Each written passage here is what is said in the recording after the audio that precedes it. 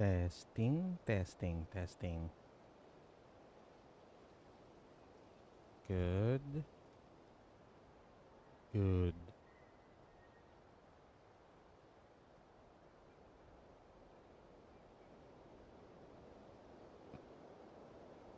good, good, good. Okay.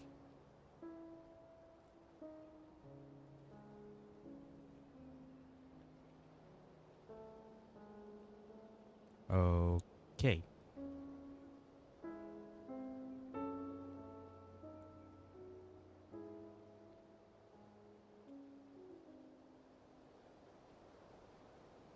Okay, that's it. I'm gonna start this quest.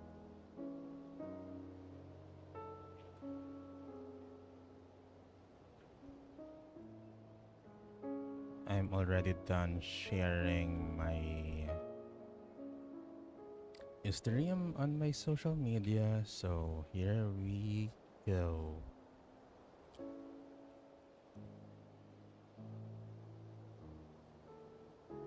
Oh, hi, Captain.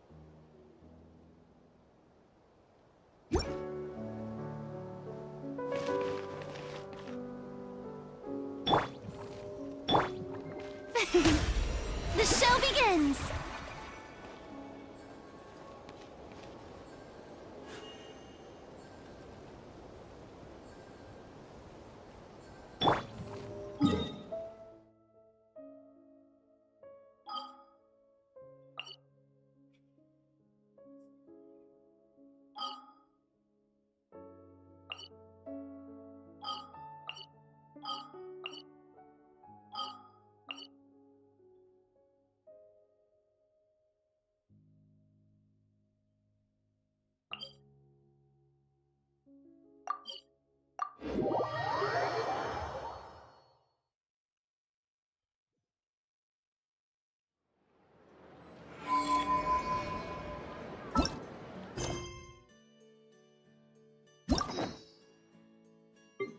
Yeah, I'm painfully aware of this. At least this is clear. This is another source of gems. This one's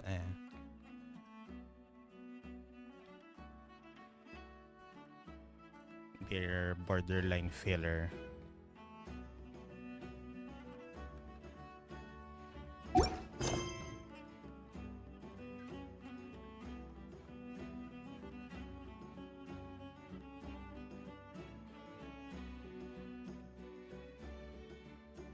Hidden in the shadows.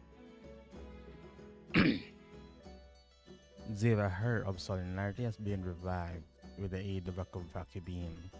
Now a new crisis looms over Nordrei.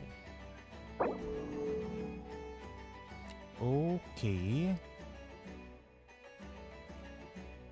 Paul Cabin is the Moon's Oracle.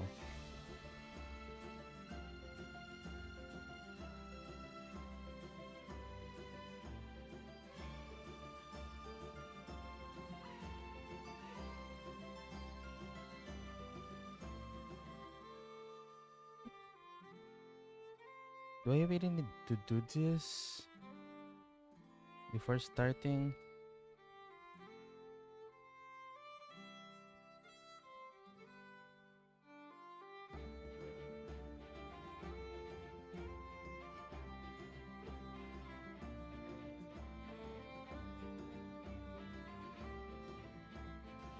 Okay.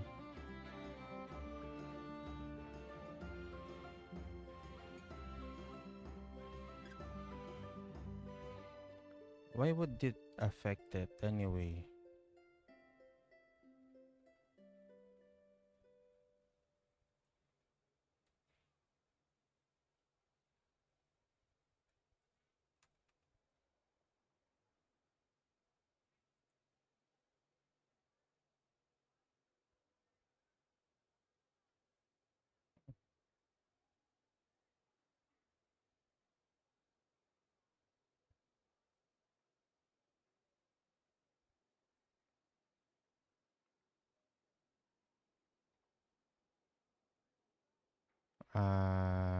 Okay, I have no idea kung bakit siya affected ng world quest na yun.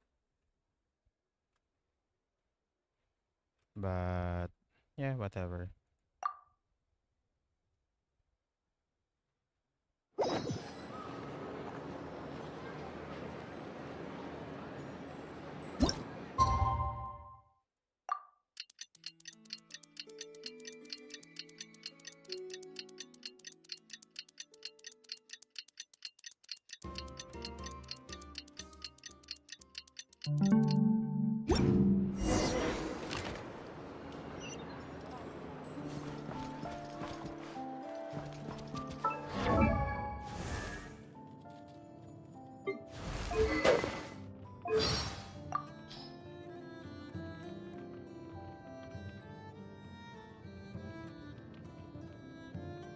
Come to think of it, we've met not one, but two genius inventors in Notcry, haven't we? First Ino, and then Sandrone. Yeah, you're right! And the proof of their genius is in the high-tech pudding.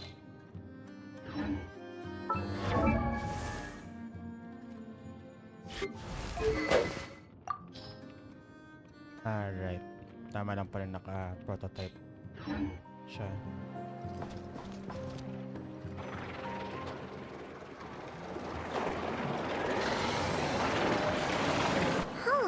It's been a few days since we said bye to the others in Nasha Town. Still no news about Rerir, though. Where could he have slunk off to? If only he was gone for good. But with all the trouble he stirred up before, there's no way we've seen the last of him. Hello! You must be the traveler in Paimon? Oh, it said the traveler and Paimon. This placeholder was not changed. Mr. Flins has been looking for you. Unfortunately, there's been a serious wild hunt attack over at the quarry. He thinks it's time to regroup and figure out a plan. The Wild Hunt? Oh, uh-oh. We better get over there, right away! Come on, let's go!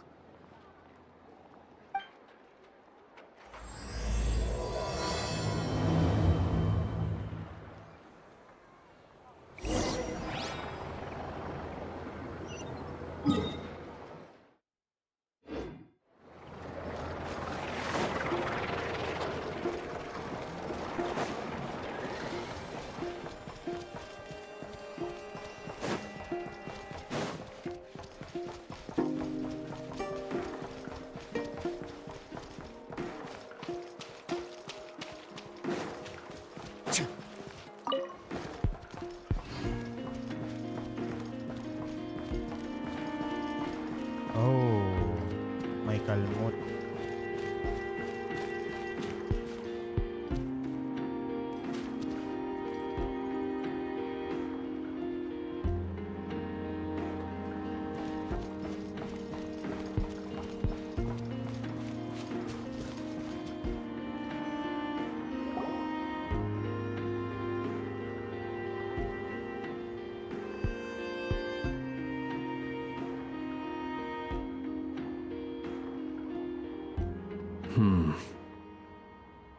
I can barely sense any Kuvaki at all. This whole area feels like a soulless husk.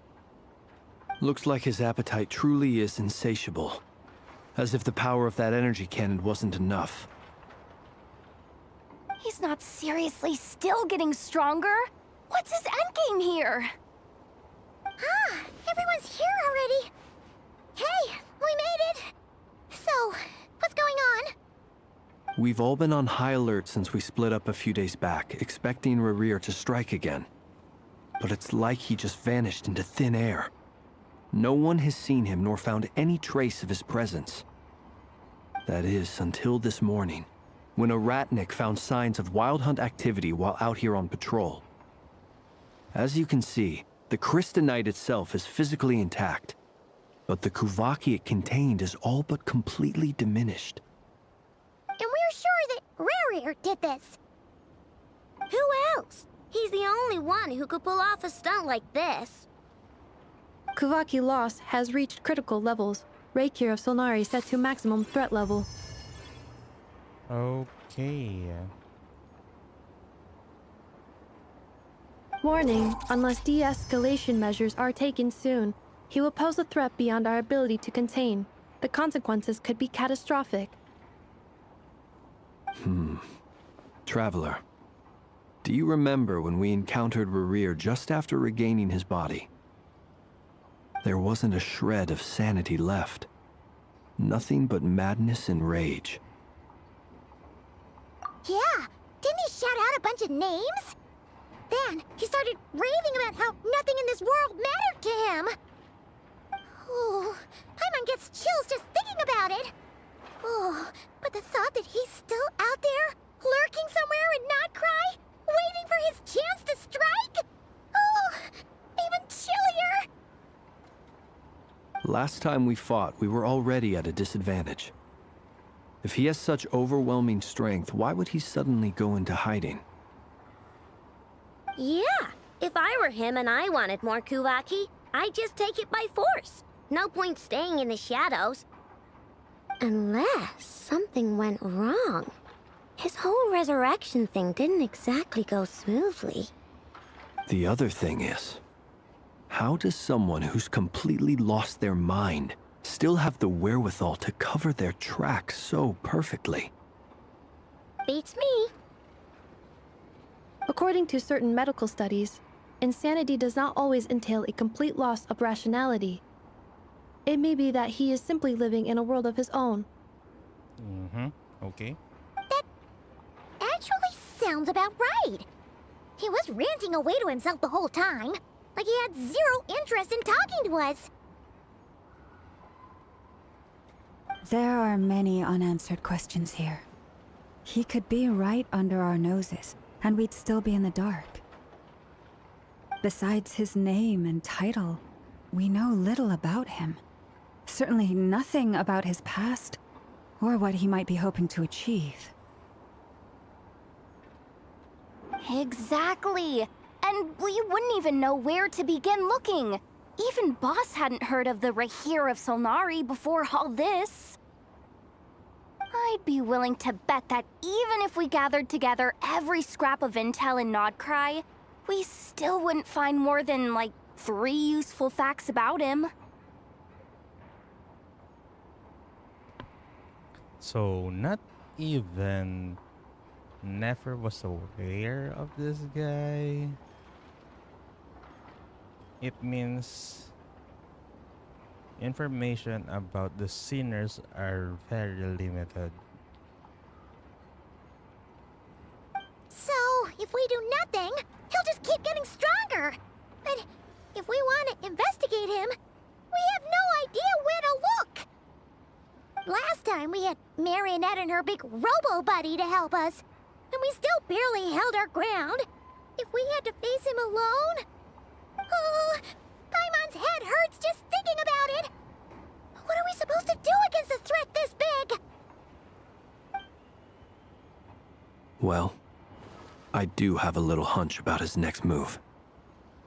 Given that he attacked the quarry, I'd say it's likely he'll target other places rich in Kuvaki. Somewhere like the Eye of Krati, or the Pillar of Embla. One thing's for sure. If we just sit back and let him keep absorbing Kuvaki, we really won't stand a chance against him. A perfectly reasonable hypothesis. However, it is worth noting that these two locations are quite far apart. To investigate them both, we'll need to split up. I agree, we should split up. Right now, Rerir's goal seems to be gathering Kuvaki, not fighting us directly. Once we're done, let's regroup on Hisi Island. Wait, why Hisi Island? If I recall correctly, your largest goddess statue was carved from Kuvaki-rich ore, was it not? That's right. Yes, it could well be a potential target of his. I should head back and start evacuating the pilgrims. And yeah.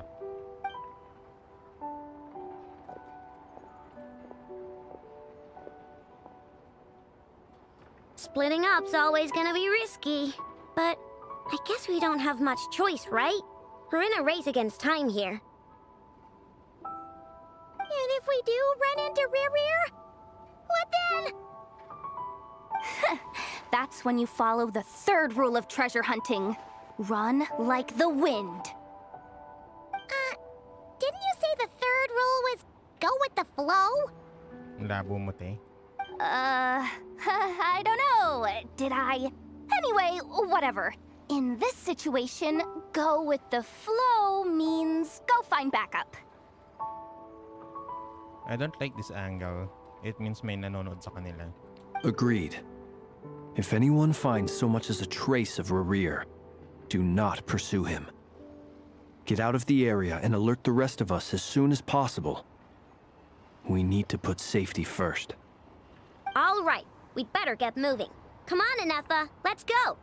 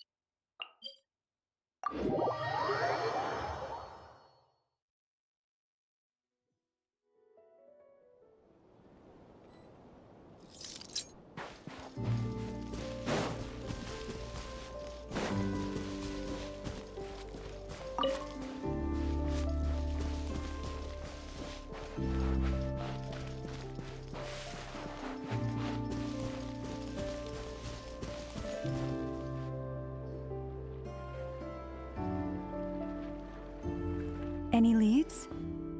Nope. Diddly squat. No clues to where he might be hiding. It's like he's a ghost.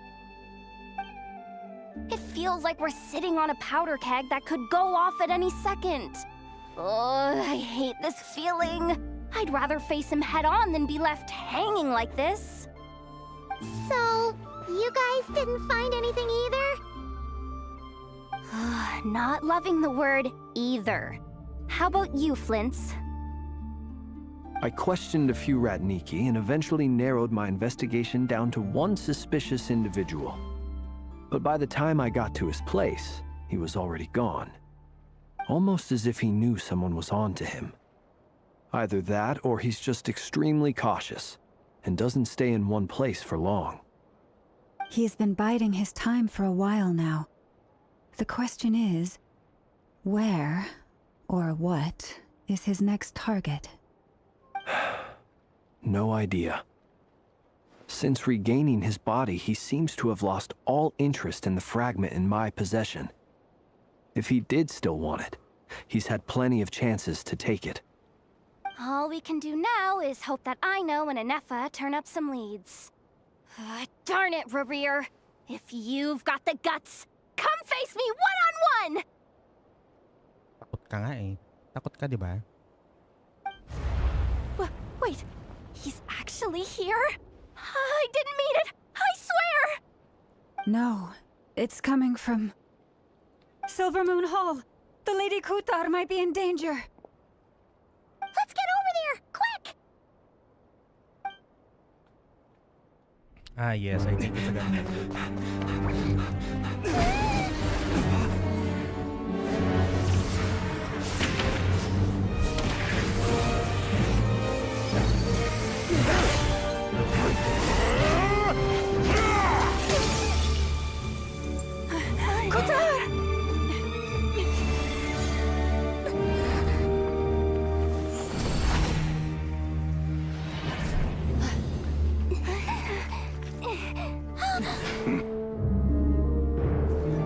Why is he attacking the damsel elect? What's going on? No time for questions. Stop him!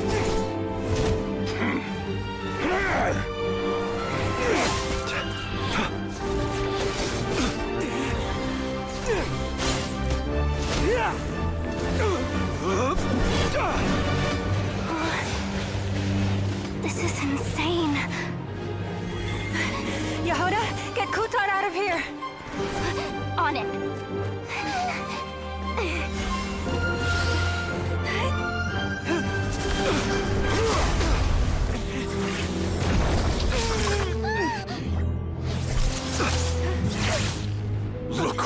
Your feeble light has gotten you. Now, you shall plunge into darkness. Felindus, soon, I will find a way. Watch out!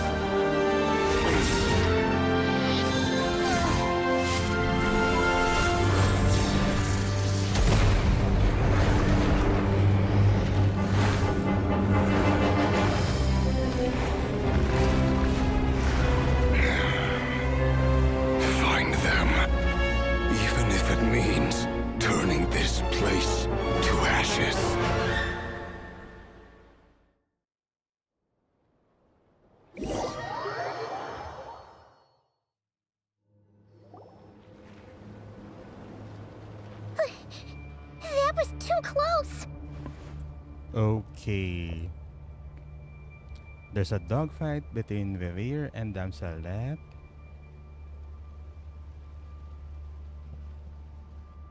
Yahoda being at the sidelines, not knowing what to do.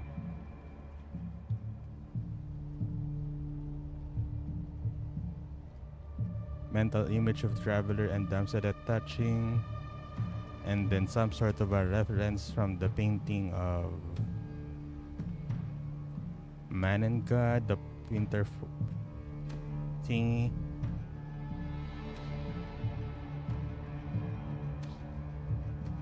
We barely made it out of there alive. What's that guy's deal? How'd he get so crazy strong? 5 sinners. He's a threat to this entire nation. I doubt his strength could even be measured by conventional standards. I have a question. When me and Anefa showed up, we saw him chasing after this lady like he wanted her dead. What was that all about?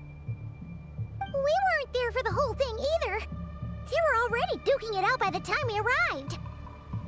Yeah, we didn't see how it all started. It all escalated so quickly, we had no choice but to step in. Kutar, can you shed any light on the situation?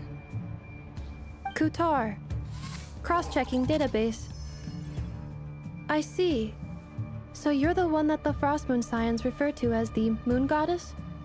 Wait, she's the moon goddess? Oh, no wonder she looks just like all those statues. There are many reasons why people might worship the moon, and just as many why they might despise it. Okay. The worshippers and the haters.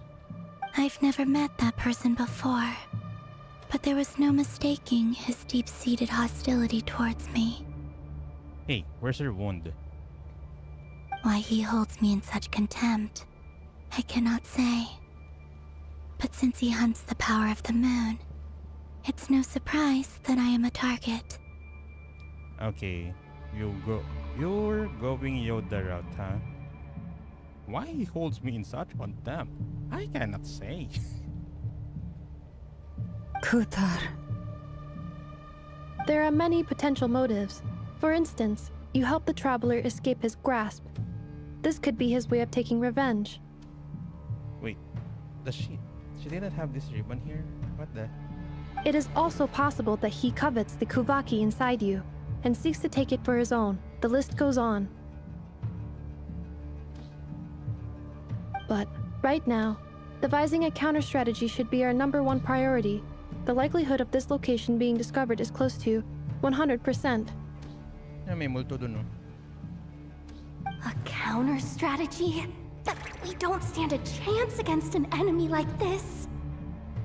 Surely our only option is to run. He's not gonna chase us to the end of the world, right? So as long as we can sneak out of Nodcry undetected. No, I can't say that. Come on, Yehoda. This is serious stuff. You can't suggest we all just chicken out. Running is our only option. Huh? You seem surprised. But what other choice do we have? We are facing an enemy we cannot possibly defeat in battle. She's surprised because you had the same idea. Well, I mean, yeah, but still. It's not too late.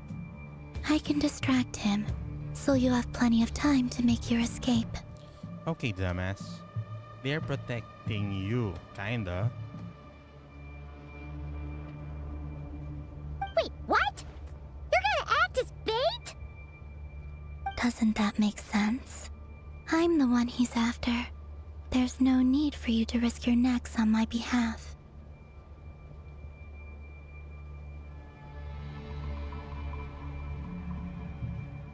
A coyote doesn't stop for bypassers while it's howling at the moon.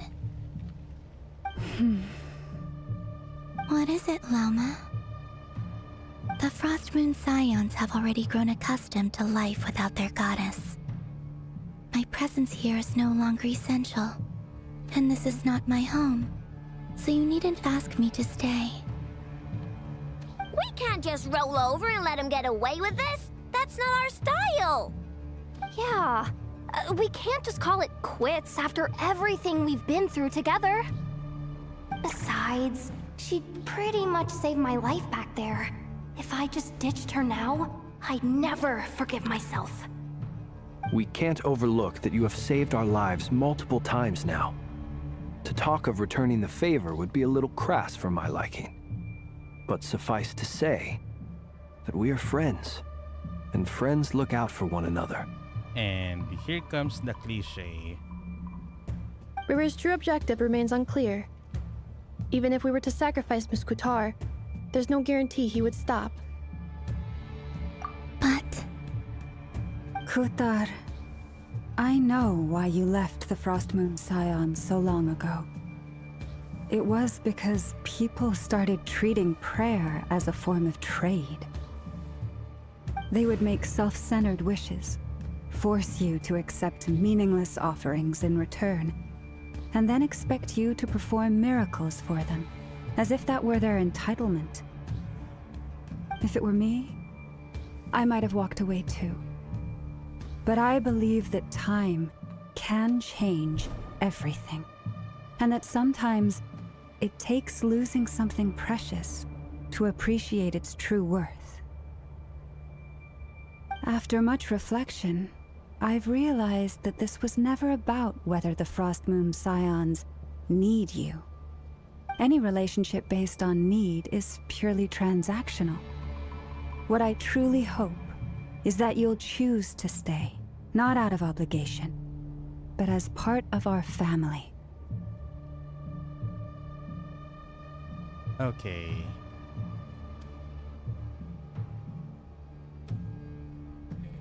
This went dumb the Rerir out.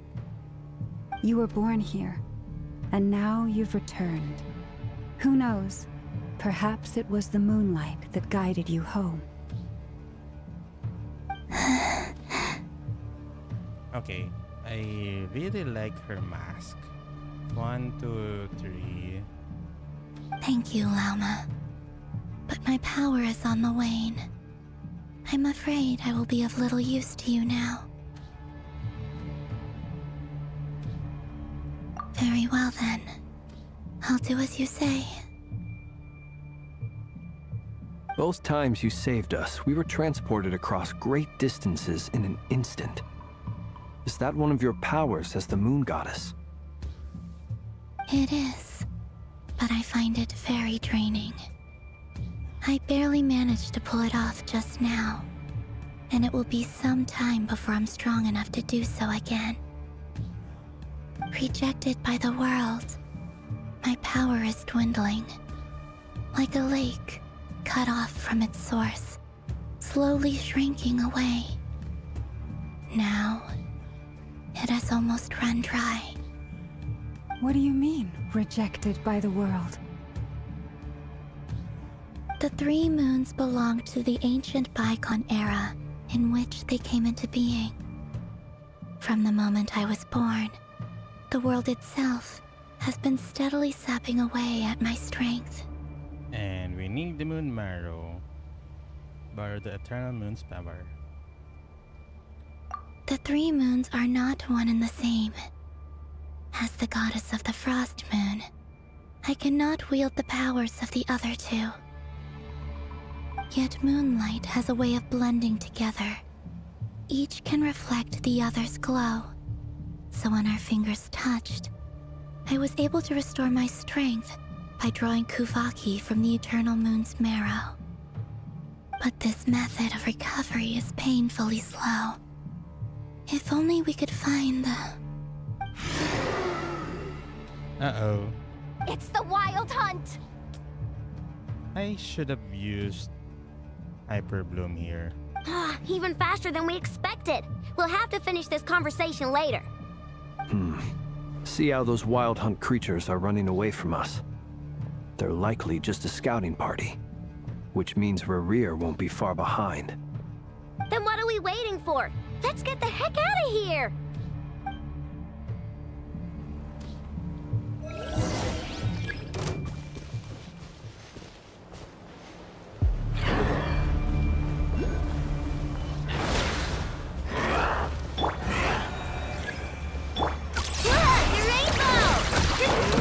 For Gusto. Defensive mode.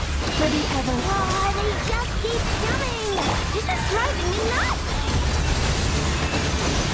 Rerir's closing in on us. We need to pick up the pace. There's too many of them! And this time, we can't fall back on Kutar's house to escape! This goes on much longer.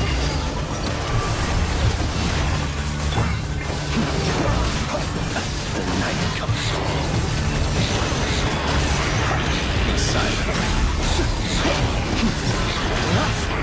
Night falls. Being done, weather bomb! Annihilation mode. Defensive mode engaged. For the everlasting forest. You need this place. The long sleep fades. Close your eyes. Observe to dust. Be silent. Look, your rainbow! Ultimatum protocol. Installation check. Try the frost on the bottom. Hold. Close your eyes. Be silent.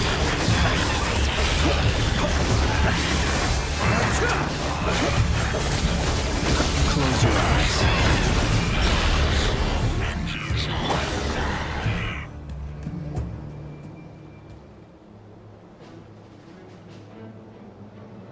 Okay. Ooh.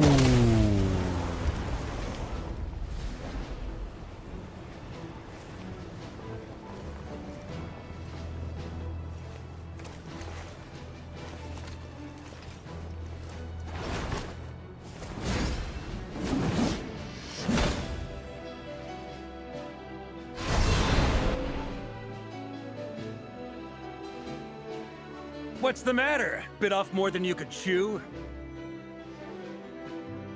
This cocky bastard. This cocky bastard.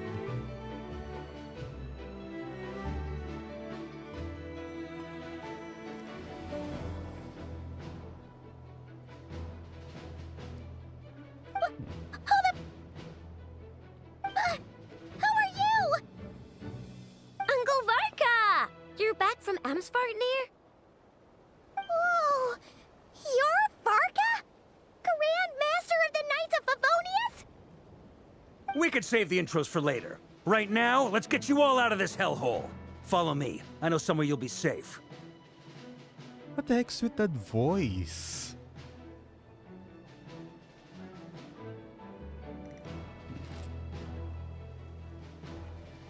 I know this guy's cocky, but what the heck's with that?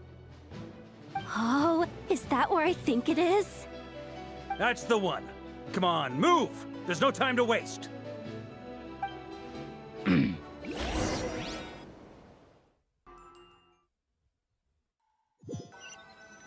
The flagship. Oh. Wow! Where are we? This is so well hidden. Oh no. Well, that goes without saying. This is the Knights of Favonius' meeting place in Nodcry, and a contact hub for the Northern Intelligence Network. AKA, the black market of intel. No matter what faction you're with, it's the place to buy and sell information. Their headquarters are in Nodcry, but they've got contacts in every nation. As an expeditionary force on foreign soil, working with them has offered us the most effective way of getting our hands on reliable local intel. This is where we meet, so naturally, it's secure. Anyway, where were we? Folks from Nodcry should be pretty familiar with me by now, but I believe this is the first time we've met. Allow me to introduce myself. I am Varka, Knight of Boreas, and Grand Master of the Knights of Favonius. We've heard all about you. This meeting's been a long time coming. You look way younger than Paimon expected, but you definitely have that Grand Master vibe. Well, I'm no spring chicken. Just not showing my age yet.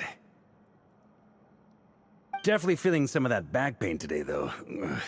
Rushed back from Amsfartnir without a wink of sleep, only to get right into another fight with that freshly revived maniac. Another? You mean you fought him before? Yep. He wasn't nearly as strong back then, but he was still a formidable foe. I brought some of the knights along to give him a little surprise, but he saw us coming from a mile off. My squad took heavy injuries, and I barely made it out alive myself. We knew it might have been our last chance, so we staked everything on it. But still, it wasn't enough to stop him. I tried tracking him down afterwards, but he didn't leave a trace. Even in his unhinged mental state, he's as cautious as any trained operative. So, I decided to come find you.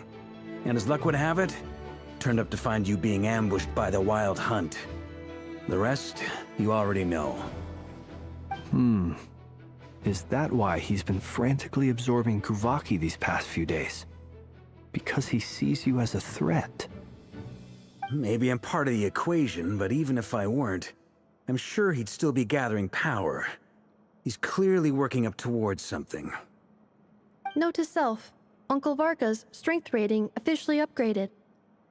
Guess it's my turn to ask questions now. So, what exactly has been happening in Nodcry? Why has the Wild Hunt returned in humanoid form? And why is it after you? Okay. It's a long story, but I'll try to make it quick.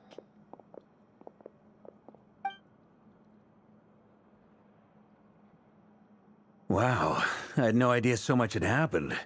Sounds like you guys have really been through it. Comfy. So, the Kutar is actually a Fatui Harbinger. And all this Wild Hunt activity in Nodcry is the work of the Rerir of Solnari, one of the 5 sinners. Was. Kutar. It should be was. That's a lot to take in. Need some time to wrap my head around it all. I'm truly sorry, Mr. Varka. Ang laki ng kamay niya. You stood with us against the Wild Hunt and did everything you could to stop it from escalating into a full-blown catastrophe. And then, the one time you're away, it all comes to a head and all your hard work gets undone.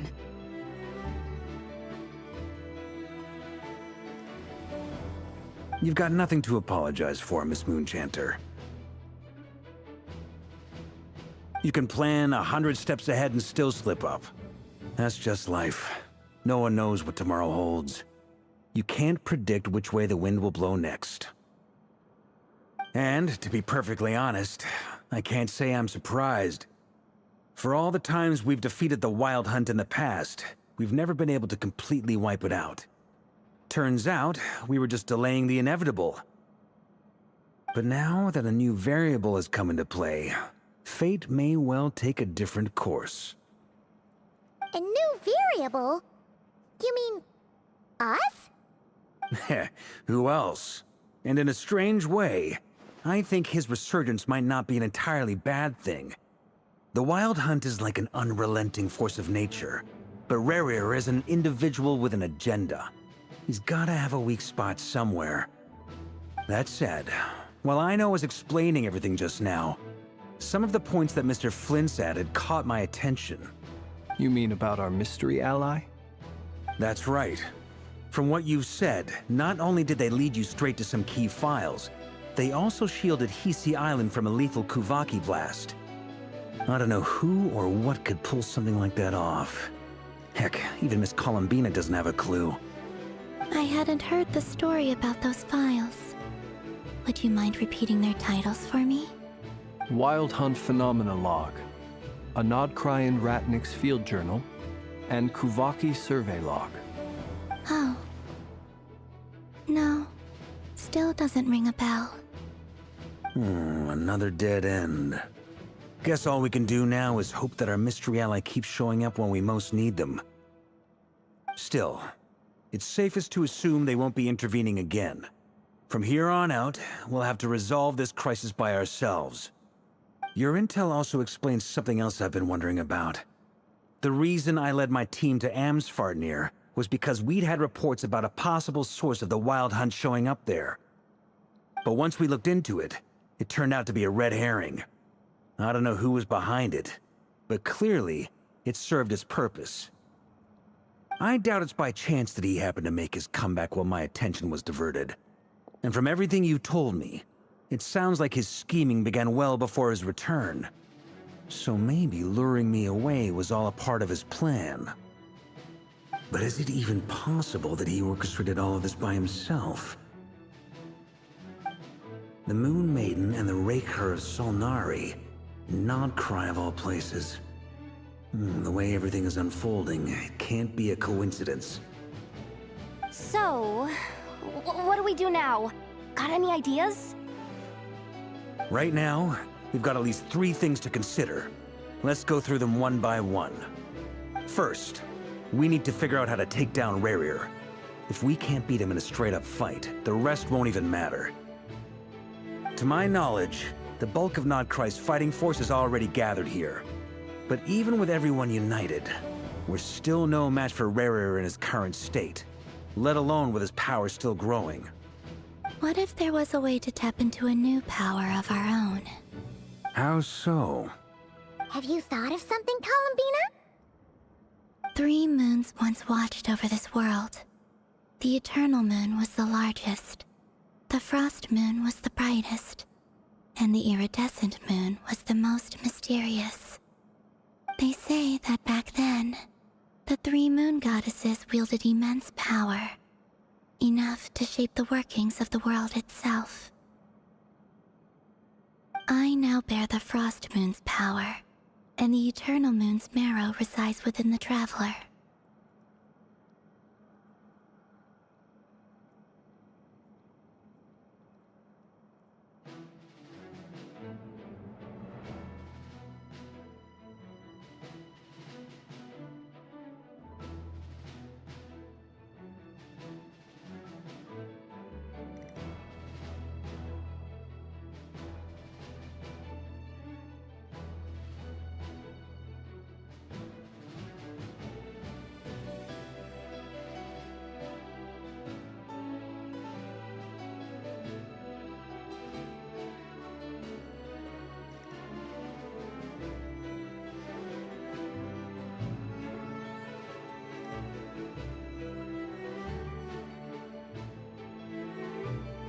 Hold on. Are you suggesting... The iridescent moon, the last piece in the puzzle. That's right. If we can find the Iridescent Moon's marrow, I will be able to regain my strength much more quickly. The 3 moons are said to stir the tides and illuminate all things. Perhaps they hold further secrets beyond our understanding. According to my analysis, this solution is feasible. However, it is subject to one major condition. How do we locate the iridescent moon's marrow? I know a way, but we will need to visit the Fatui's Experimental Design Bureau. The Experimental Design Bureau? Are you saying we need to involve Marionette? Yes. I must speak with Sandrone. It's a long way from here to the Experimental Design Bureau. There's a high chance you'll be spotted. You shouldn't go alone. Then that's settled.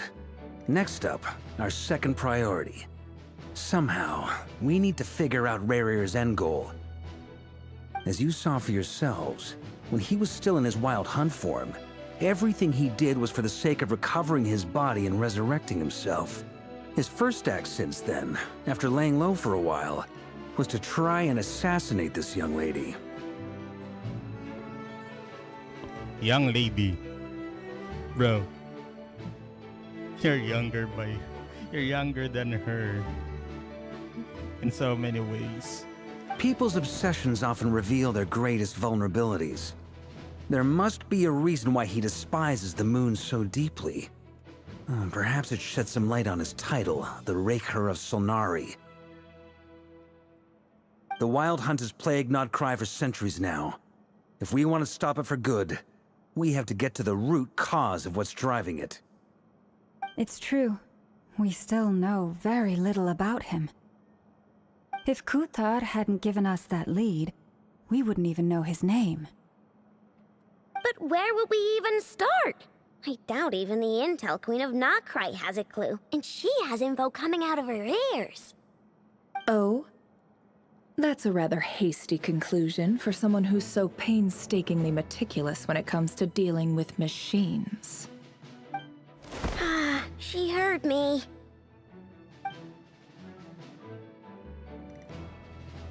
Okay, that Boss! entrance though. What are you doing here? POV entrance ang food. I'm now asking myself the same question. I received a letter from a humble knight of Favonius, requesting a meeting to discuss a major business deal. But it looks like this humble knight had something else in mind. That's not even a humble knight. Details, details. Miss Nefer, the important thing is that you've arrived at the perfect time. Since his failed ambush, I've been racking my brains trying to come up with a plan to fight Rerir. Given the severity of the situation, I think it's fair to say that our only chance lies in uniting as one. And I'm talking all the factions in Nodcry. We can't do this without the Curatorium, but I knew it'd be a tough job to win you over. So, I took the liberty of reaching out for a little chat. Wait a sec. How did you even hear about this place, Nefer? Didn't you say this is meant to be the Knights of Favonius' meeting spot? And a contact hub for the Northern Intelligence Network? And isn't it supposed to be super hidden? If Yahoda knows about this, Nefer definitely does. Tonks. You really think he could have gotten settled in Nodcry without my help? Besides, I'm the one running this gig. Of course I know where the meeting place is. Allow me to introduce the current head of the Northern Intelligence Network. If it's intel you're after, she's your woman. Pretty much seen and heard it all. Please spare me the flattery. Let's cut to the chase. Seems like you've run into some trouble, huh? And another summary. Well, this certainly qualifies as an unforeseen crisis. On behalf of the Curatorium of Secrets, I wish you all the best of luck. We sit. So you're just going to sit this one out? Why should I get involved? What could possibly be in it for me? What if we told you we can't do this without you? Oh? Then I'd say you'd better make it worth my while. I don't work for free. I can't put a price on something like this. It's just not in my nature. But then again, you and I have always been polar opposites in this regard. So I can't exactly say I didn't see this coming. If you insist on compensation, I will pay you. Consider this a formal commission. Sound fair? You just don't give up, do you? Too bad. I know you well enough to know you can't afford my prices. The riskier the job, the more it'll cost. And a moon chanter's stipend isn't exactly generous. Unless you're planning to start passing the donation box around among the faithful. Boss, just a thought. If they come up short, maybe you can take the difference out of my next few paychecks. Things got really dangerous during the fight with Rerir. If this girl hadn't saved me, I'd be ley line fodder by now. I'd be gone for good, boss. If there's any way we can make this work, I'd really like to help her. Please? I'm begging you. This is why I'm always telling you never accept favors. They are the hardest debts to repay. She ain't wrong.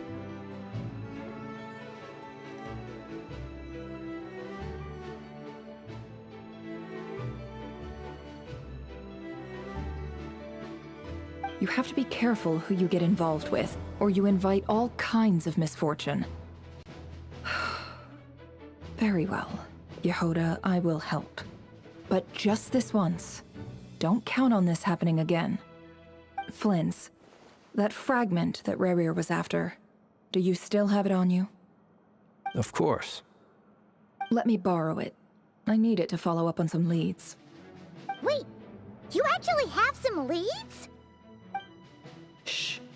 This is top secret information. I get it. We all have things we'd rather keep to ourselves. Plus, I know we can count on you, so we'll leave the intel gathering in your hands. And that brings me to the third and final item. We need to find a way to distract him. We need time to make our move, so someone will have to stall him. I'm in for this part, no matter what. Anyone coming with? Count me in too. Come off it, you two. Quit playing heroes. I'm way ahead of you here. Nefa did a scan of the Moon Goddess's Kuvaki signature, and we're gonna use it to make some decoys over at the Kramkake craft shop. Anyone who's in, follow me. Once they're ready, we'll deploy the decoys across Nogcry. So as long as the rest of you keep moving, he won't catch on to your scent and won't be able to track you down. I like it. Genius idea. No biggie. All right then, we'll split into 3 teams. Once your team has finished their mission, return here and wait for the others. Dismissed!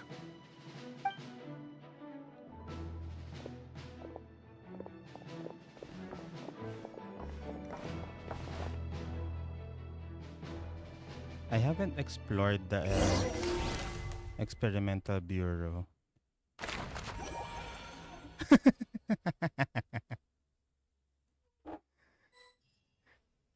It's that load screen pala.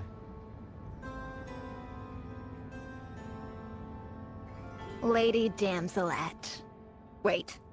And you two? What are you doing at the Kuvaki Experimental Design Bureau? We've been doing our best to mind our own business lately. But if you're just gonna waltz up here like this, you're seriously pressing your luck. Don't blame us for doing what we have to. Huh! You really think that's gonna scare us off? We're not looking for any trouble. I just want to see Zandrone. Do I need to remind you that you're still a wanted fugitive for deserting us? Out of consideration for our former ties and the crisis we're all up against, we'll let you leave in one piece. But don't even think about trying to get inside. Let them in. But... Are you going to make me repeat that? Yeah. No, my lady. Zandrone seems to be in a good mood. Must be maintenance day. Okay.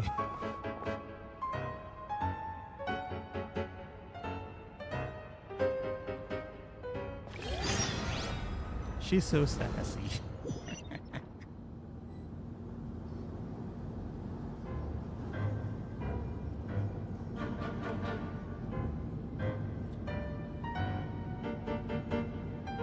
So tell me, to what do I owe the honor this time?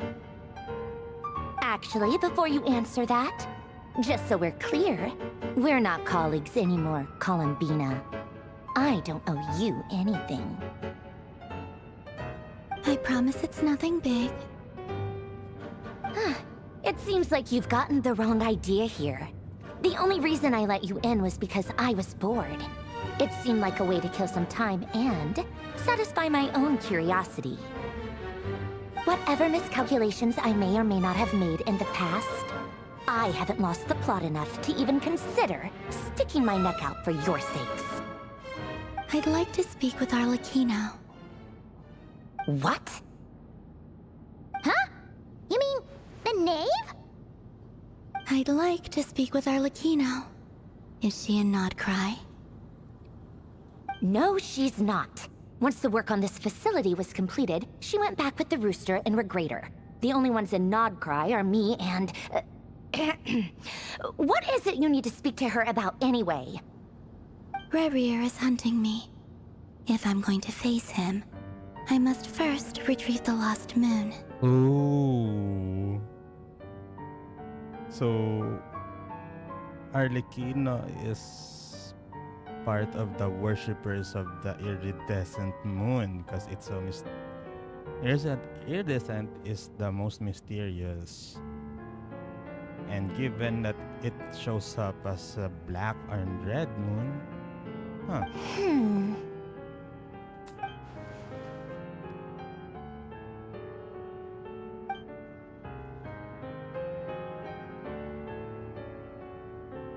I don't understand what Arlecchino has to do with the iridescent moon, Samaru. But at this point, I have no choice but to go along with Columbina's plan. Is that a no, then? We're only doing this to stop Rerir. He's our common enemy. As if I need reminding. I was this close to settling things with him before someone decided to whisk me away to their weird little garden. She's still angry about it. Yeah, that's me. I'm Have the you held common. any tea parties lately? Tea parties? Yeah, obviously. You don't seriously think we'd pack it all in just because you aren't here. If anything, they've been more eventful than ever. Just me, Arlecchino, and a bunch of insolent and sensitive guests who won't stop asking where you've gone. Oh, they've been a real joy. I bet you served them the worst tea you have. Just like you used to do to me when I upset you.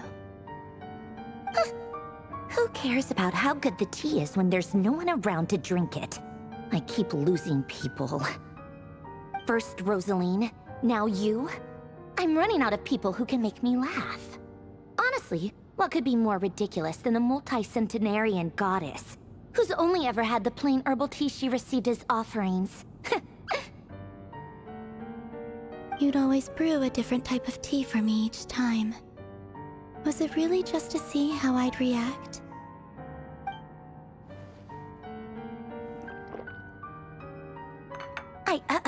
Well, duh.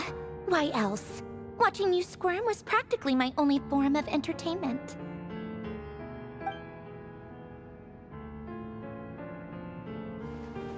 Or was she genuinely trying to introduce Columbina to new flavors? Maybe all that coldness is just an act, and they actually get along? Oh, yeah. And Capitano sometimes used to bring Tartaglia around too. But I guess we won't be seeing him again. Oh man. Then Tartaglia says, Senpai doesn't notice me. But Senpai brings Tartaglia in the tea parties. I guess we are overdue for a get-together. Polonia! Have Favronia pass a message to Arlecchino for me. It's time for tea. Will suffice. Pass along a message for me, too, if you would. My body cannot contain the marrow of 2 moons, so I'll be leaving one of them in her care. Excuse me? Who said you were on the guest list? If my tea meant that much to you, maybe quitting the Fatui wasn't your brightest move. Back when you were under the Tsaritsa's protection, no one would have dared come at you so openly. But that protection didn't come for free. In fact, I paid dearly for it. At the end of the day, it was just another transaction. I just got tired, that's all. I never wanted any part in their grand ambitions, and I've had enough of being treated like a bottomless supply of power. It brings back memories from the old days, when I was still worshipped as the moon goddess. Centuries on, it may be a different group of people, but I see the same greed in their eyes. I figured you'd leave eventually. You didn't have as much of a reason to stay as I do. The Tsaritsa gave you shelter and protection, but that was it. Nothing more, nothing less. Meanwhile, the Fatui demanded everything from you in return, until it was more than you could bear. I get why you left. And frankly, I have no interest in dragging you back just because the higher-ups told me to. But if you keep hanging around with this riffraff, the next time we cross paths, we might be enemies for real. She says that, but she's the one who just caved in and agreed to help her. Guess that's our cue to leave. That might be your plan. But it sounds like someone else wants you to stay a little longer. That who? Huh? What do you mean? Listen.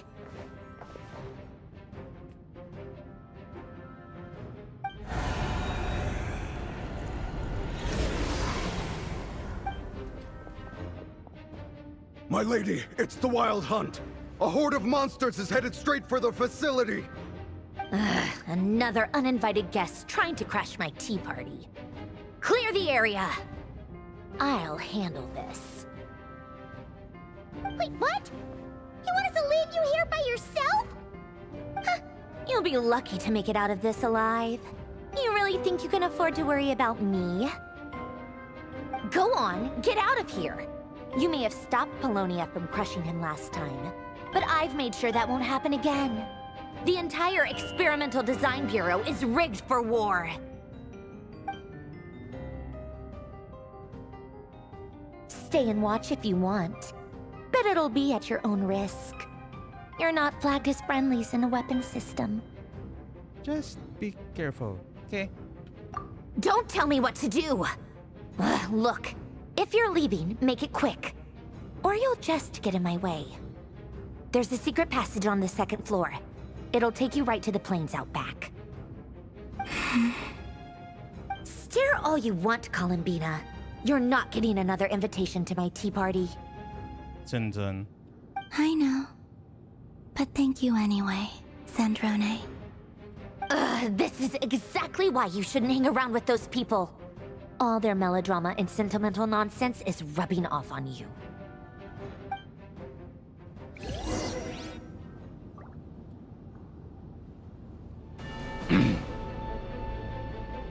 Come on then, Mr. Rerir. Let's pick up where we left off. It's your Wild Hunt monstrosities versus my beautiful creations. Let's see who comes out on top.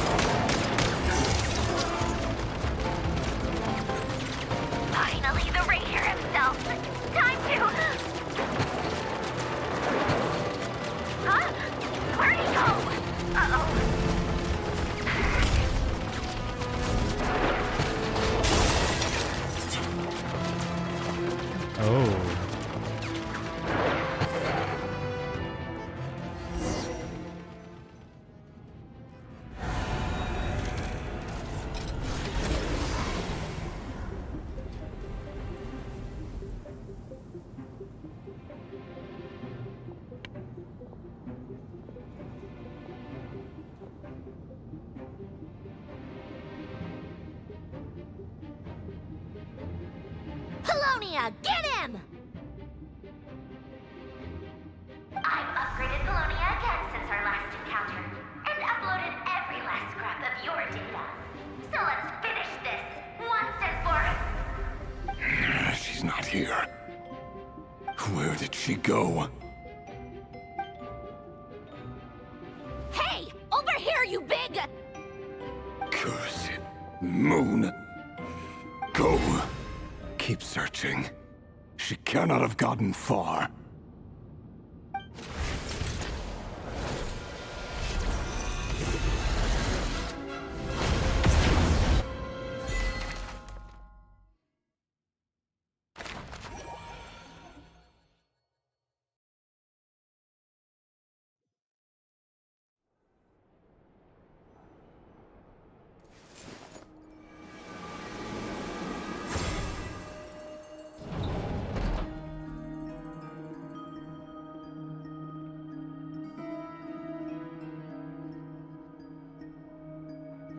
So this is your method for investigating Rerir's past?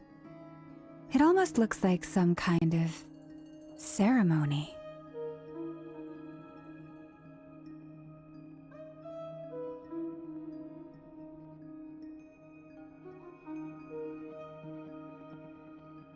Good deduction. But it's quite a different affair from what you're used to with the Frost Moon Scions.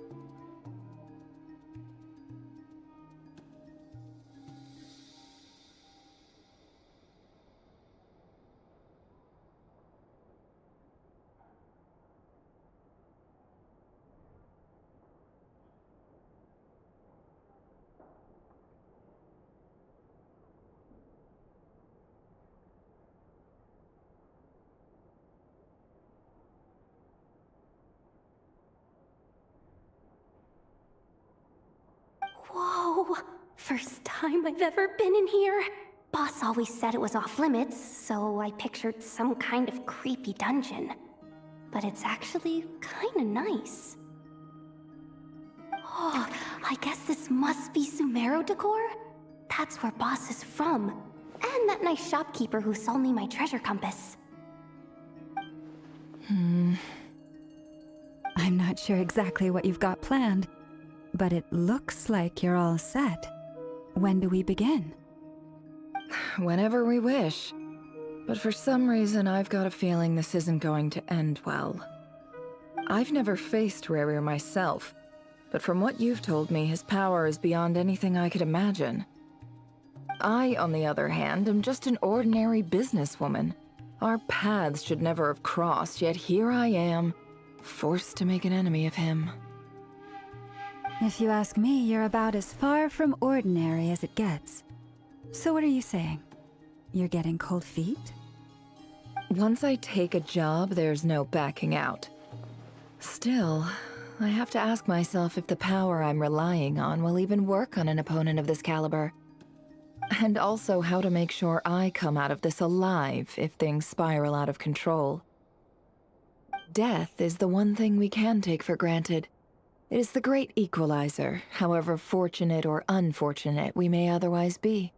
So it's important to consider how to spend what lifespan we have left. Come on, boss. Lighten up. Quit talking about death. It's bad luck. For once, I agree with you. When you're up against a foe like Rerir, there's no such thing as being too prepared. Is there anything I can do to help? That won't be necessary. I've already made up my mind. Time to cash in a precious favor I've been saving for a rainy day. Yehoda, I need you to find someone for me. The sooner the better. That who? Eh? Find who? That shady merchant who sold you an overpriced treasure compass the other day. Oh, probably Dory. Come on, boss. You're pulling my leg again. In what way is she shady? She showed up when I was completely lost and sold me a neat little gadget that was exactly what I needed. Trust me, she's a good person. That's Dory. Anyway, I know who you're talking about. Don't go anywhere. I'll be right back. She's so Looney Tunes. I genuinely can't run any further.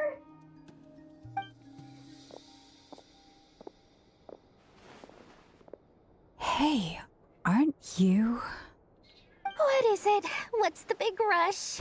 You dragged me out of a dream where I was literally swimming in Mora. I'm charging double my usual attendance fee. See, look how easygoing she is. After that rude awakening, she could have completely snapped at us. But instead, she kept it together and just asked for an extra fee. Dory Sangama Bay? I never would have pictured you two doing business together. If you want to make it big in Nodcry, it's all about connections. Lady Nefer just so happens to have a lot of intel that interests me. And she also did me a big favor in the past. And now she's cashing it in. It was back when I first arrived in Nodcry. My trusty assistant, the genie in my lamp, had an adverse reaction to the Kuvaki and fainted. And wouldn't you know it, that's when I suddenly find myself in a life-or-death situation. Good thing my compatriot was there to swoop in and save the day. I've been giving her a 30% discount off all of my goods ever since. Now, so that no one here feels left out, I'm willing to extend a 20% discount to fellow friends of Boss Nefer. Plus, any other friends you send my way will enjoy 10% off. What can I say? The great Lord Sangama Bay is nothing if not generous.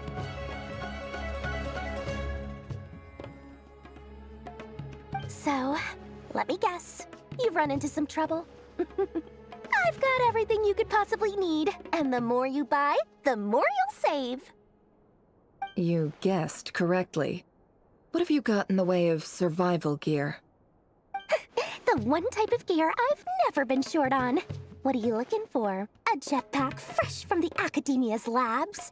An ancient suit of armor dredged up from the bottom of the sea? At the very least, I need to know what kind of opponent you're dealing with here. If even you're worried about staying alive, it must be pretty serious. What if I told you it's someone with the power to bring a nation to its knees? Is that so? Then we really are talking top-shelf treasures. I don't have anything like that in stock right now. I'll have to ask my supplier. Yeah, Alice. Your supplier? A powerful woman, make no mistake. I can't reveal her identity, but luckily for you, I hear she's planning to visit Nodcry in the near future. If you're willing to wait, I can ask her when she's here. Can't say exactly how long that'll be, though. Then, let me put it another way. What would you do if you encountered an enemy like that? Roll over and serve yourself up on a silver platter? Of course not. I have a handy little trinket from one of my generous suppliers, which... Hold on. What exactly are you getting at? No, this is for my personal use only! Let's just say I'm borrowing it, all right? Just for insurance purposes. You'll get it back later. Favors are the worst kind of debt to owe, and now you've got a chance to repay one. A win-win situation, don't you think? Lugi si Dory. Fine. You can borrow it for 5 days. No, make that 3. And for every extra hour after that, I'm charging you 1,000,000 mora. Deal? Tarantado ka ba? Deal.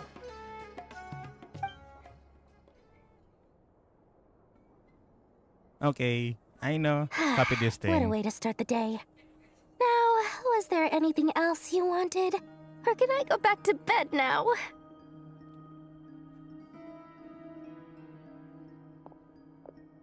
That will be all. Take care now. Don't trip up on your way back, friend.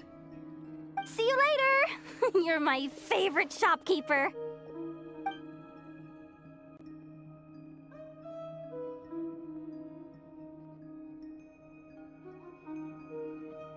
Excellent. Everything is well and truly ready. The ceremony can now begin. After initiating the ceremony, your minds will follow me wherever I go. You will see many strange things in your mind's eye. So remember, don't be frightened, and don't make a sound. Oh, okay. Yeah. Even without that don't make a sound instruction, I'm compelled to turn off my mic kasi inuubo ako. Now then, let us peer into the Rerir of Solnari's past.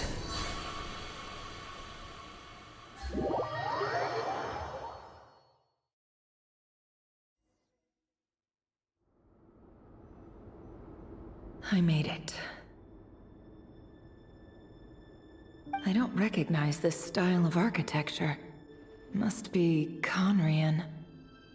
Simple furnishings, table and chairs. It's a more ordinary house than I might have expected. Looks like the fearsome Rerir of Solnari came from surprisingly humble beginnings. Unless this passed for luxury in Conria. Unlikely. It was said to be a very prosperous nation in its heyday. Anyway, I'll keep exploring.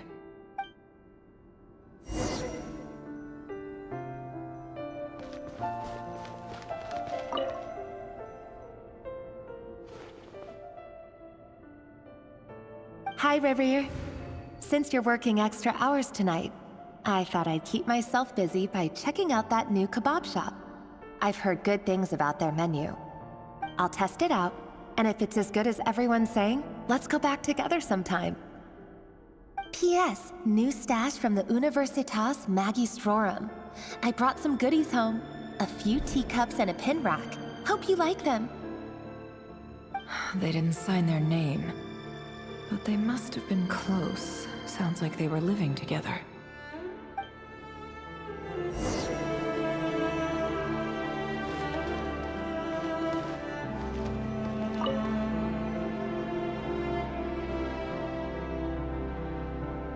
I went over to Joseph's for drinks today. They have a fine collection, but I went alone. Flins was tied up with something and couldn't make it. Joseph asked why I came alone, but I didn't really have an answer. He then went on to ask about other things. If you ask me, someone who asks that many personal questions is too nosy for their own good. But if he invites me again, chances are I'd still go. Flins. That's the same name Rerir mentioned. Crane imports keep falling. If things don't pick up, we'll soon be back to meat and mushrooms only. Honestly, I'm not a huge fan of that new type of mushroom everyone's been into lately. Didn't it start out as a lab-grown variety? I heard it's even mildly corrosive. Seriously, why would you even eat something like that? I don't care if it's an impressive feat of alchemy. That just isn't the kind of thing I like to eat. Grain has to be imported, and they're eating a diet of mostly meat and mushrooms. Could it be because Conria is underground, so it doesn't get much sunlight? That would explain why they use so much stone in their buildings. They even use alchemically modified strains for food. Seems like the people of Conria don't have many options when it comes to dining. Okay. So they went GMO route for their food. Even use a chemically modified strains. More like O? I've just about saved up enough now. Time to buy it and keep it somewhere safe. Making a big purchase. I wonder what it is.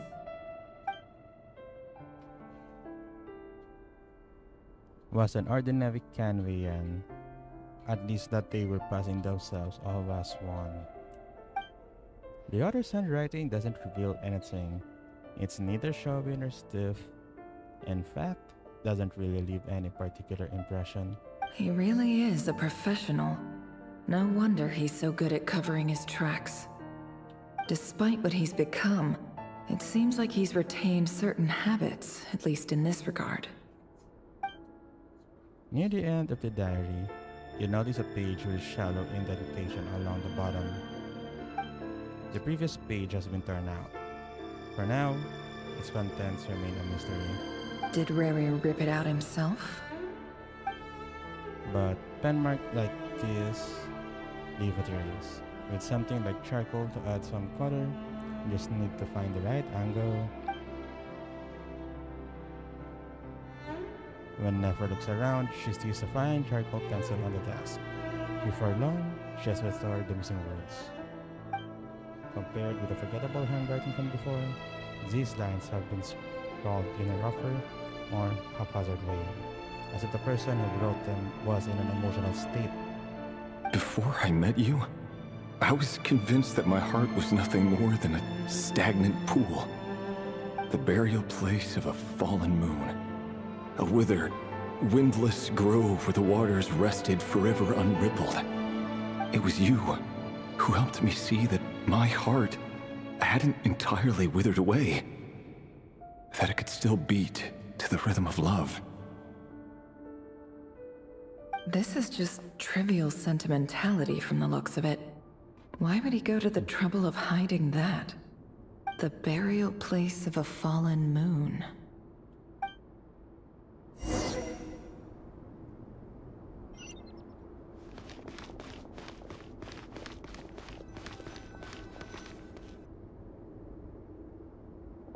Rerir, over here. Oh. Dane! Oh, and, Vedaflin here? What a surprise to see you here, sir. Okay, I like his suit. Okay, this looks like a motif for these Canvian guys. Hello there, Rerir. You need not address me so formally outside of court. He doesn't get that much free time, so I invited him over for a drink. Even the court prophet deserves a break every now and then, right? Well, I'm flattered. Is this a shrunken Capitano template? Wait.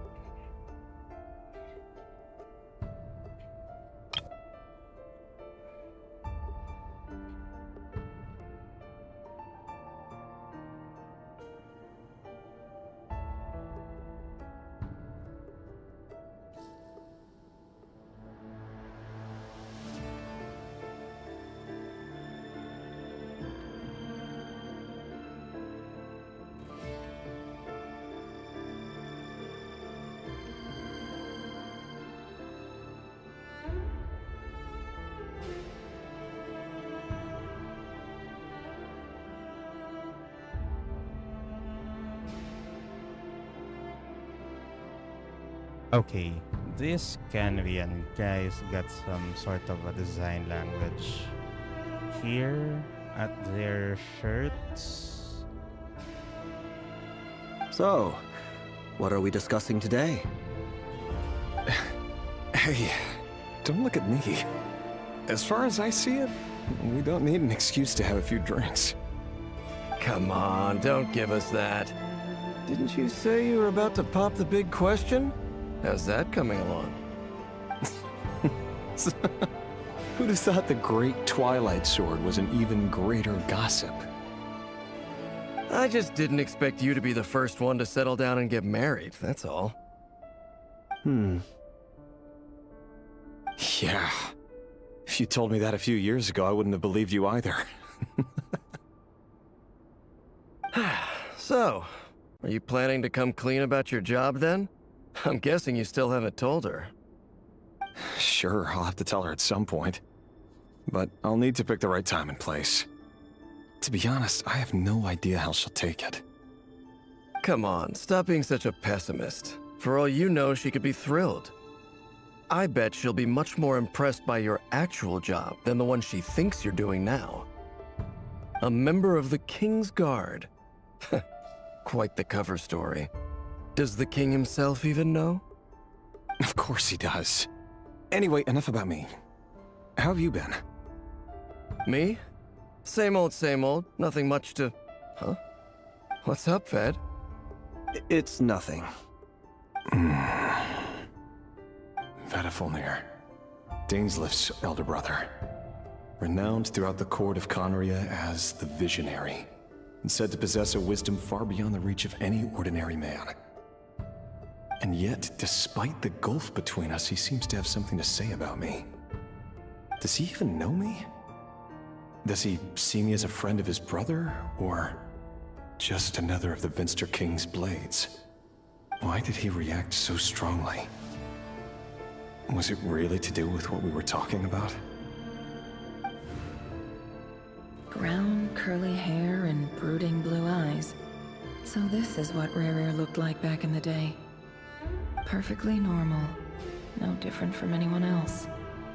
As frightening as this monster is in the present, there's something even more unsettling about seeing the human he used to be.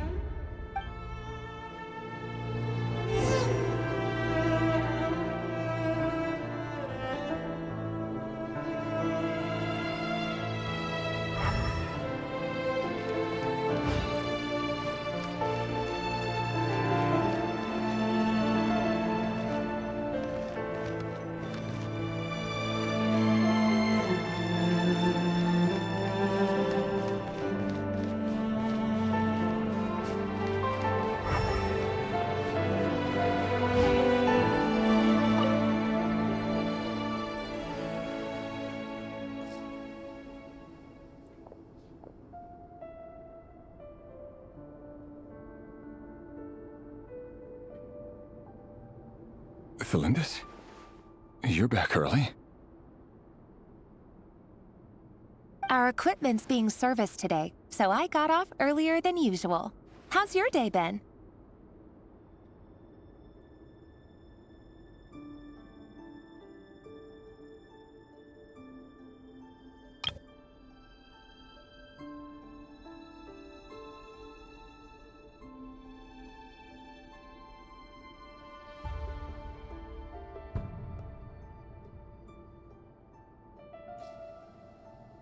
Aw, why the long face? Is something the matter? Has your boss been giving you a hard time again? Went for a drink with Dane and the others after work.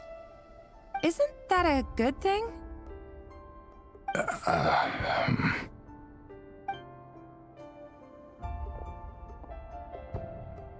Vedifulnir showed up today, too. You know, Dainslif's older brother.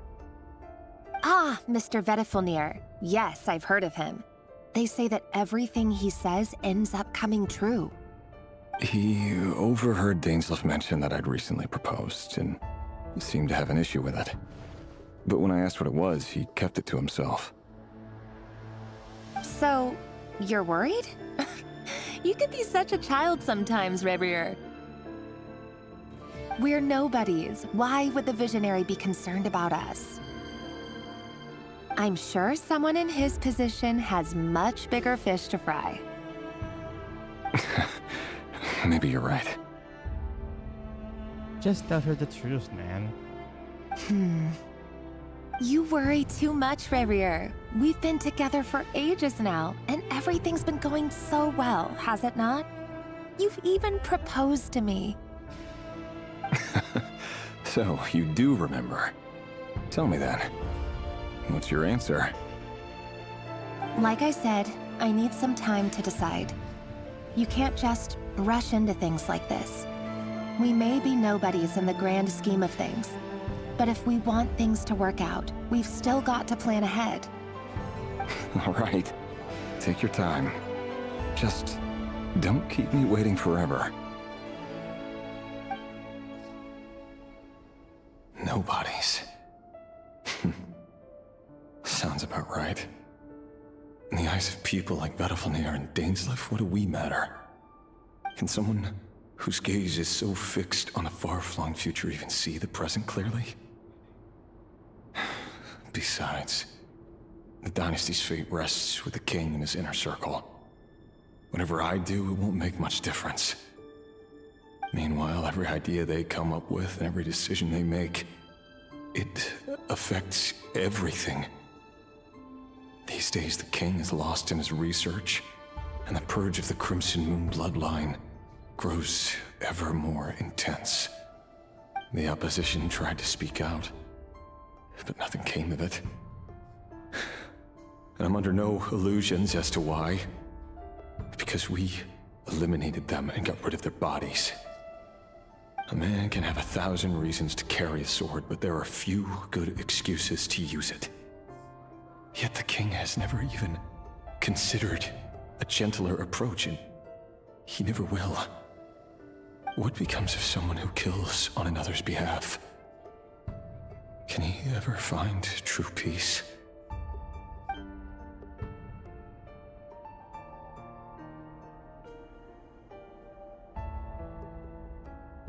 Flins?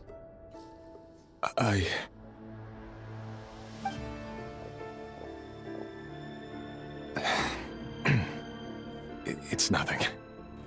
You were right. Fate has never smiled upon nobodies like us.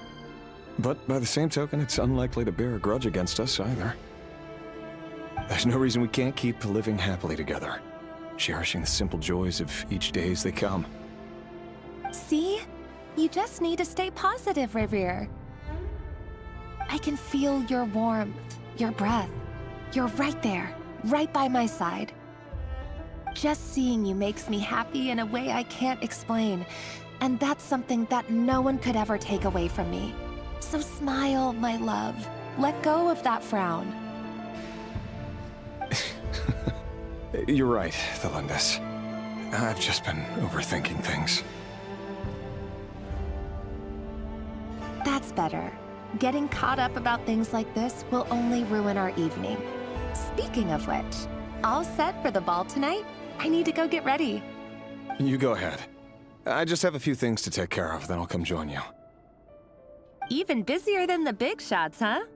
Fine, I'll go get started. But don't be late. If you keep me waiting too long, I won't be a happy bunny. Relax. I'll be there. Seriously, though, you drive a hard bargain. You're really gonna leave my proposal hanging and still expect me to take you to the ball? Well, that goes without saying. I already told everyone I'd be coming with a dance partner. Besides, they're two completely different things. Let's take it one thing at a time, all right?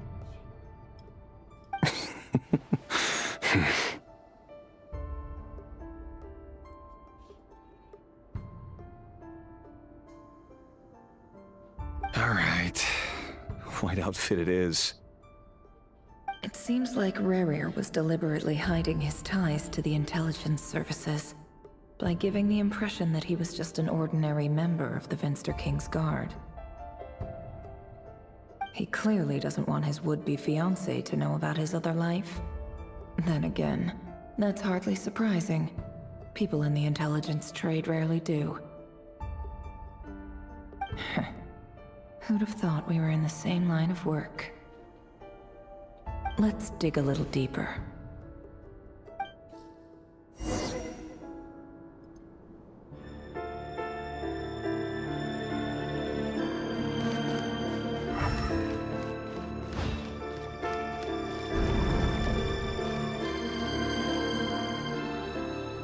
Our last operation was a resounding success, and all thanks to you, Rerir of Solnari. In total, we apprehended 32 dregs of the Crimson Moon, and 67 accomplices.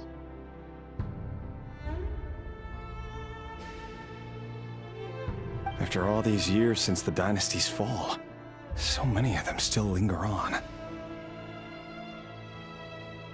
Indeed, it cannot be denied.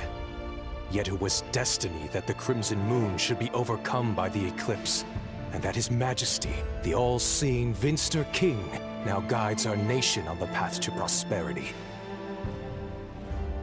Conria has no further need for a dead moon.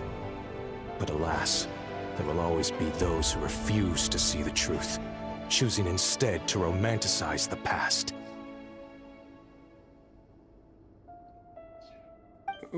That's not entirely true.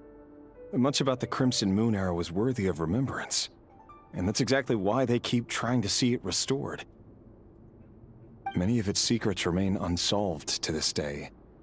As it happens, that's precisely the field of study my partner is devoted to.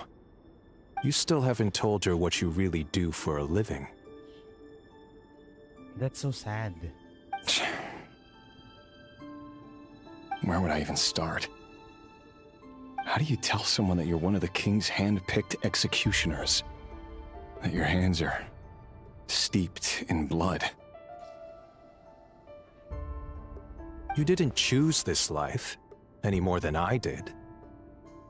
Orphans like us don't get a say.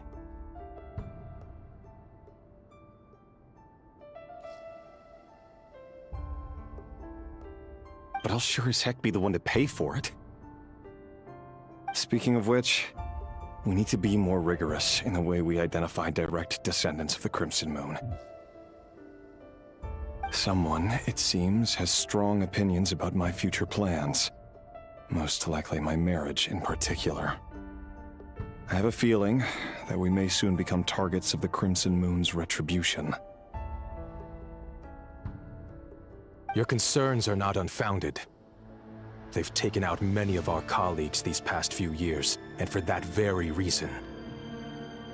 These are no helpless lambs we're leading to the slaughter. They're wolves in sheep's clothing.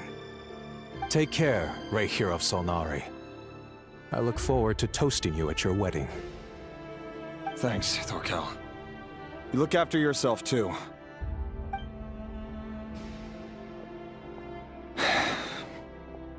Thelindis, I never wanted to keep this from you. You're the last person I would ever want to lie to. But that's exactly why I can't tell you everything. There are things you shouldn't know. Things you cannot know. The moonlit dynasties are a thing of the past. Yet even now, with the sun shining high in the sky, there are those who would call forth a dead moon's ghost. Could that be why Vedalfnir held back? Or was it because of some court secret he's not at liberty to share?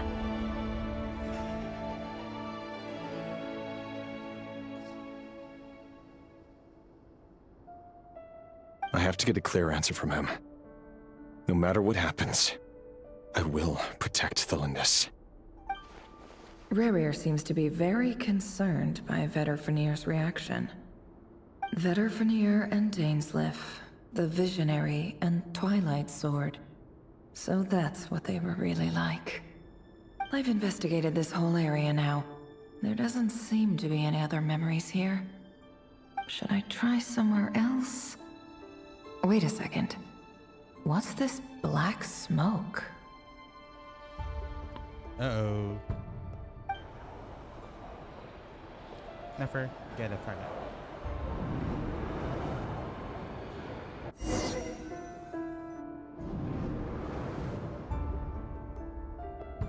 So, he's late after all. Just you wait, Rerir. You're in for it. Big time. Are you waiting for someone, ma'am? Could I tempt you into buying some flowers? Oh, sure. Pick me out a pretty bunch if you would. Thank you. But I'm afraid none of them are as pretty as you. Bye, you smooth, you slick. For someone so young, you sure have a way with words, don't you? I'm only telling the truth. Look me in the eyes. You'll see I'm not lying. Oh. So the Crimson Moon descendants got sad.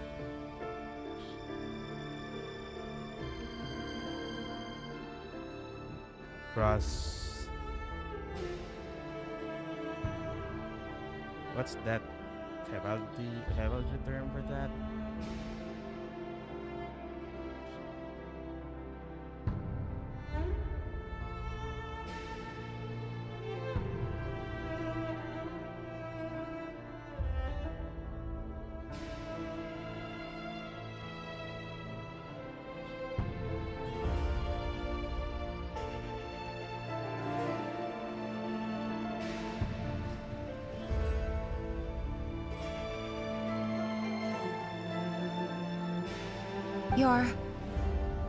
May we have a word in private? Who are you?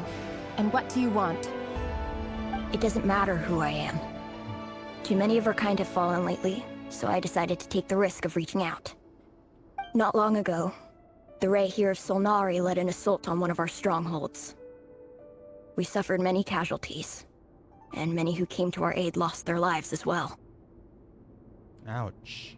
Sorry, I don't know why you're telling me this. And I don't want to get involved. Oh no. This kid's gonna spill it. Wait, hear me out. This time we finally got a clear look at his face and learned his true identity. His name is Rerir, and he claims to be one of the King's guards. Ouch. What did you say? A cruel irony, isn't it? The man you're set to marry leads a double life as a brutal executioner. But surely, you must have caught a whiff of the blood on his hands. Why are you telling me all of this now? Simple. It's because... How strange.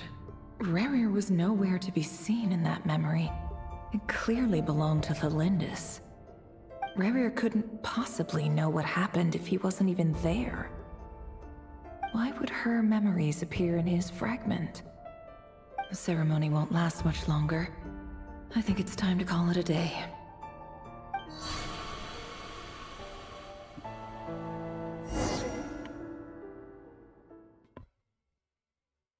Okay, interesting turn. So that was your doing? Did you just pull us inside Rerir's fragment to spy directly on his memories? Any more questions, and I'll have to start charging. I had no idea you could do that, boss! Seriously, that was amazing! We're not worthy. We're not worthy! I gotta admit, though, I'm itching to see what happens next. Feels like we barely scratched the surface.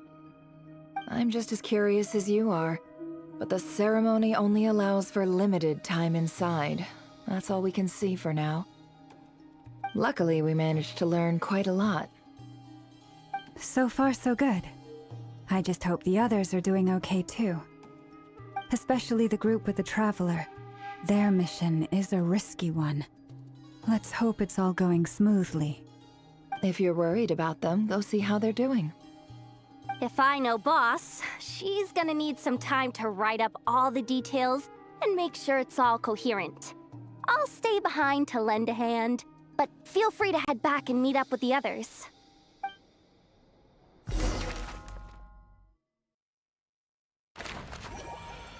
Okay. Thunderclap Reef.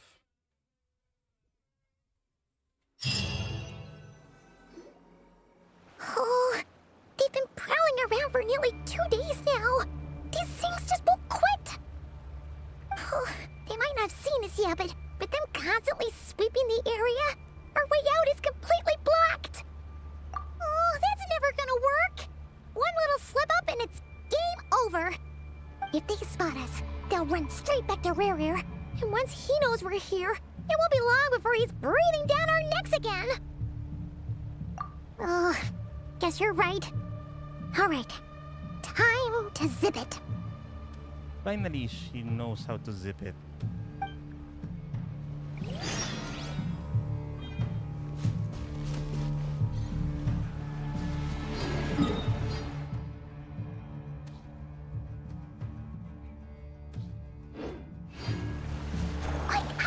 We almost got spotted. Phew, that was a close call.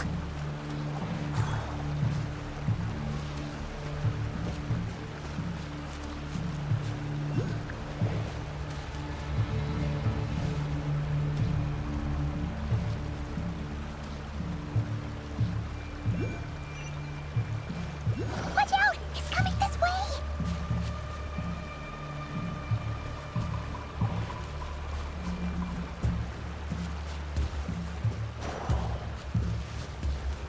Keep going. We're nearly there. This is the final hurdle.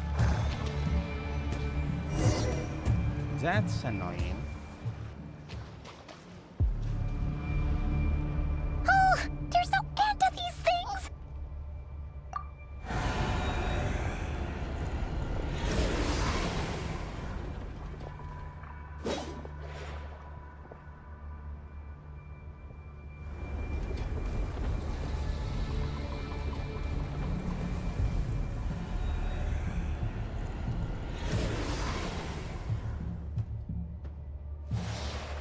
Fire.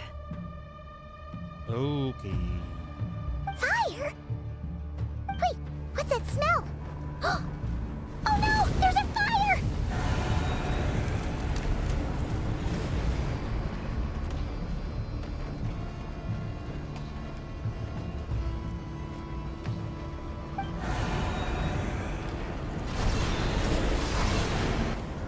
The Wild Hunt's anguish roar.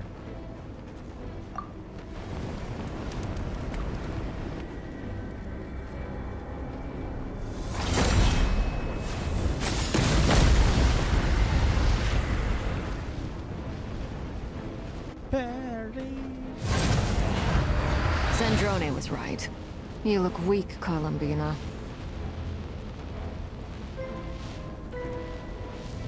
The old you would never have let such lowly creatures bar your way. Word has it that you did something for the Tsaritsa, and that's why you've lost most of your power. Freedom comes at a heavy price, doesn't it? It's Arlecchino! You came! Hello again, Columbina.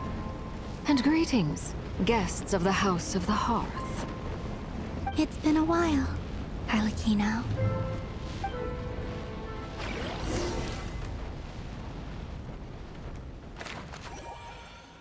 Thank you.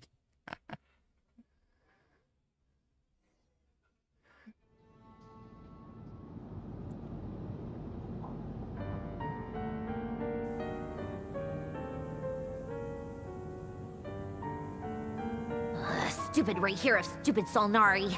Ugh, whatever. I've got all the data I need. Next time we meet, you're finished. Bosco. Who is Bosco? He sure doesn't pull his punches.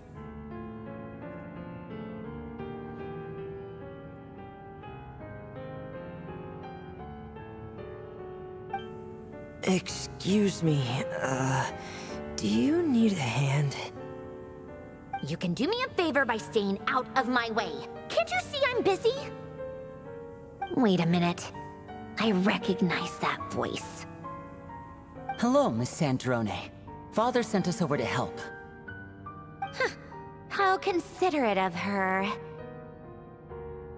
Hey, Fremine, get over here and help me fix this.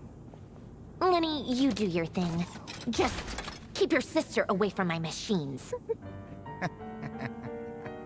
Nearly every machine that cat girl touches ends up going haywire. Go put her on cleaning duty or something.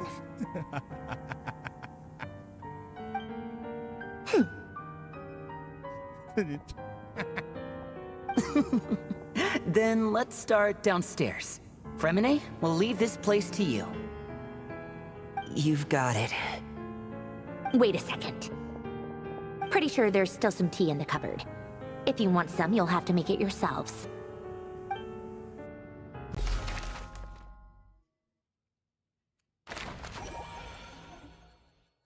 The key players. Yeah, huh, wash it.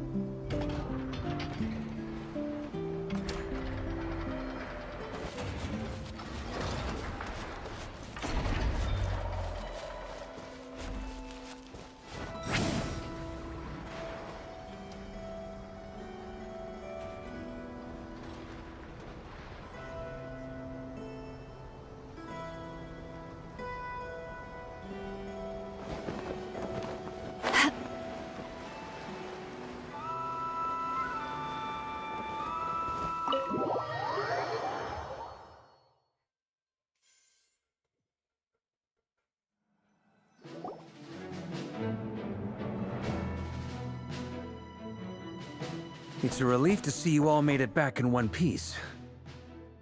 Huh? Feels like there's quite a few people missing. Where's Flins and the others? And what about Nefer? I returned ahead of them. Flint is helping Aino and Anefa to set up the decoys and buy us some time. As for Miss Nefer... Boss is still wrapping things up on her end. She sent us back to fill you all in on the top secret intel we've been gathering. I see. Then let's get right into it.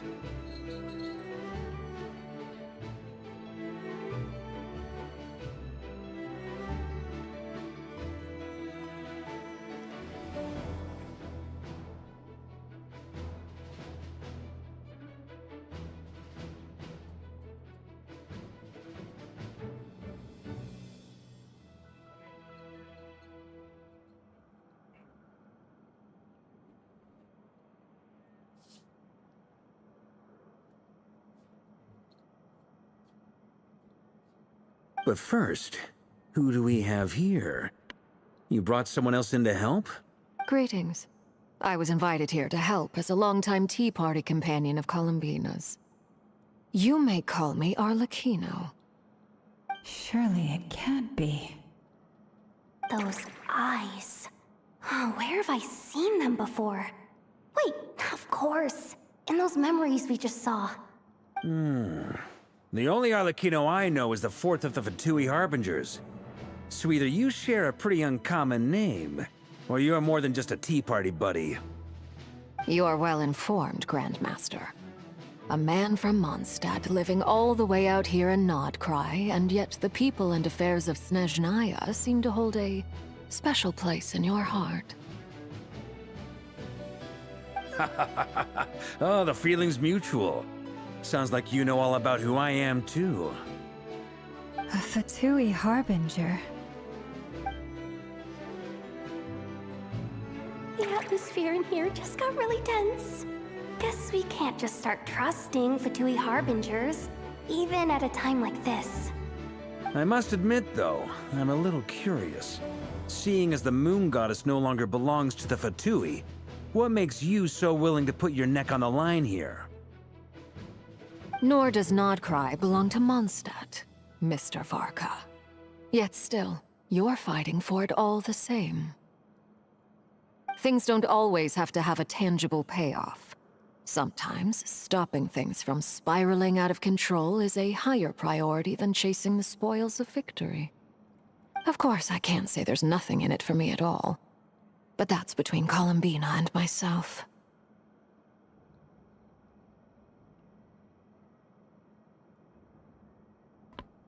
Ah, yes. She's... yeah, Fontaine Archon Quest. Give him the details, Bowie. Forgive me. I don't mean to doubt you. It's just that the Fatui really have been the source of many of our troubles. We have our own way of doing things here in Nodcry. But ever since they arrived, the Fatui have treated us with nothing but hostility. I know there's been a lot of bad blood between us in the past. I've done my utmost to avoid friction whenever I could. But sometimes fundamental conflicts of interest simply can't be settled amicably. That's why I'm here solely in a personal capacity. This has nothing to do with the Fatui. As a gesture of good faith, I'll be frank.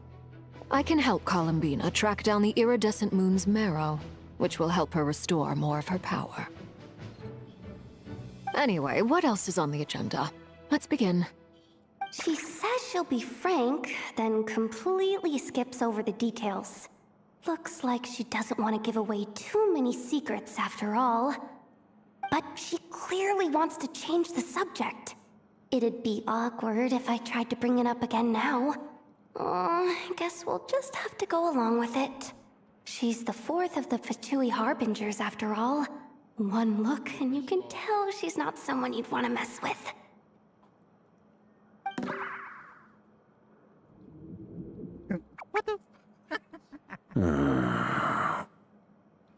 Well, since Miss Arlecchino sounds confident in her ability to handle that, we'll proceed to the next topic. Yehoda, time to share that top-secret intel. All right, listen up, everyone.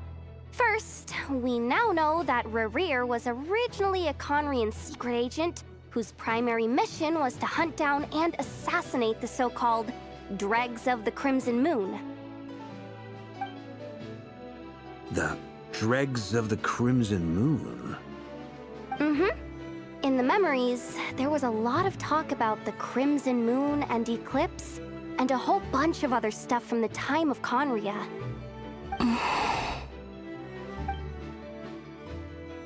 To my knowledge, those were the names of 2 different Conrian dynasties. Long, long ago, it is said that the people of Conria worshipped the Crimson Moon, drawing a mysterious power from its reflection. But one day, a coup saw the Crimson Moon eclipsed, hence the name of the new dynasty that replaced it, and how it became the new emblem of Conria. Still, long after the Crimson Moon dynasty had fallen, the last ruler of the Eclipse dynasty, the Vinster King, still coveted the secrets it left behind. So, he sent the Rerir of Solnari to secretly hunt down the Crimson Moon's few remaining followers. In those days, Rerir showed no signs of madness. In fact, he was as normal as any other person. Oh, and he had a fiancé, or at least a would-be fiancé, called Tholindis. What's the matter? Just after Rerir gained his body, he called out the name. Stephanie, Granddaughter, Flinders.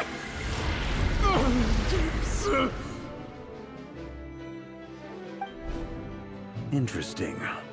Anything else? What about this would-be fiancé of his? Do we know anything about her? Well, she was a researcher at the Universitas Magistrorum, but it felt like she was hiding some kind of secret. Oh, and one more thing. For some reason, Rerir's fragment also contains some of Tholindis' memories, though only a very small portion. Well, no shortage of potential leads, I'll give you that. In any case, it sounds like we can conclude that while Tholindis was still around, Rerir appeared to be lucid and quite normal.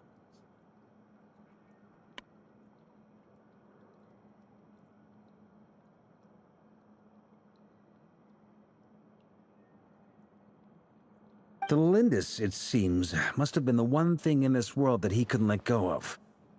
Tell me, though, were these pure-blood Conrians we're talking about here? Why do you need to know that? Hold on. If she was a pure-blood Conrian... Oh yeah, just like how it was with the captain. If we could somehow find her, do you think there's any chance Rerir might regain some of his sanity? It's possible, but it would take a miracle. We can't pin all our hopes on that. That merchant who Nefer knows, Dori Sangama Bay. Maybe we could hire her to look into it. All right, then. Let's keep working in our separate teams. Traveler, Paimon, Kutar, and Miss Arlecchino will go look for the iridescent moon's marrow. As for the others... On the way over here, I noticed that the Wild Hunt monsters had grown even more frenzied in their search for Kutar.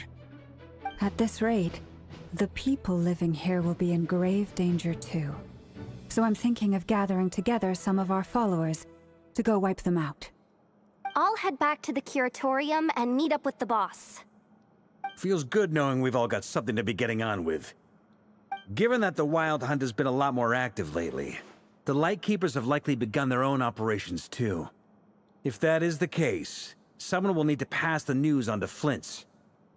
I'll hold the fort for now, then discuss our next move with Flins, Aino, and Anefa when they get back. All right then. Well, the clock's ticking. If that's everything, we'll be on our way. We'd better get moving too. We'll try to buy you as much time as we can. Relax. Just do your thing. Now, I decided to call in some backup since things are getting so hairy. Our reinforcements should be here any minute now. Who's your backup? Stay safe, everyone. Dismissed. Who is his backup?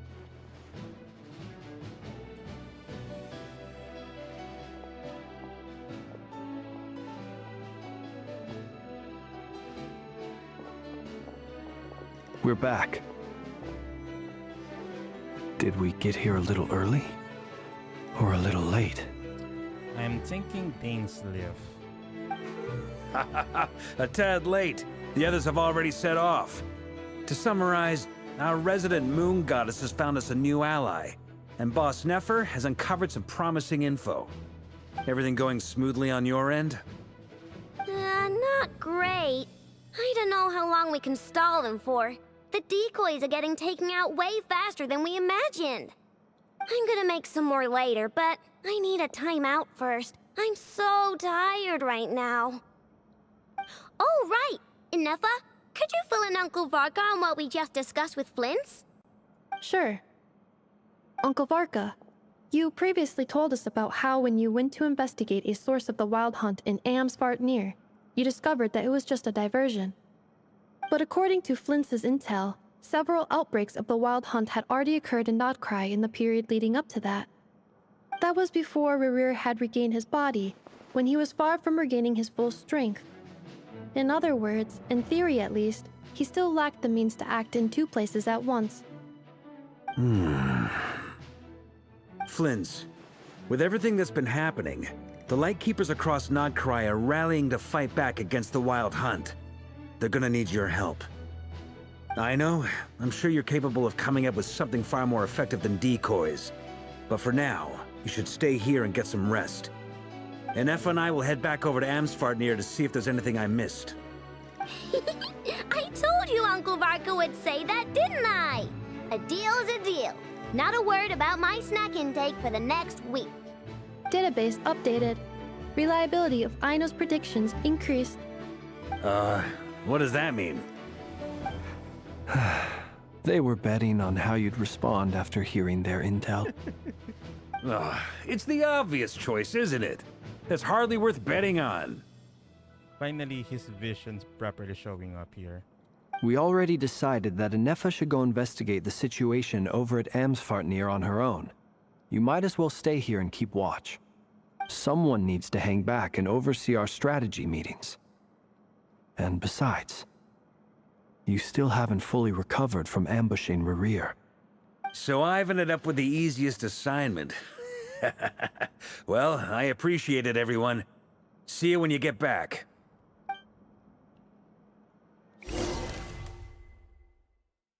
Okay. What the heck is that?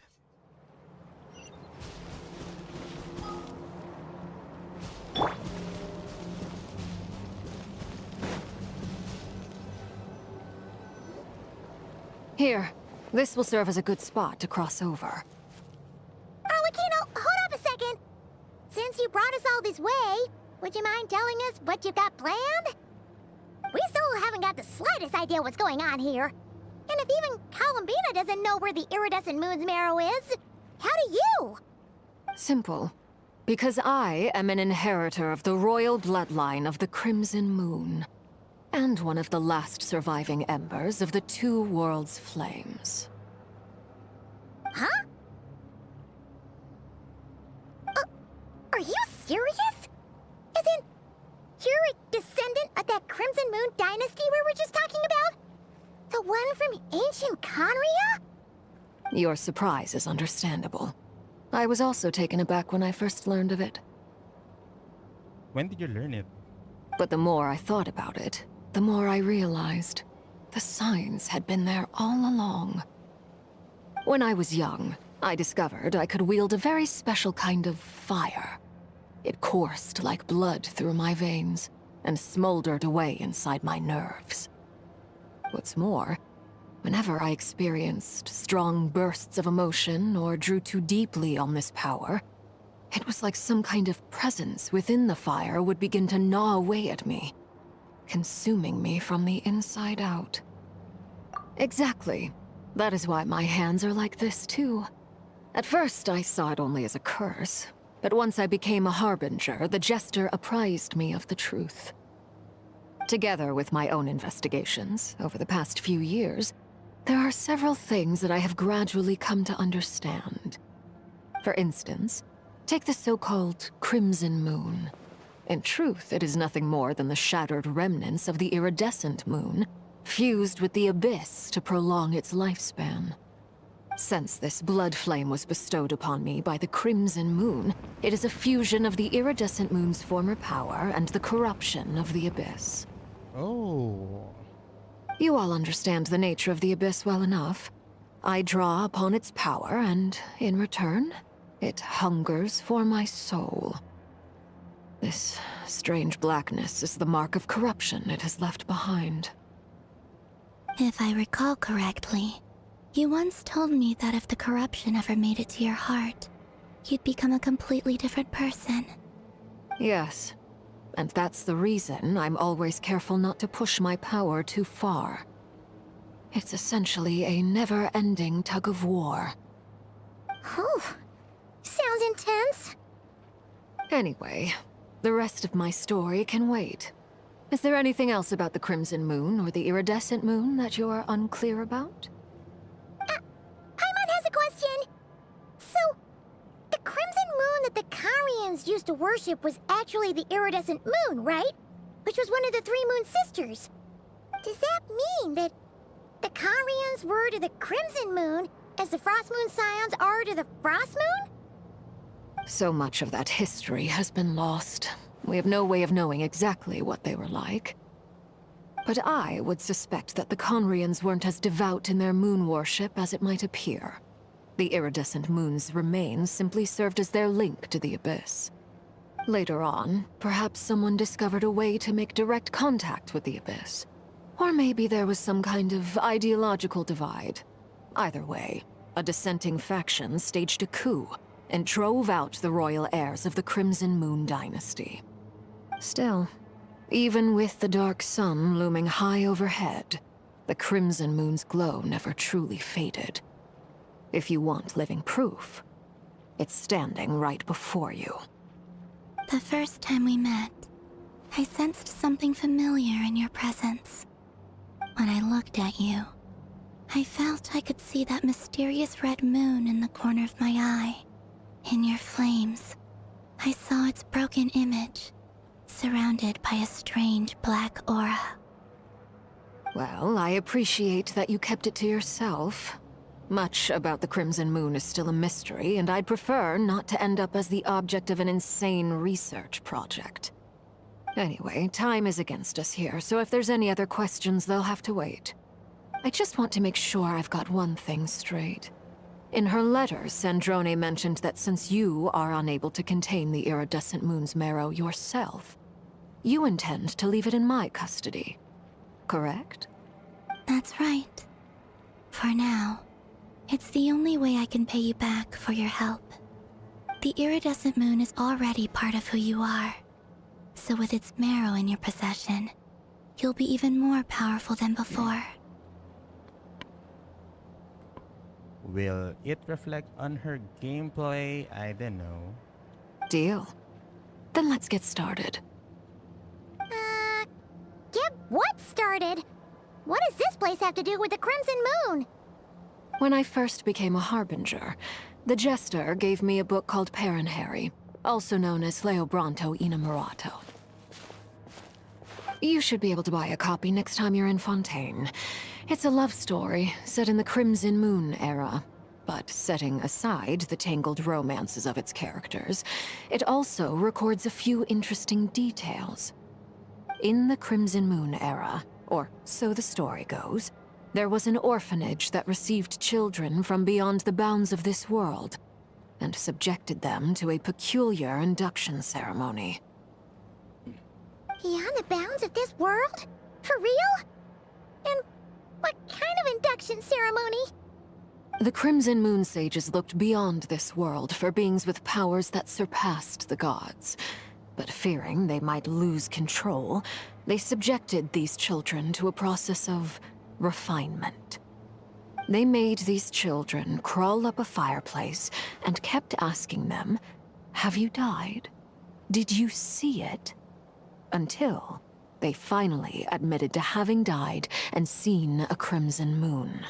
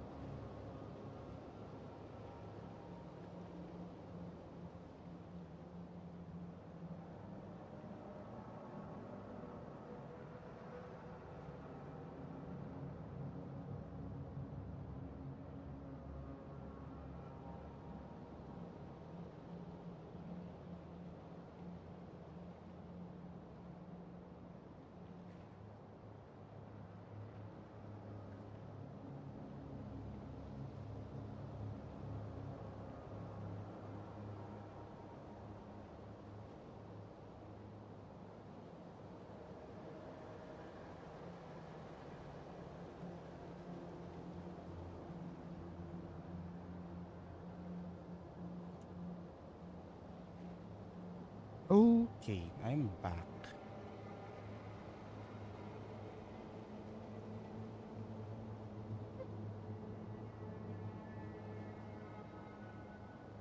The adults embraced the children who passed the ritual, telling them, within the fireplace, you have traversed the flames between two worlds. Here and now, you are born anew.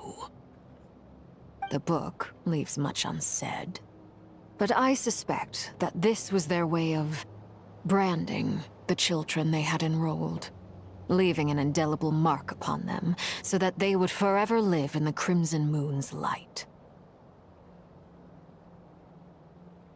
That explains why I can't sense the Crimson Moon's marrow in this world.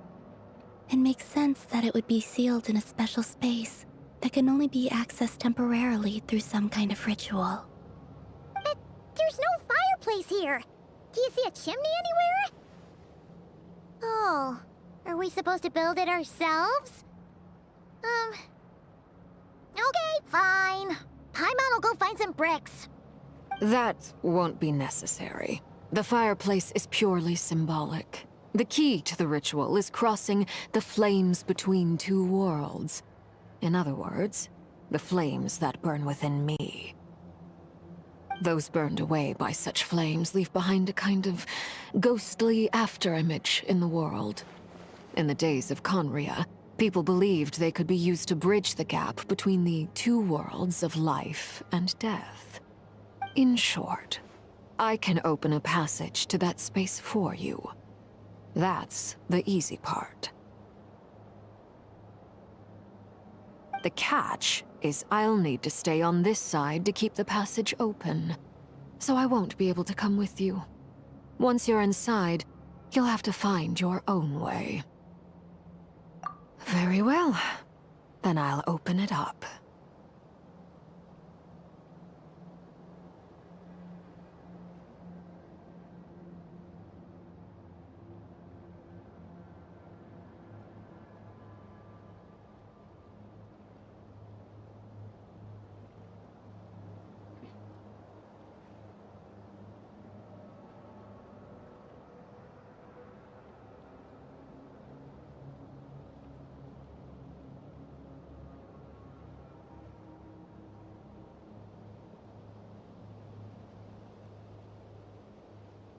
Traveler, spare me a little more moonlight if you would. I may need it.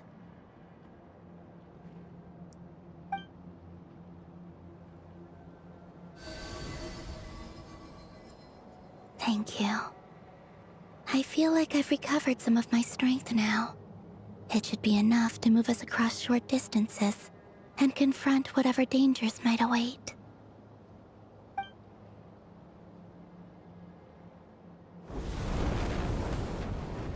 Mistress of the seven hues of ages past, great mother of the present, crimson-clad sovereign of the two realms, by fire severed, by fire renewed, I offer myself now and beseech your descent.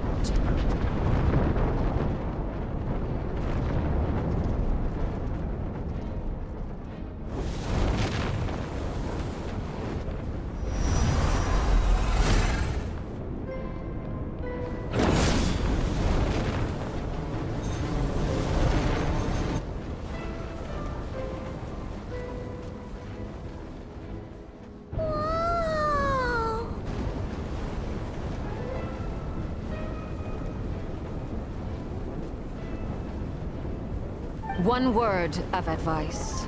As you're crossing over, no matter what voices you hear, do not answer. Got it! I sense a sinister gloom inside, but also the familiar light of the moon. I feel that I am about to meet an old friend who has changed beyond all recognition. All right, let's go.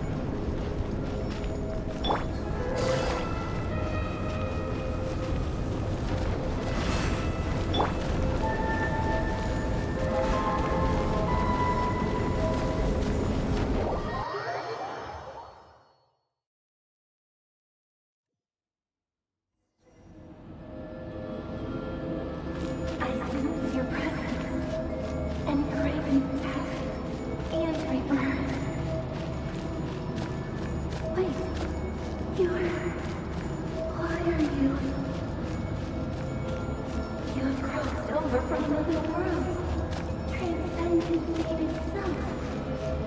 I have no right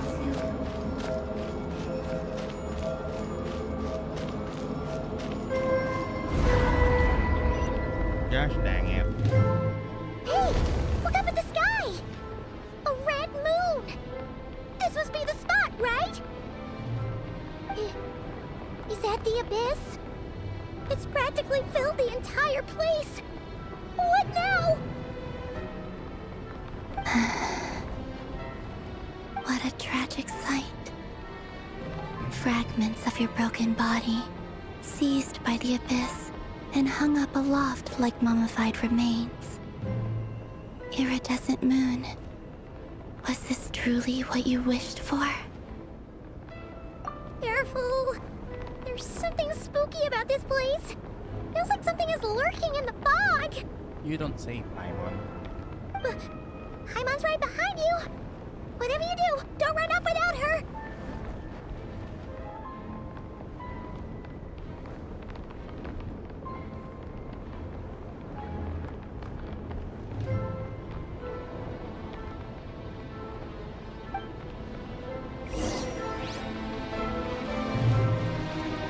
By the way, Kalamina, didn't you tell us that the iridescent moon had shattered into pieces? The moon up there looks pretty cold, Paimon. How is that possible?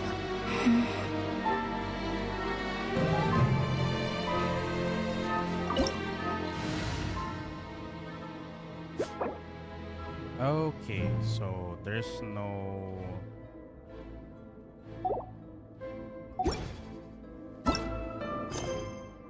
Everlasting is a moon. Do I need a certain team comp here?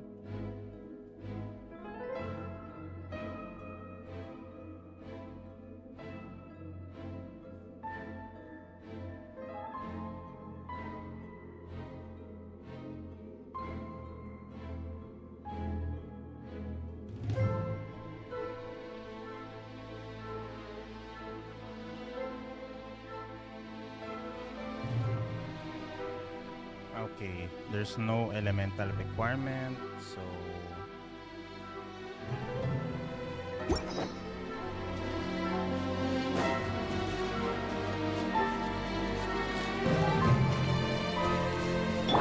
Strike a blow! Quietly now. Fulfill our pact!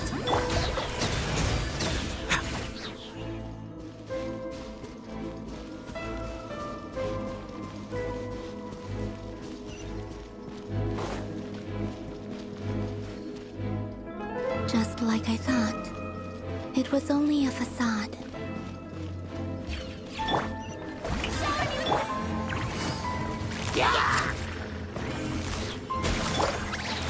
Get to work! A moment, please.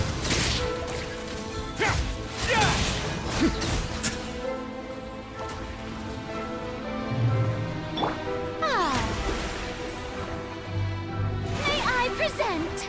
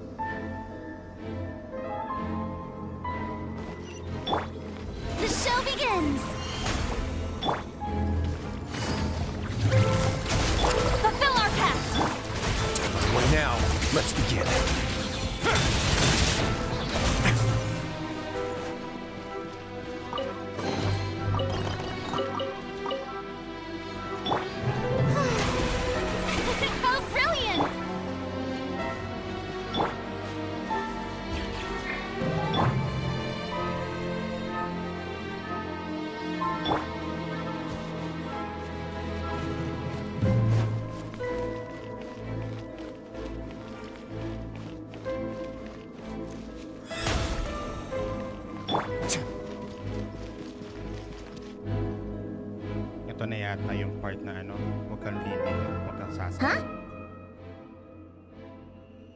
Huh? For real? That's way too high! There's no way we'll be able to reach it! No. I'm not sensing anything up there. It's coming from under the mountain. Let's see... Ah!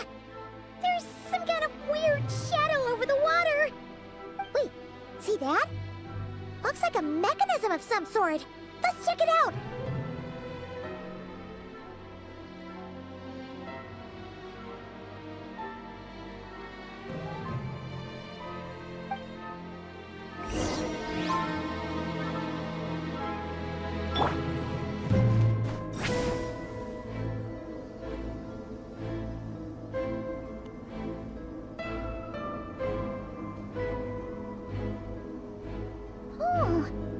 Looks like a device from the time of Conria. Maybe people once came here to study the Crimson Moon's domain, and they left this behind. Oh, if we can activate it, we might find some clues.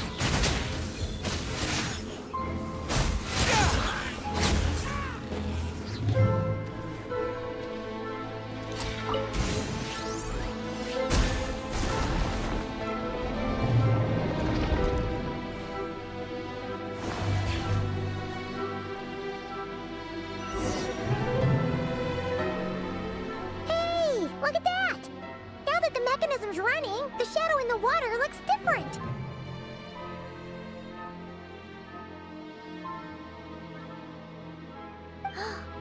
Do you think these mechanisms might be the key to unlocking the secret?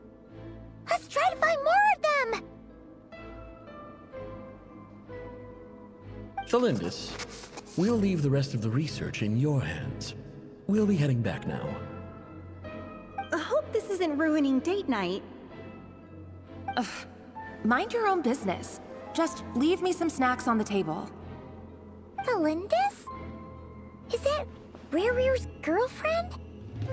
How come we're hearing her voice here? Oh yeah! So, do you think she was studying this strange space all along? The Abyss has made this space extremely unstable. Maybe that's why some of the things she said and did were preserved here. Like echoes. Or after images. Whenever I see this view, it takes me back to a poem from my childhood.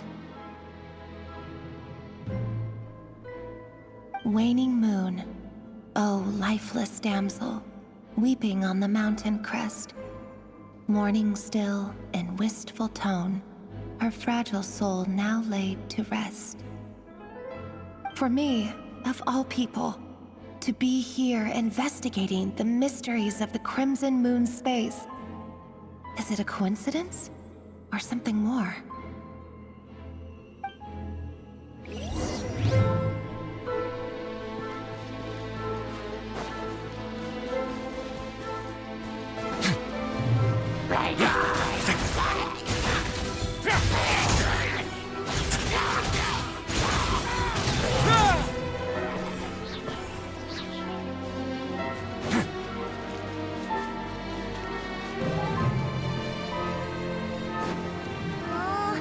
The Abyss has messed up this mechanism. We need to find a way to get it working again. Let's see if there are any other devices nearby.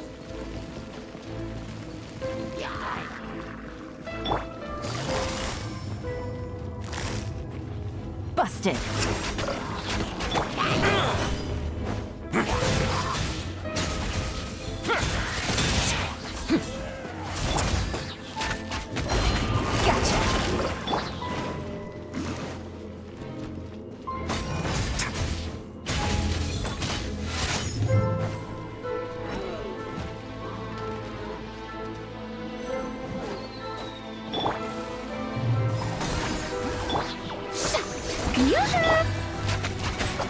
Busted!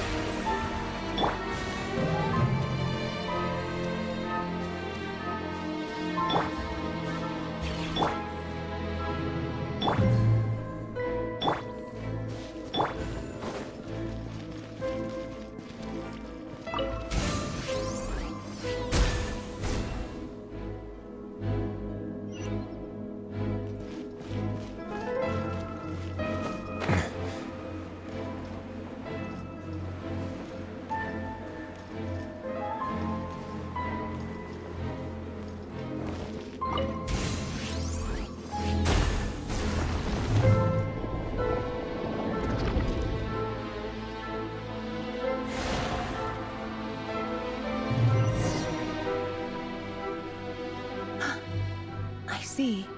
So the moon marrow, or rather the power of the 3 moons, is the key to unlocking... Okay, sinong sinensor na to? If it really does exist, then maybe this madness can finally be put to an end.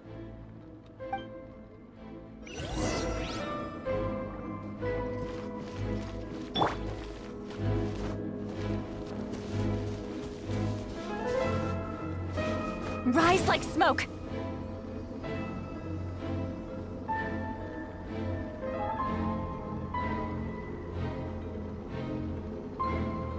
Take cover behind the rocks!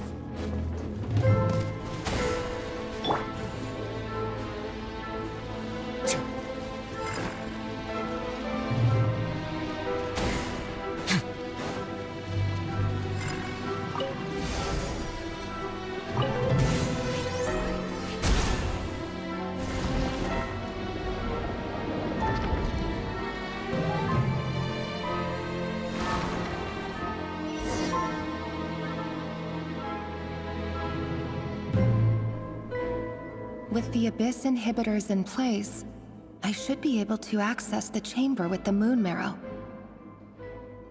Oh, Rerir, with every step you take, you're drifting further from what you truly desire. But you're not the root of the problem. Ever since that outsider set foot in Conria, the Vinster King has sunken deeper into madness. So that outsider is probably the Abyss sibling. If only I could get my hands on that outsider.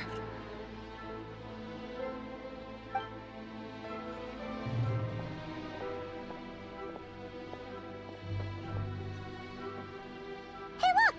The moon's reflection is back to normal!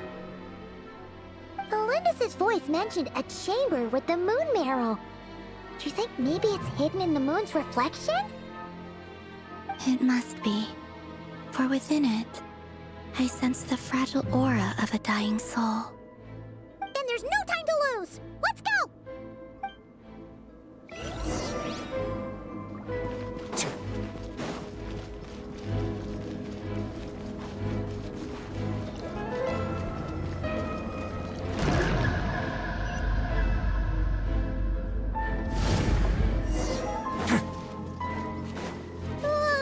These things are so creepy!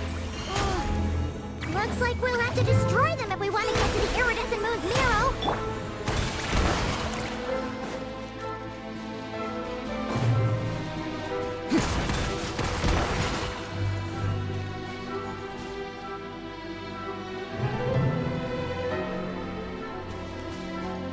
That must be the iridescent moon's marrow. Oh, we'll need to destroy these things before we can reach it.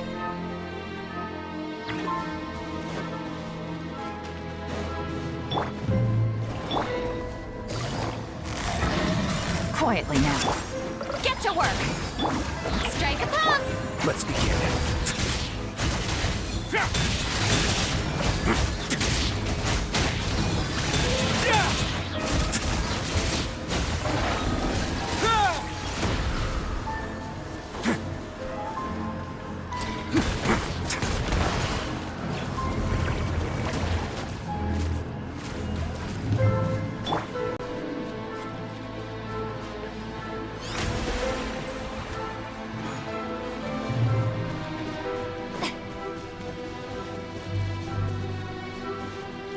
The show begins!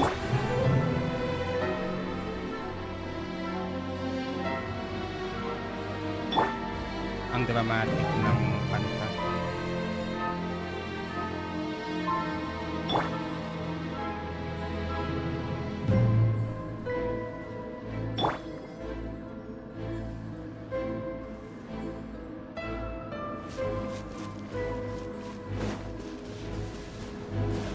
May I present? Show no mercy! A moment, please.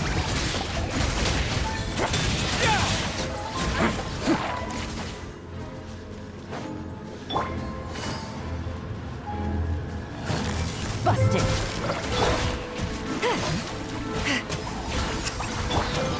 Yoo-hoo!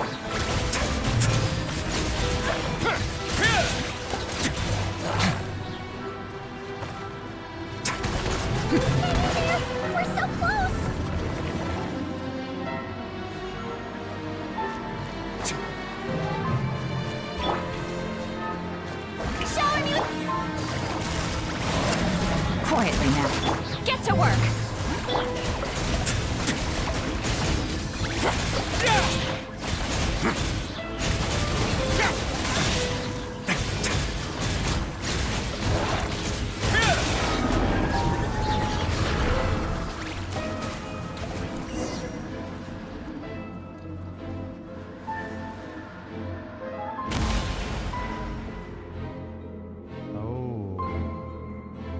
The marrow.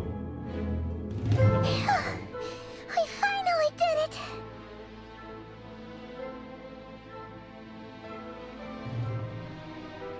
The iridescent moon's marrow, still burning away like an undying flame, yet now contaminated by the abyss. It has taken on a new form entirely. If we can purify the abyssal power within, we should be able to obtain its untainted essence. Leave it to me. It's a me, Mario.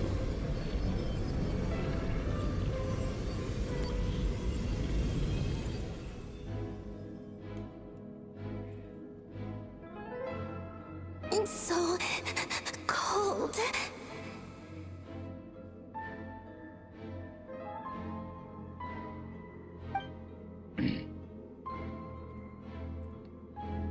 Is it you? Are you here? Huh? Are you talking to us?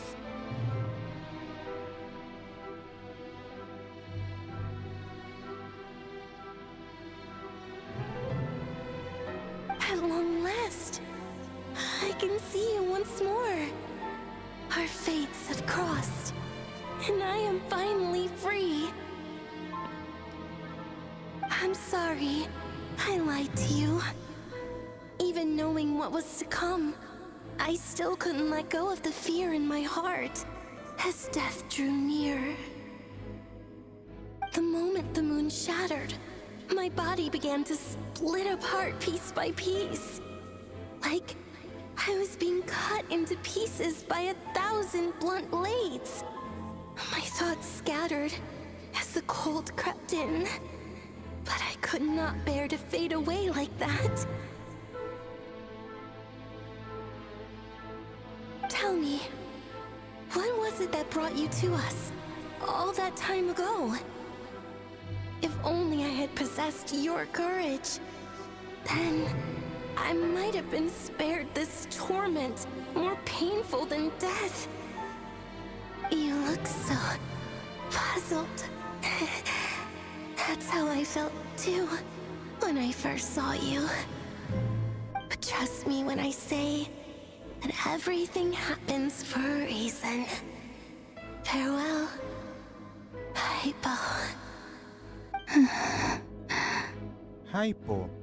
What? What was that all about? Was that the goddess of the iridescent moon? It sounded like she was speaking to a long-lost friend. But none of us have ever met her before, right? Perhaps. She took me for the goddess of the frost moon she once knew. Okay. Hypo was the other goddess of the moon. For a fading soul like hers, our auras must be too similar to tell apart. But anyway, we've got the iridescent moon's marrow now. That should help you regain your strength, right? Alright, time to leave this place and meet back up with Arlecchino. Let's go!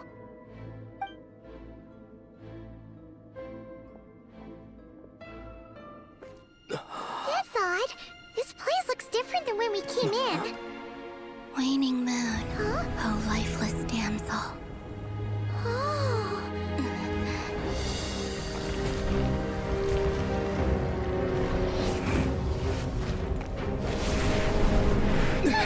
Hurry! The place is collapsing! It wants to trap us here. Who's it? The abyss? Now we've taken the moon marrow. All that's left here is a dark will. It will show us no mercy.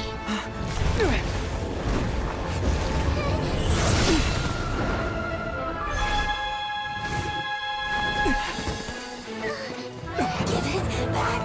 The crimson moons! My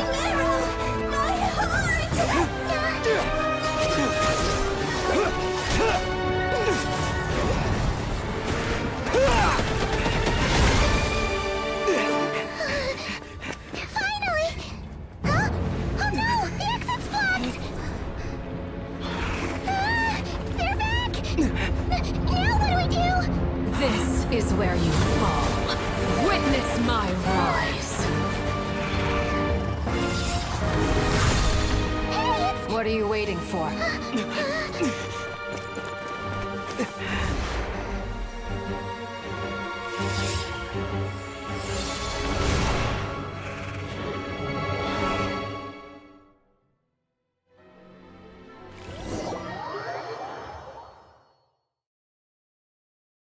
That was nuts.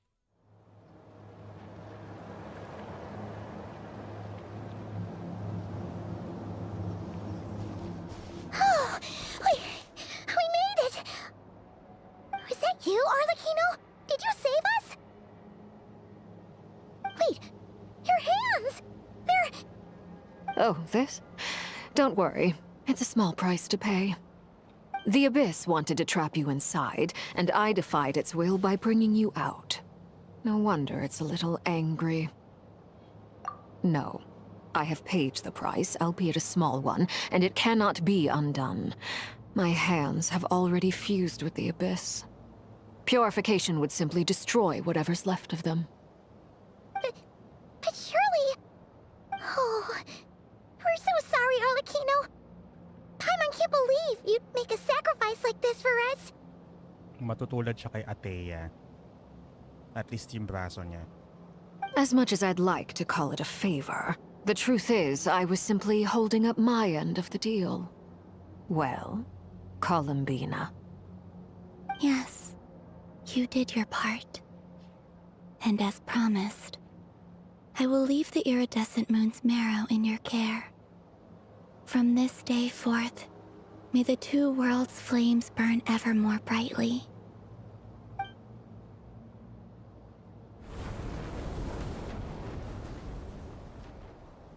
I'll take that as a blessing. Now, Columbina, give me your hand. Accept this moonlight I offer in return.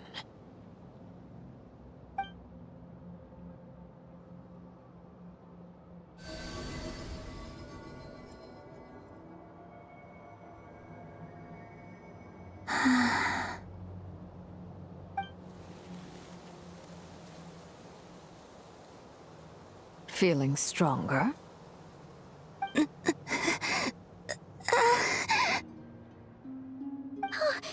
Columbina, are you okay? I'm fine. Our powers are a little at odds, that's all.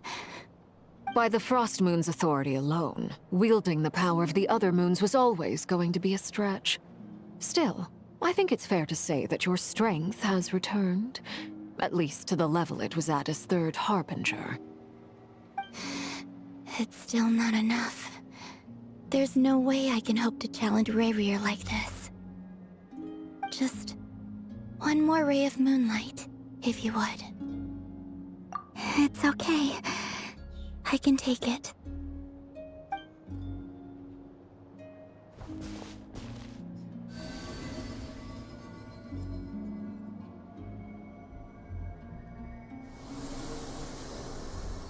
Oh, the flowers went blue.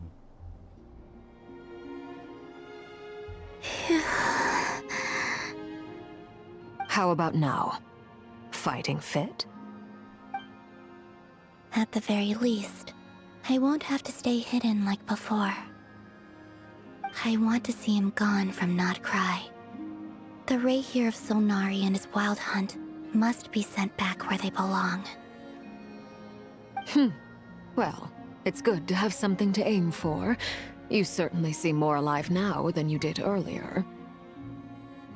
When I first met you, you didn't strike me as a ray of moonlight. More like a wisp of fog drifting in from who knows where, ready to scatter at the first sign of a breeze. But now, you're full of vitality. Just like the Frost Moon, once the brightest of them all. May you keep shining, Columbina. This is who you are. Thank you. Look after yourself too, Arlecchino. I know you have plans of your own, and that's why you're always seeking to grow stronger. But whatever you're after, don't let the Abyss take a hold of you. I do not wish to see you go down the same path as Rerir. I appreciate the concern, Columbina. Although perhaps it's time you took a new name. A new name? Kutar, the Moon Maiden, Columbina, they're nothing more than code names. They describe who she is and the roles she's played, but they're not her real name. We often use code names in the House of the Hearth, too. But it's knowing your real name that keeps you grounded. Up till now, you've been living a wandering life, so you've probably never really cared. Oh no, is this gonna be another Wanderer situation? All I'll say is this. Once you've defeated Rerir, give it some thought. All right, that's it from me. I'll get you back safely first, then go meet up with Sandrone. You're the best! That sounded like Klee. I appreciate the gesture. It speaks to your good character. Anyway, let's get going. There are more urgent things to do right now than trade compliments.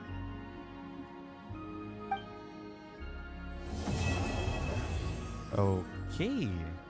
This is rather short.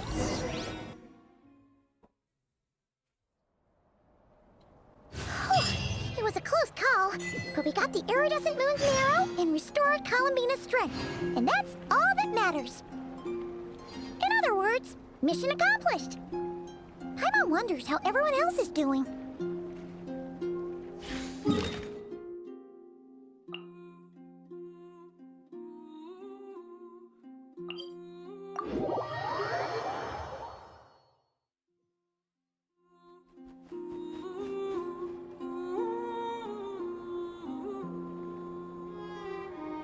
A word of advice. Okay, so this is Act 4 na. I guess I'll have to update the stream time.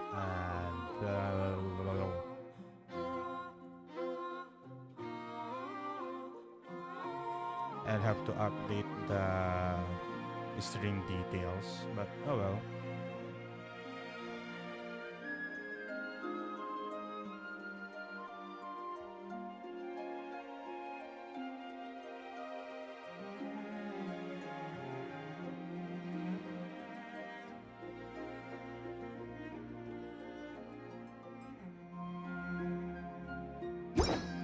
Don't break the law. Is there anything else? Yeah, seriously. Don't break the law.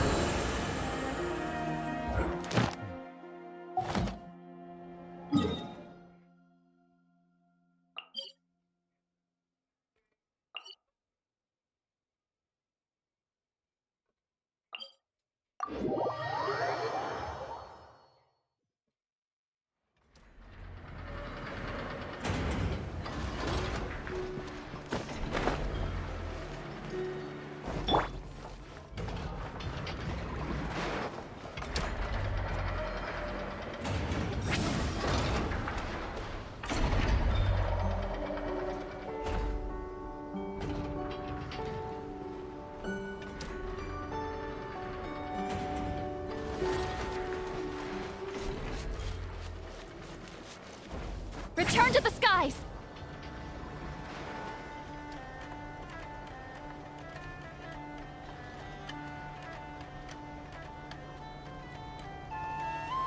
Maybe I should kill this mob.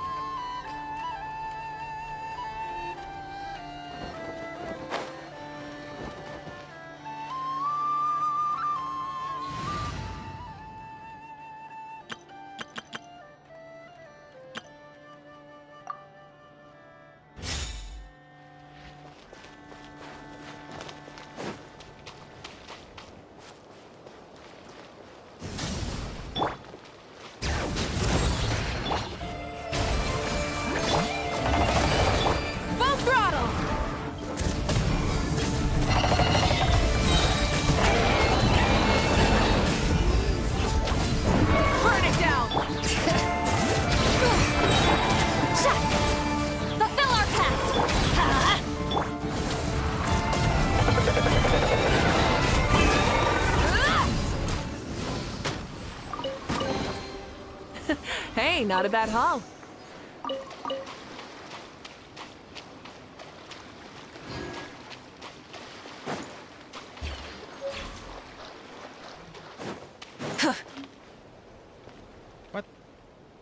Oh, do you think the others are making good progress? Hope it's all going smoothly. Oh, hey look! They made it back as well! Flins! Llama! How did it all go? All is well, thank you. Nefer and Yehoda had to stay at the curatorium to wrap things up, so they won't be joining us for now. I ran into Miss Anefa and Miss Aino on the way back. Their work is still in progress, so I suspect they won't be back for a while either. You seem rather cheerful today, Mr. Flins. I certainly am. I achieved what I set out to do and came away with more than I bargained for. Fighting alone can get quite tedious, but I had the good fortune to run into a pair of brave young warriors. Here's the backup. We meet again. How have you been? Albedo! What are you doing here? That would be a natural assumption to make. It's also the correct one. These two courageously lent me a hand while I was fighting the Wild Hunt. When they told me they were Servarka's colleagues, it all made sense. And given how people of outstanding talent tend to cross paths, it's no wonder you're already acquainted. Bro, he's an honorary Knight of Zeus, guys. So, who's your travel buddy, Albedo? Why don't you come and introduce yourself?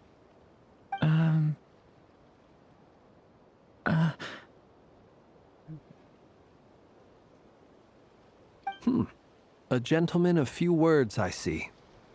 And a rather stern countenance. I presumed you were acquainted with him. Is that not the case? It's nice to meet you. Again. We've technically met before. Wait a sec! You're Minnie Durin! That's right. It's me. I'm glad to see you again. Medyo barok pa. By the way, he says it's okay if you drop the mini. Yeah, I'm not as mini as I used to be. Parang si Razor. Durin here is Razor's lack of... Anong tawag doon? It's like Razor's lack of formative education and Mika's shyness. Interesting, isn't it? The first step towards blending into human society appears to be reflecting on whether one's name really reflects who they are. Oh, he's got a silver frame vision. Wow! You look so different! In a good way, of course. It's great to see you looking so healthy. Thank you, Paimon. And although you're as mini as ever, I understand that diminutives don't always convey endearment. I'll be sure to simply call you Paimon as a sign of my great respect for you. Wow! You're such a smooth talker now. Paimon could get used to this. From now on, you may refer to her as your esteemed guide, Paimon. Okay, Traveler. Gatungan mo. Personally, I think our little Paimon is the perfect size. When people call her Little Paimon, it's just because she's so adorable that they can't help themselves. If that's not a sign of endearment, what is? You're absolutely right, Miss Lauma. My brother still has a long road ahead of him when it comes to understanding human relationships. Anyway, speaking of long journeys, didn't Columbina, leave with you? How come she isn't back yet? She's been catching up with old friends. Wouldn't be surprised if she stopped for a cup of tea or 10 on the way back. Uh-oh. People are talking about me. Hope it's nothing negative. Nah, it's not. Judging from your expressions, I'm guessing it all went well? It's getting crowded here. I'll go grab some chairs. No need. This is a job for an alchemist. I'll whip some up momentarily.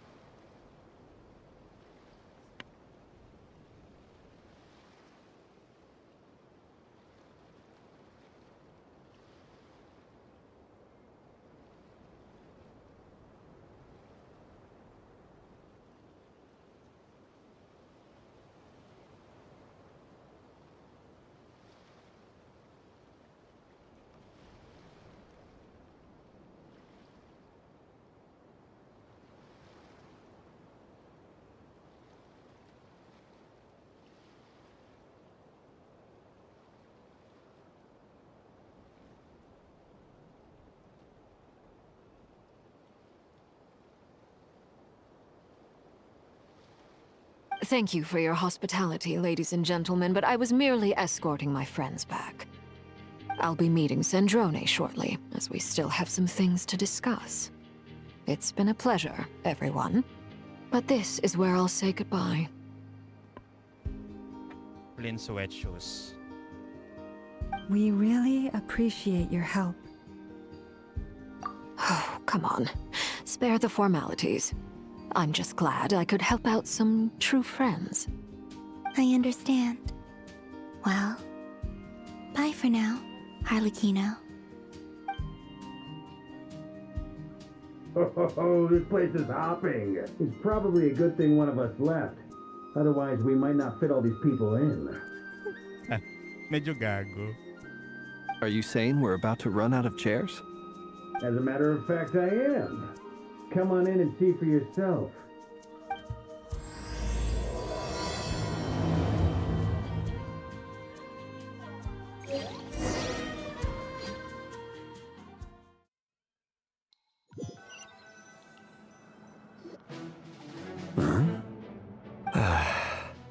Kaya pala. Kaya pala. May isa pang tukmol. I overheard your little chit-chat outside, by the way. With Miss Columbina's colleague gone, we should be back to the original crew plus the other colleagues I brought in. Though, it looks like we have another new face. Someone else managed to rope in a colleague too? Frankly, you and Paimon are the only people I know here. This here is Deanslip, colleague of Tibet's greatest guide, Paimon, and greatest adventurer, the Traveler. Well, not exactly colleagues, more sort of friends.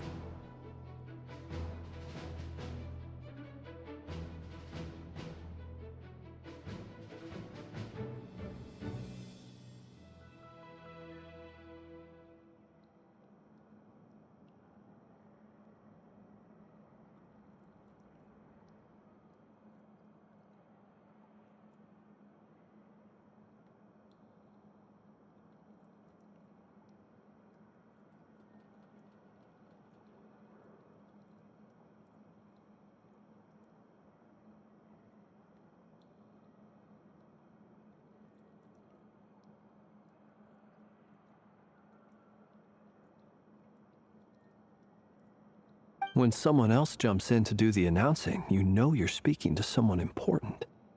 Let's hear what he has to say. Note to self. Once Paimon knows your name, the rest of the world will soon follow.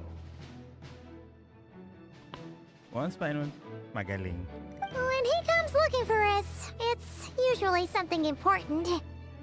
Paimon's guessing you've heard about the Wild Hunt, then. From the looks of it, you're about to hold a meeting. If I were to say that the Wild Hunt is our mutual enemy, would that earn me a seat at the table? As the saying goes, the enemy of my enemy is my friend. Mr. Dainsleif, there's a seat with your name on it. Ang laking nilalang ampun. Though, I can't promise the same for everyone else. Hey, Albedo, think you can rustle up a couple more chairs? After all this time apart, Grandmaster Varka's first order is to rustle up a couple more chairs. I've missed this. Is he being sarcastic? Hey, he's your brother. Why are you asking us? I've still got a lot to learn about the nuances of human conversation. Trying to decipher Albedo's way of speaking has been like jumping in at the deep end. Oh, good point. Paimon gets you now. Don't sweat it. There are people who go their whole lives without getting the hang of it. You're ahead of the game already. I wonder what's taking Nefer so long. Perhaps you should go and check in with her. If anyone can hurry her along, it's you. Dear form, go. I just got back from the curatorium. Besides, aren't you curious to see what's taking her so long? Miss Nefer doesn't strike me as the type to share secrets. And since gathering intel is her specialty, I'm guessing she'd prefer to keep her methods confidential. Under such circumstances, would it not be tactless for me to impose? Oh, but it's fine for me to impose. What can I say? You have an unrivaled ability to garner people's affection, Miss Moonchanter. Besides, you have far more in common with her than I do. All right then.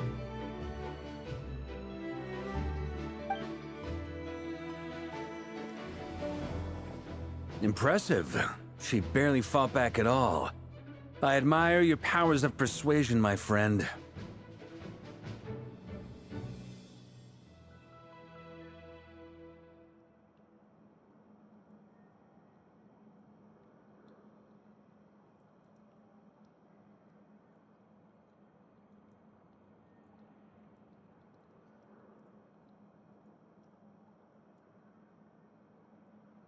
As I'm sure Miss Lauma will realize soon enough, the trick in life is to always pitch in with other people's responsibilities so that you can be selective with your own.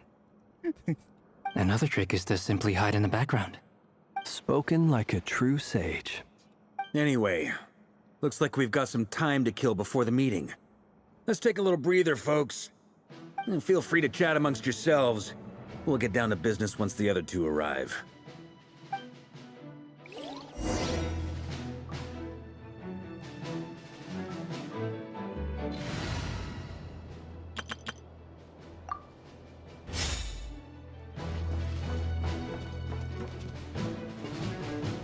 Okay.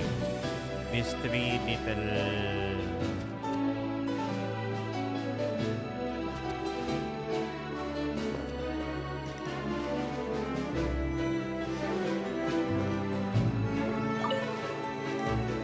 You're both awfully quiet. Why don't I start us off with an icebreaker? Much obliged. Have either of you ever had your portrait painted? If not, I'd be glad to help. That sounds like a lovely idea. You know how to paint, then? I dabble occasionally. He's an excellent painter. Tables, chairs, people, dragons, you name it. He'll paint it for you. I'm flattered. If I ever get the chance, I'd like to give it a try myself. I'll bear that in mind. Anyway, how about you, Durin? What sort of portrait would you prefer? Oh, I'd be fine with anything. Whatever style feels best to you. Very well. Then I'll play it by ear. You can replicate any style I want? I can try. If you show me a sample, I'll do my best to match it. Thank you. In that case, I'll dig up some reference material for you.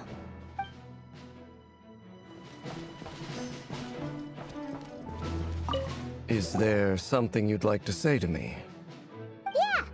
For starters, why'd you just show up here without even giving us a heads up? That's classic Bainsleaf. He doesn't give a heads up. If you think back to our previous interactions, you may recall that that's hardly out of character for me. You do have a point there. Oh yeah! You'll need to find somewhere to stay the night too, right? Wanna tag along with us? You never know. We might get a group discount. Sure, let's do that. Great! Paimon will handle it! And in return, we can get Dainsleif to be our very own personal bodyguard. If that's what you had in mind, you should have said so sooner. I'd be happy to help. Oh, okay then. Paimon was only kidding, but good to know. Anyway, since we're all here together, we might as well watch each other's backs. That's just what friends do, right? Indeed. Thank you.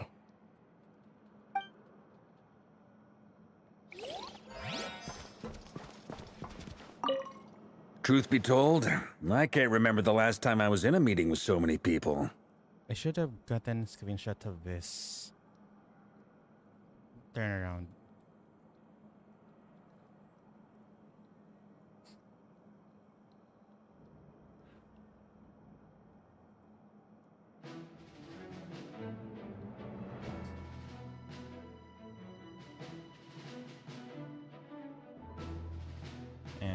Okay, so his colors is a bit of a blue-green. blue-green, leaning more blue. Then it's got orange. I mean, that's basically brown for leather.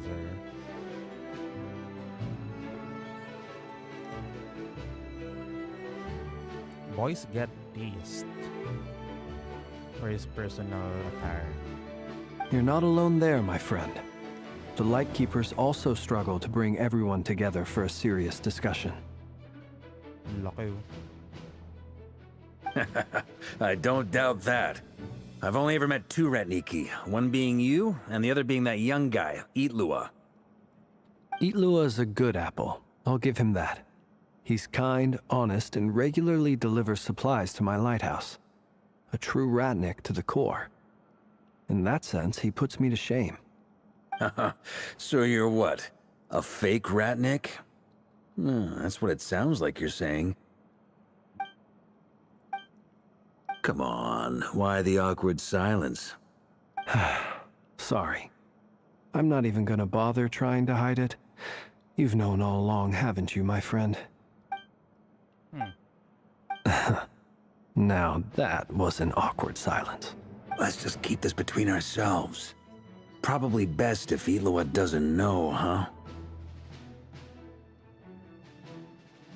Eatlua. Eatlua? What?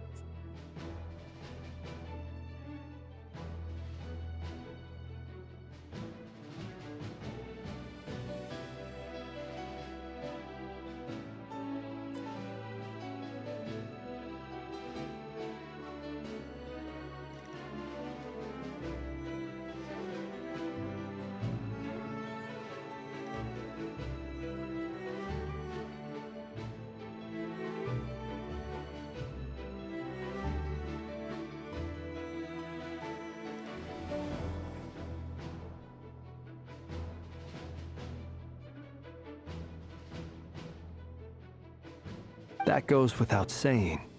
Gotta be careful what you share with youngsters, after all. Anyone else in the know? Let me guess. The Traveler and Paimon? It's dangerous being too sharp for one's own good, you know. Then, in the name of the Animo Archon Barbados himself, I swear, your secret's safe with me. Oh, hey, Traveler. Look what I found out about Flins. When we went for drinks, you said that you and Barbados were practically best buds. In the light of that claim, do you really expect me to take your oath seriously? Of course. Just as long as you don't go spreading around the fact that I'm close with Barbados, all right? Fair enough, then. Nothing like a bit of mutual leverage to seal the bonds of friendship.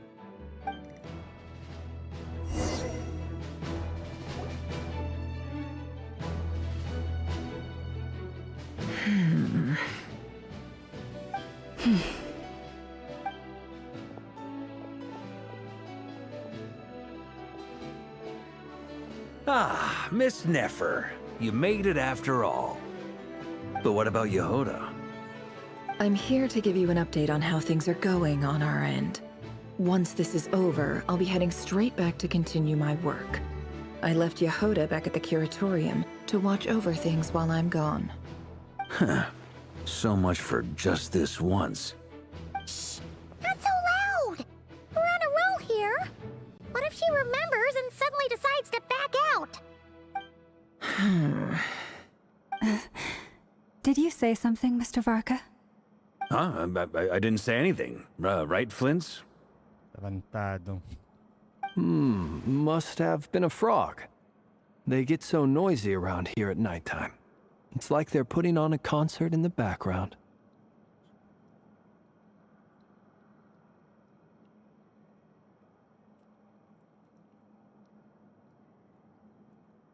Anyway, before we begin, there's a few introductions to make. Let me start by saying that it's an honor to be speaking before so many distinguished colleagues and collaborators. First up, we have Miss Lauma. As Moon Chanter, she's the leader of the Frost Moon Scions, a local religious community in Nodcry. Then there's Miss Nefer, boss of the Curatorium of Secrets, an intel gatherer extraordinaire. Nefer is leading the investigation into Rerir's background, assisted by Yehoda and Lauma. From the little I've heard, they're making some great progress. Over here, we have Mr. Flins, a ratnik and guardian of the abandoned lighthouse. In our last operation, he courageously distracted the Wild Hunt to buy time for the rest of us. For those of you who've never met, this is Mr. Albedo, a renowned alchemist and captain of the Knights of Favonius investigation team. By his side is a new face for us all, myself included, Mr. Durin, who has come to lend his aid. Next up, we have the Moon Maiden and former Fatui Harbinger, Miss Columbina. Then we have the Traveler, who's earned more titles than I could possibly hope to list out, so I'll spare you the rundown. And Paimon, the ultimate travel companion and quite possibly the best guide in all of Tevat. Wow! That's a lot of people! Great turnout! How about things, Steve Bray? Miss Nefer, it looks like you might have another job coming your way, so, congratulations on the booming business, I guess. You think I haven't got enough on my hands as it is? Who's looking for me now? That would be me, Miss Nefer. I have a commission for you. And you are? Who I am doesn't matter right now. What does matter is that I'd like you to gather more intelligence about the Rerir of Solnari. Just say who you are, gosh dang it. Well, it's not as if we never take on anonymous commissions. But in your case, I'll have to decline. I'm gonna take a wild guess and say your job's probably more hassle than it's worth. Something about you seems like bad news. It's my eyes, isn't it? Conrian, I assume. And what's with the mask? Are you trying to hide your identity? In any case, the fact that you're even still alive raises an awful lot of questions for me. My name is Dainsleif. And yes, I am from Conria. As I'm sure you're aware, the Rerir of Solnari's real name is Rerir. He was once an acquaintance of mine. Really? Then you must have been quite an influential figure yourself. You flatter me, but none of that matters anymore. My point was simply to clarify why I have asked Miss Nefer to investigate Rerir's background. So you're both from Conria, and it sounds like you used to be friends? What am I missing here? Surely you already know how he became one of the Five Sinners. I'll tell you everything I know. The history of Conria, the names and identities of the Five Sinners. I remember it all like it was yesterday. I have never spoken openly of this before. But the truth was exactly as people say. The Five Sinners were each driven by their own desires, and it was by playing upon these that the Abyss tempted them to their fall, tearing Conria apart in the process. The visionary, Vedafenir, who wished to foretell the future. The wise, Haroptatir, who sought limitless knowledge. Gold, Rhindaughter, who desired to create life. The foul, Sertologi, who pursued supreme strength. And last, but not least, Rerir of Solnari, Rerir, Ravager of the Moon. Of the five, Rerir is the only one who remains a mystery to me. He never harbored grand ambitions. So what changed in the space of a single night? How did he come to fall like the others? In other words, you're saying that his change came as a shock to you, and you have no idea what actually happened? That's right. You mentioned how the Abyss tempted them, which led to their fall. But what did that look like in practice? And what other context can you give me about the events of that time? The more detail you can give me, the better. Strangely, now that it comes to it, I hardly know where to begin. The fateful night took place during the era of the Eclipse Dynasty.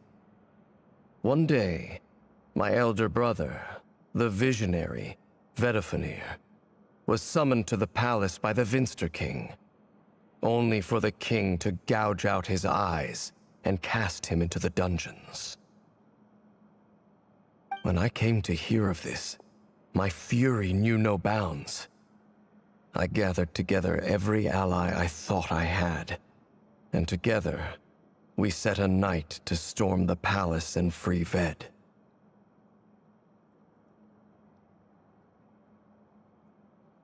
Centuries on, the memories of that night still haunt me like a never-ending nightmare. We broke through the palace gates, just like we had planned, each striking towards our separate targets.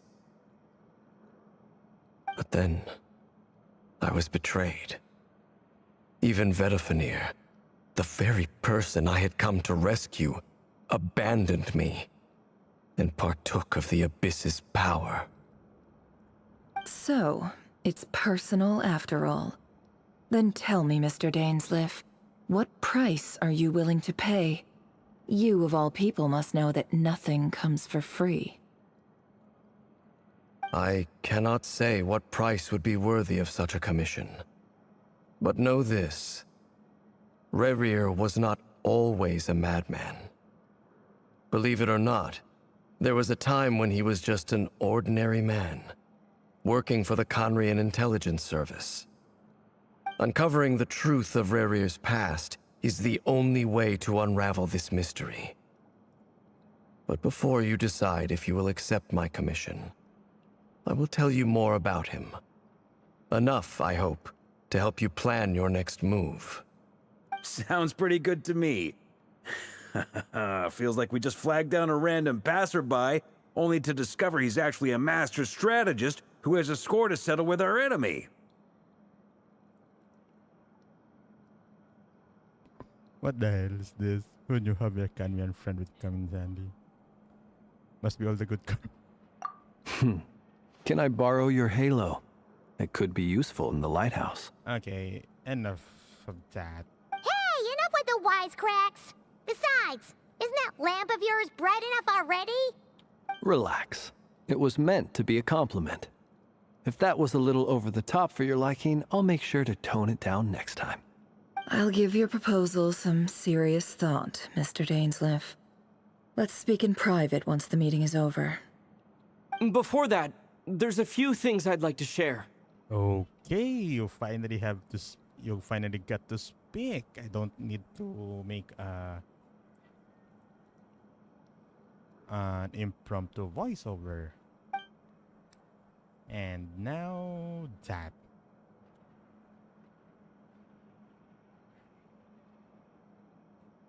Now that we've united the hearts of the three moons, your power should be greatly enhanced. But it seems like that hasn't happened yet. I believe it will take a little longer. You've done so much for me, so I want to be completely honest with you all. Even though I'm doing a lot better now, the truth is, my recovery will likely be an ongoing process. From the moment I was born, my power has been slowly ebbing away. And that is because Tevat has never accepted me. Even with the moons united as one, it seems my rejection cannot be undone. So far, I have yet to find a solution. It may turn out to be a problem that will plague me until the day I finally leave this place behind. Even so, I will do everything in my power to help you drive out the Rerir of Solnari. As Arlecchino put it, this is not about chasing the spoils of victory. It's just a gesture of heartfelt gratitude. Kutar. She seems to look more energetic and positive than she did when we first met. Defeating the Rerir of Solnari will be no easy task. While my strength slowly recovers, we'll also need to gather more intel. Naturally. We should take all the help we can get if we hope to defeat him.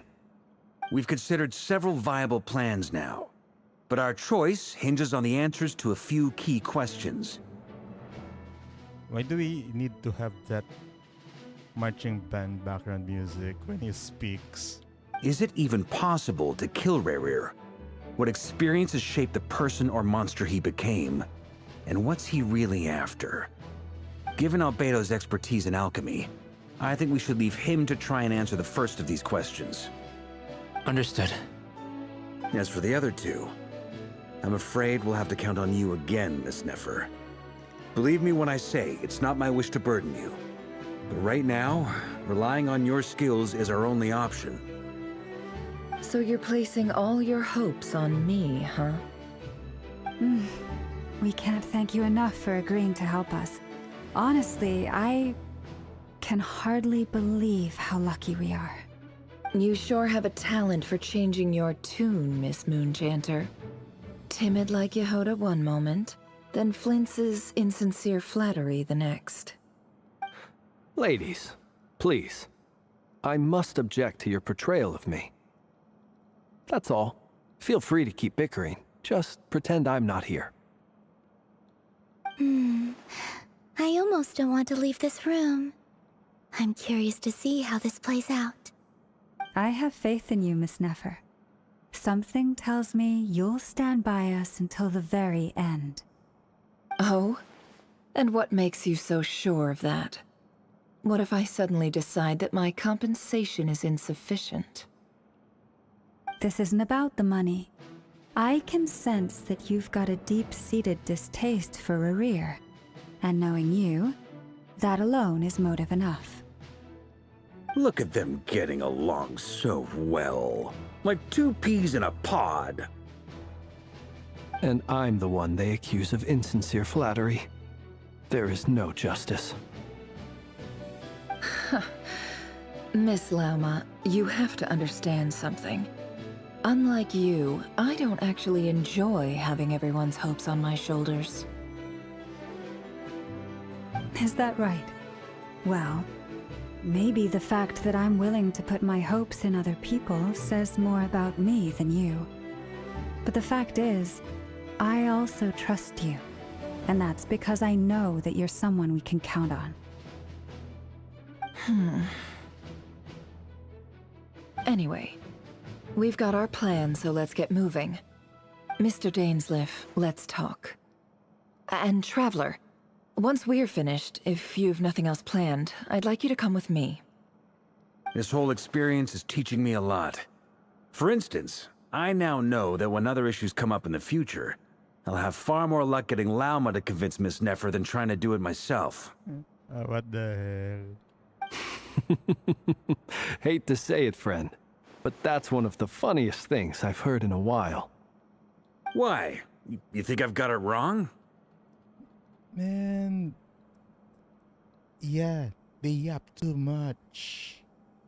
I didn't get any significant spoilers on Twitter, Facebook, Instagram, but they yap too much. Quite the opposite. But what makes it so hilarious is how long it's taken you to realize.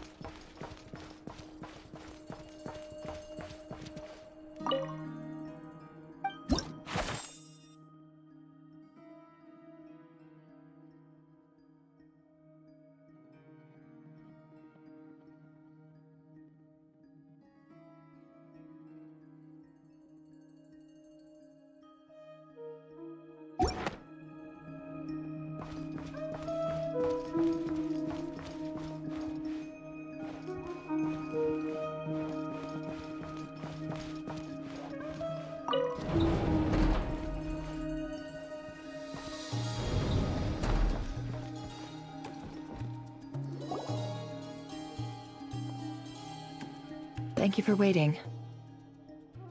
It's okay.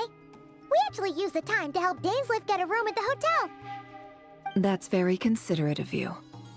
Now, I trust you share my curiosity about Rerir's past, and you seem fairly familiar with Mr. Dainsleif already. We spoke at some length after the meeting. He was the one who suggested I should invite you to join this operation. He feels confident that these secrets will be safe with you. Dane has a lot of faith in us, that's for sure. Likewise. I appreciate that you got right on board without interrogating me about why I invited you.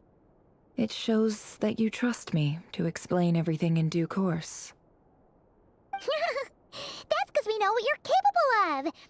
We appreciate you too, Nefer. You might have been forced to help in the beginning, but this time, it was your choice. That's one way to put it. Another is this, that once a decision's been made, it's set in stone. After that, my only goal is to see it through. Alright, so here's how it is. I'm going to access Rerir's thoughts again using my confidential method. Now, I'm sure you've seen things like this before on your travels, so you're surely well aware of how dangerous it can be. The reason I've gathered you all here is to ensure my safety during the proceedings. I plan for us to enter the fragment of his consciousness together, and once inside, I will focus on searching for information. Think of this as a diving expedition into someone's brain. If I'm the diver, you are my safety equipment, tasked with keeping me alive while I'm under the surface.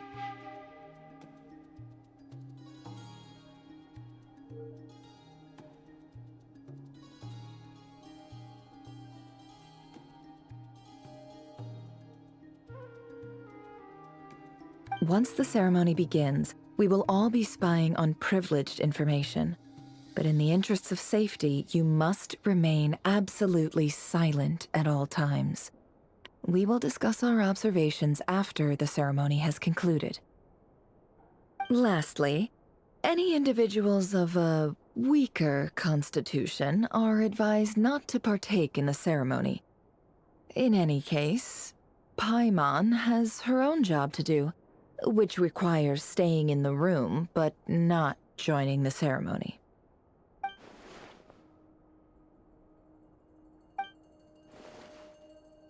Well, good luck, everyone! Sounds like all Paimon can do is cross her fingers and root for you guys. There's a little more to it than that. I was being serious when I said you have a job to do. While the rest of us are inside Rerir's mind, it's imperative that we have a team member on the outside. Siya yung getaway vehicle. In the event that something goes wrong, you will be our first responder. I don't anticipate any issues, but the extra level of safety will be greatly appreciated. Siya nga yung getaway diver. I second that. This is a dangerous operation here, and you're our whole rescue team. That's pretty much the most important job in the crew. So, Paimon's like the lifeguard? Yeah, that makes sense. All right, got it. Good. Please, take a seat. We'll get started momentarily.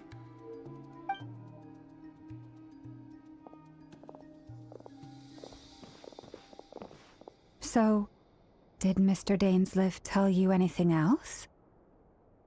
He told me that he believes Rerir kept some big secrets in his life. He's not sure that they were the cause of his eventual downfall, but he's asked me to uncover what those secrets were all the same.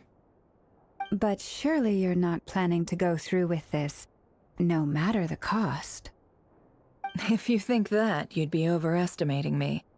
I'm a businesswoman, not a mercenary. But I do have my own professional reasons for taking this job. You think I'd turn down the opportunity to get a first-hand glimpse into Conrian history? No chance. Well, as long as you don't let morbid curiosity get in the way of safety concerns, we're good. We'll do whatever we can to help you. You're such a killjoy.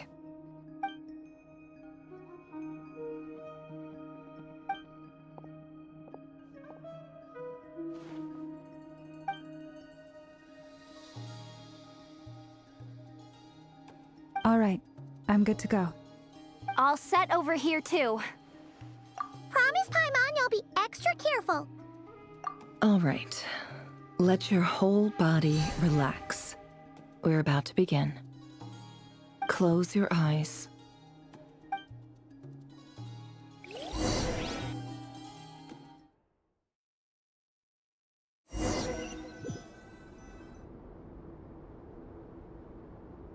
Phew. Could this be his office? Pretty standard setup. Bookshelves, paperwork, files. According to Dainsliff, Rerir used to be an intelligence operative. Chances are there's plenty of top-secret intel stashed away in this room. Is this where you keep your secrets, Rerir?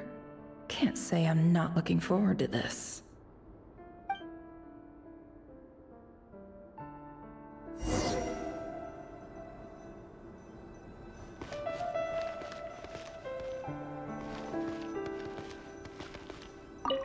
He looks even gloomier than last time. I wonder what's changed.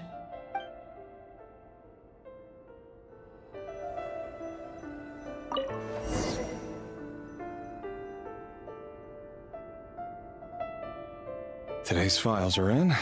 Time to wade through them, just like usual. Male, 51. Occupation, cook. Confirmed Crimson Moon descendant. Has maintained frequent contact with other descendants over the past year. Poses a threat to the dynasty.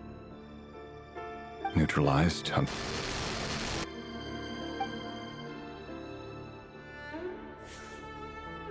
This one should be archived under purged targets.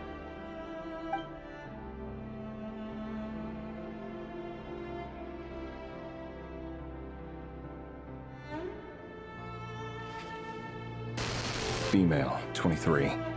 Occupation, office clerk. Confirmed Crimson Moon descendant.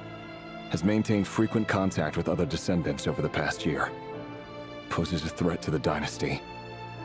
Neutralized.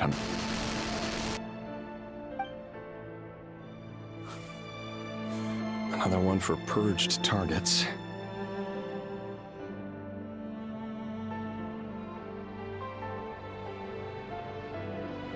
Sounds like she was that other man's daughter.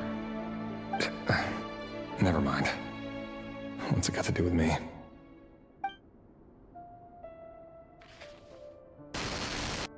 Male, 40. Occupation, teacher. Confirmed Crimson Moon descendant.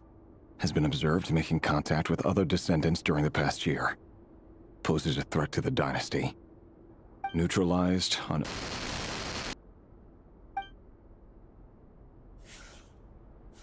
Just another nobody for the archive. Come to think of it, I remember surveilling this man. A case like his never would have been considered a priority in the past. Huh. He barely even interacted with other Crimson Moon descendants. Okay, come to think of it. Even a child. Female, 16. Occupation, none. Orphan and confirmed Crimson Moon descendant. Has been observed making contact with other descendants during the past year. Poses a threat to the dynasty. Neutralized on... Oh, he went mad kasi even innocent Crimson Moon descendants were being neutralized. Filed. I have no recollection of this girl. None whatsoever. She doesn't seem to be anyone important, but then again, how many of them really are?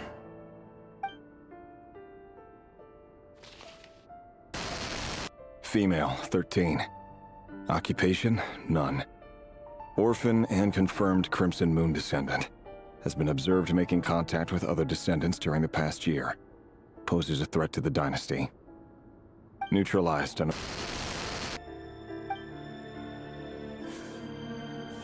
Filed. Ito yung batang kausap ni Tolindas ata. Male, 11. Occupation, none. Orphan and confirmed Crimson Moon descendant. Has not been observed making any contact with other descendants during the past year. Poses a threat to the dynasty.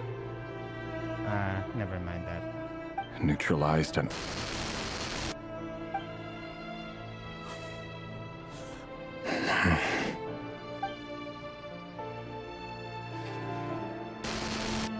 Male. 6. Occupation, none. Orphan and confirmed Crimson Moon descendant. Poses a threat to the dynasty. Okay.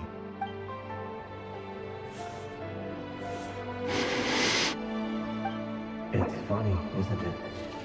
Your job is becoming both harder and easier at the same time, depending on how you look at it. Sooner or later, the Crimson Moon descendants will be completely wiped out. But as their numbers dwindle, they become harder and harder to track down. That's not how it is. Fortunately, however, most of the able-bodied adults have already been taken care of. The remaining weaklings will be increasingly easy to deal with. No! No. My job is to ensure the survival of the Eclipse Dynasty. And the only way to do that is by eliminating any and all potential threats. It's a perfectly legitimate line of work. Every single one of my colleagues can attest to my fairness. And if my friends were aware of the facts, I know they'd back me up too.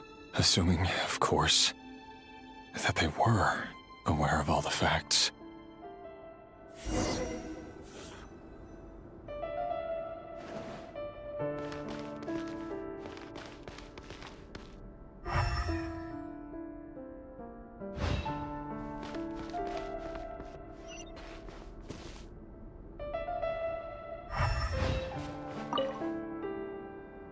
A file tucked inside a folder.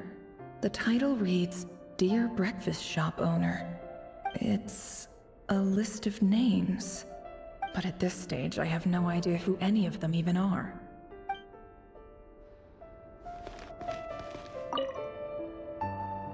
Wonder what kind of encryption technique this is.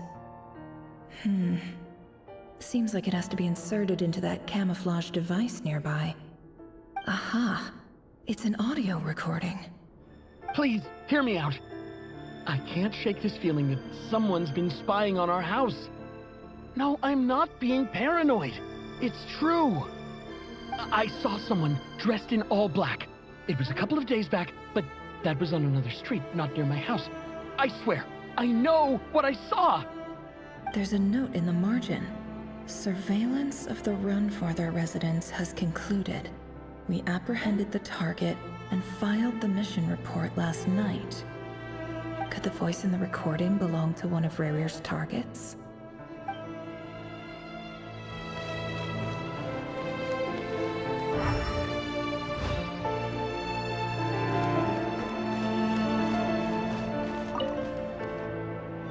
Bookshelves full of documents. Looks like these are all files, packed with the personal details of individual Conrians. The Crimson Moon dynasty preceded the eclipse. Since Rerir worked as a secret agent during the latter, it stands to reason that he was tasked with purging remnants of the old dynasty. Yep, lines up exactly with what Dainsleif told me.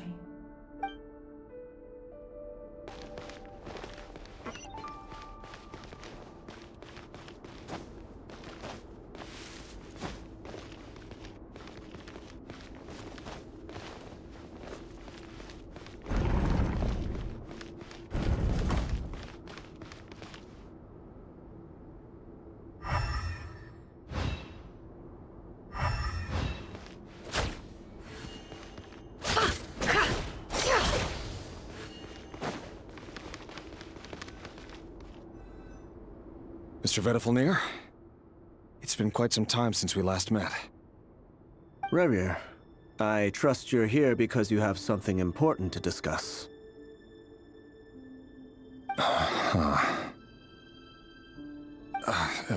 Forgive me. I wasn't tuning out, it's just, I noticed you didn't even phrase that as a question. As if you knew I was coming. Tell me, does someone in your position ever feel the need to ask questions at all? It is indeed within my power to foresee certain things. Things like your arrival. I was just thinking. It won't be long before I'll be inviting both you and Dane to my wedding.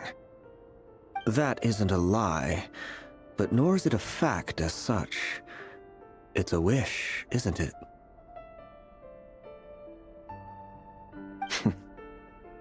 No fooling a prophet, is there? Ever since that day we met for drinks, I knew it was only a matter of time before you came looking for me. Does it feel good? Knowing how the future will unfold.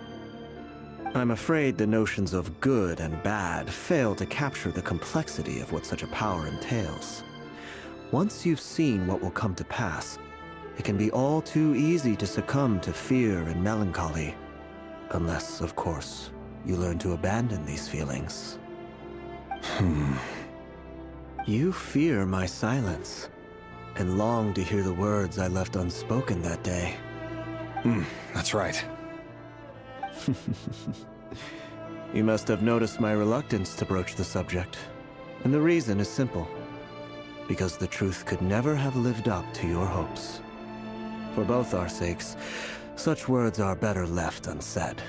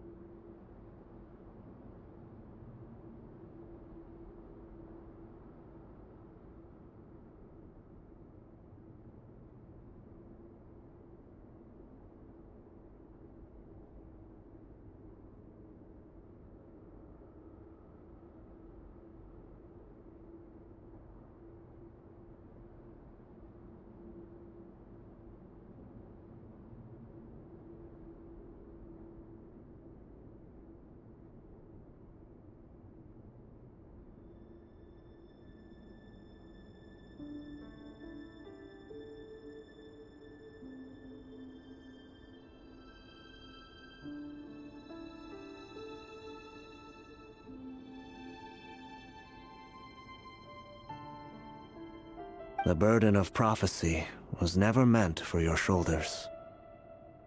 So who exactly do you deem worthy to hear your prophecies? None but our exalted king? Or rather, our king as he once was. You're closer to His Majesty than I am. You must know better than anyone how much he's changed. You say that as though it is to my benefit. Yet precisely because of that, I dare not speak rashly. A king can turn out to be the most virtuous of rulers, or a tyrant more terrible than the most vicious of dragons. You are so wise and far-sighted, yet still you would have me live in fear of the unknown? You make a fair point. Especially given my silence alone was all it took to send you spiraling downwards.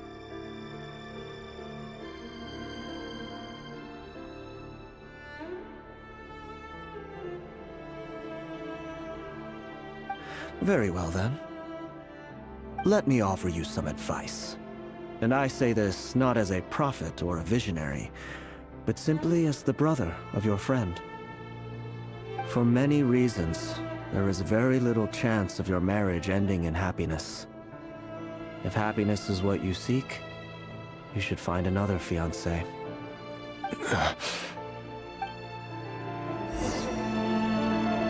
Hold on. There's that same black fog again. Could this memory belong to Flins? Guess I'd better tread carefully.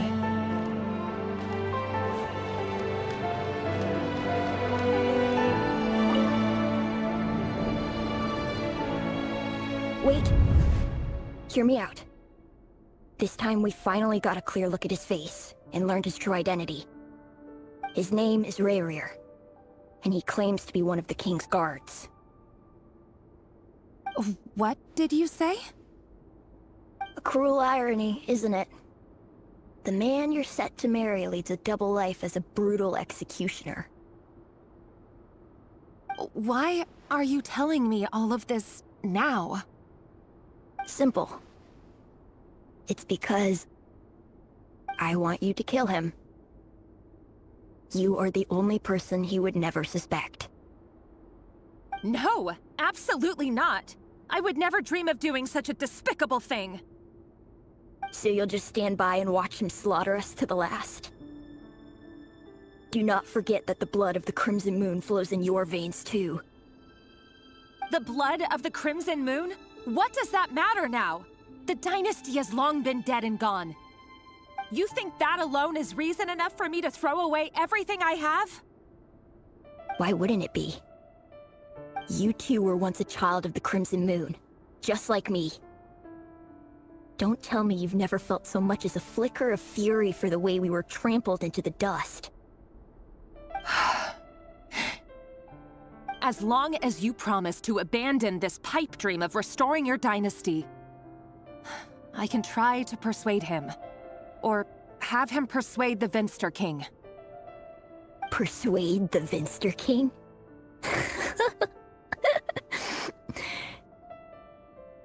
Do you even know why he's so obsessed with hunting us down? Why he keeps trying to force us to hand over our secrets? Over and over again?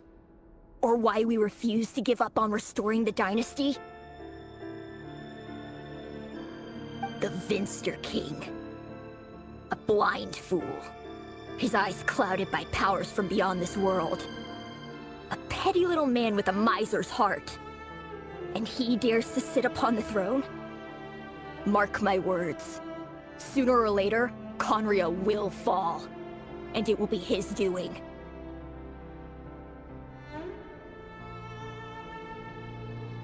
If you can't bring yourself to do it, so be it. Just you watch. It won't be long before calamity descends upon us all. The Rerir of Solnari. That really is quite a secret you've been keeping from me, Rerir. But who am I to talk? Am I really any better? I've kept my own past a secret this whole time, too. Love should be built on honesty. But ours was born from lies. And yet, is it really so wrong to hide things that would only make life harder? If we don't cover up the parts that no one else should see, how can we go on pretending to be normal? Vedifulnir must have known all this. And that's why he made his prophecy. In the end, nothing stays hidden forever. But I won't just sit by and watch this disaster unfold. I'll do everything in my power to protect what I cannot afford to lose. No matter who I have to face.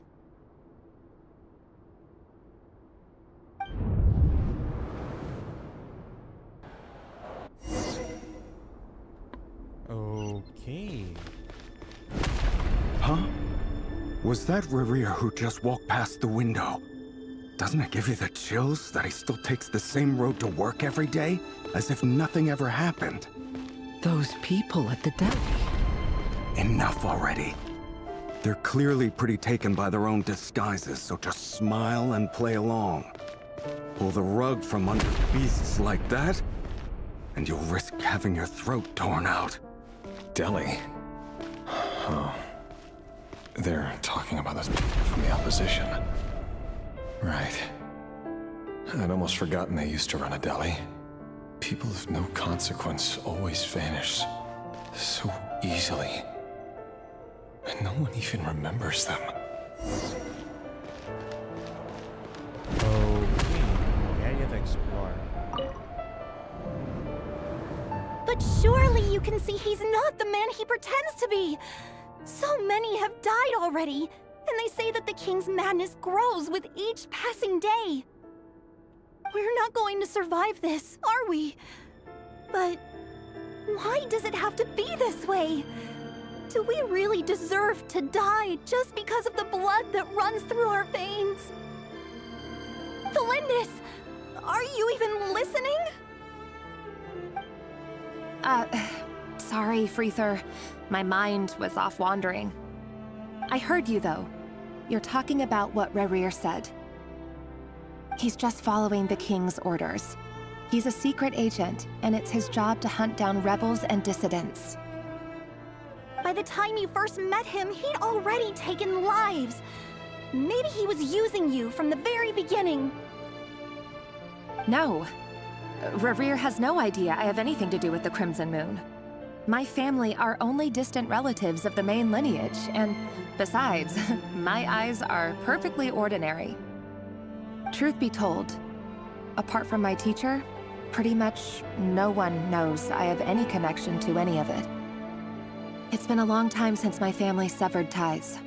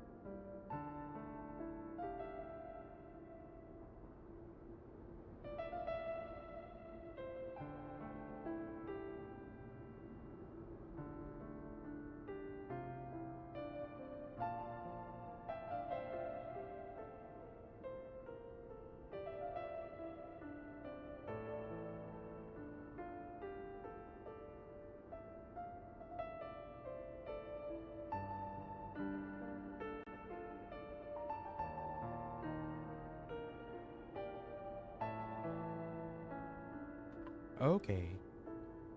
Done with dinner.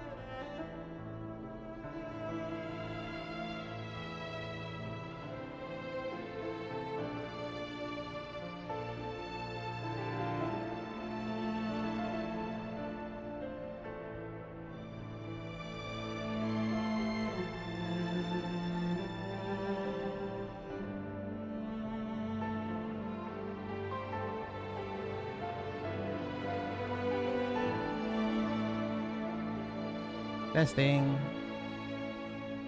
Testing. Okay. I finally added a toggle for my reactive image.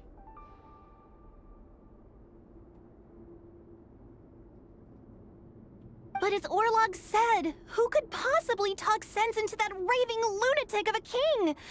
No one! I'll work something out. Trust me, I'm with you all. But for now, you need to keep yourselves hidden. Don't let anyone find you, anyone at all. Don't forget that Rerir is an Eclipse operative. You need to be extra careful when he's around. And when I am too. For now, don't come looking for me. And if anything happens to me, just act like we've never met. If even you can't escape this, what hope do the rest of us have? But after all this time together, surely he wouldn't lay a hand on you. I won't speak in his defense, nor can I give you a clear answer to that question. But I'll do everything I can to put an end to this. Here, hold on to this. If an opportunity to escape presents itself, take it. You'll be glad you took some spare change. You call that change? But what about you?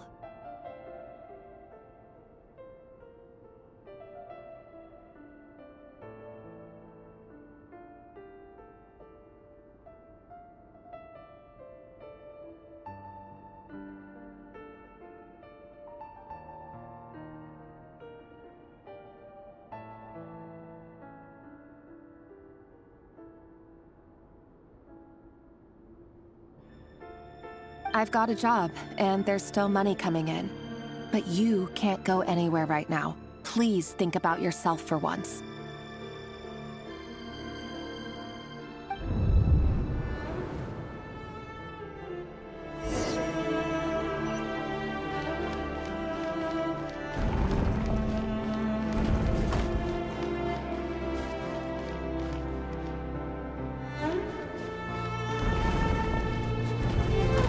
Another round of assassination training. Training ground is just beyond this hidden passageway. When you kill a person, doesn't it bother you when you end up covered in their blood? Why would it? Aren't we all just walking blood bags? But not everyone was accustomed to hunting down others like prey. You've been a hunter for so long now, you seem to have forgotten that most people don't just go around killing one another. Leave me alone.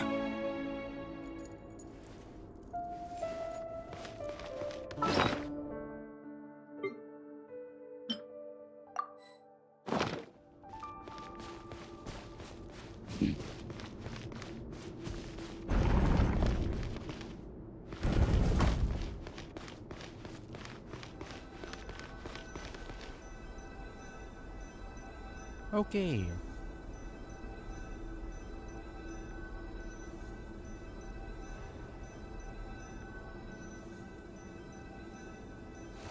I forgot.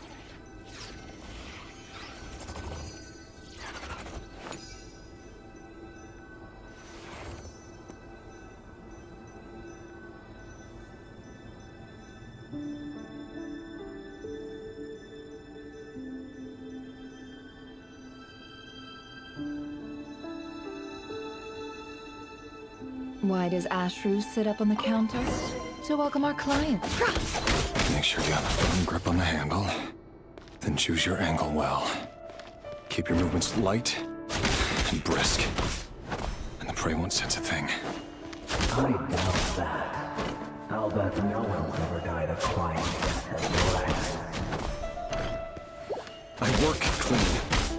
No traces.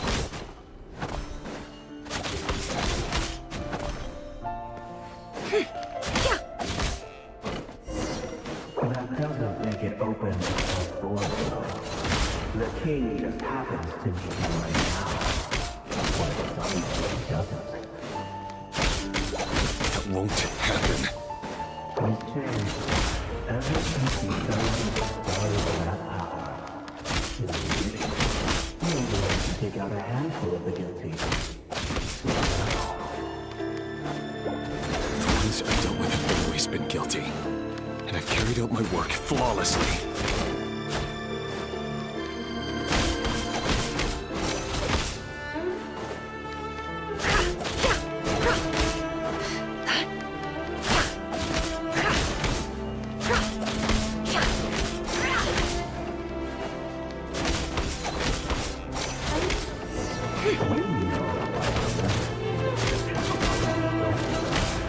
Was it because he didn't trust you?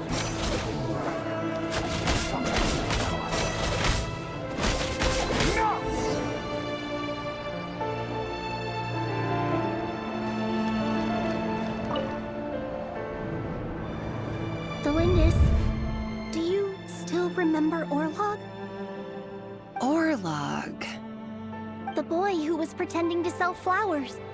You spoke for quite a while, didn't you? Yes, we did. What about him? He was arrested 2 days ago.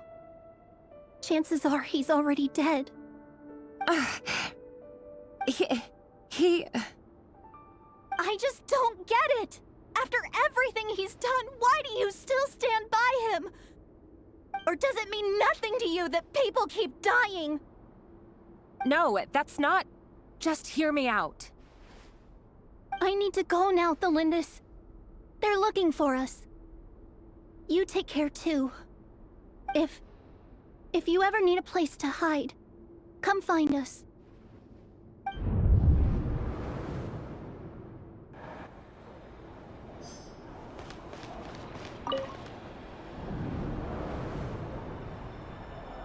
Author Thelindus.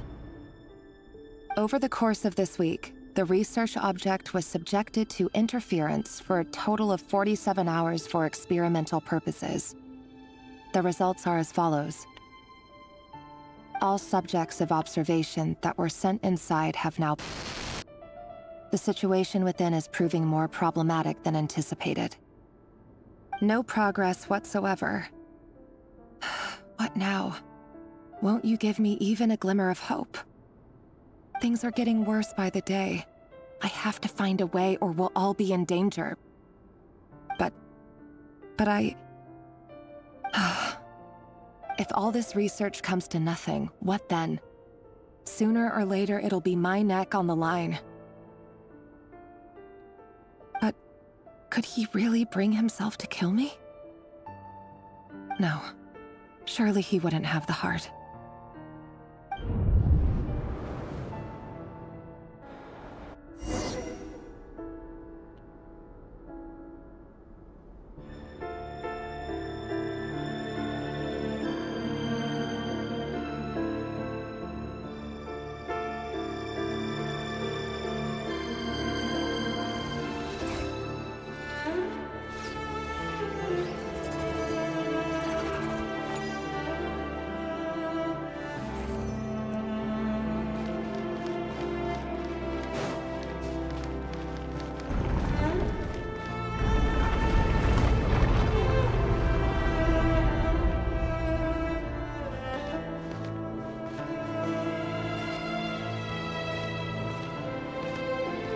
Why won't you just let us go? We don't even know each other. All we want is to live ordinary, peaceful lives. You want to live?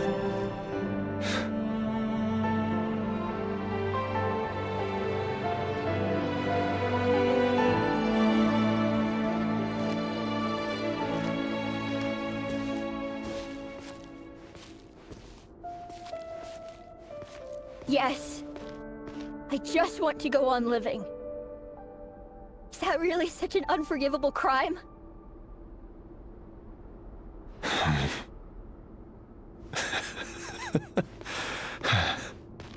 You want to go on living. I want to keep living too. To keep living forever. That's why I have no choice but to continue on the path I'm on. If only some savior would suddenly swoop down and change the way the world is. Too bad that's not going to happen.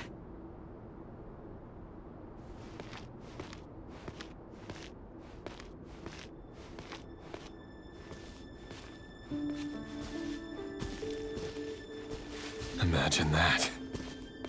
If there really were such a person, you and I wouldn't be standing here like this, would we?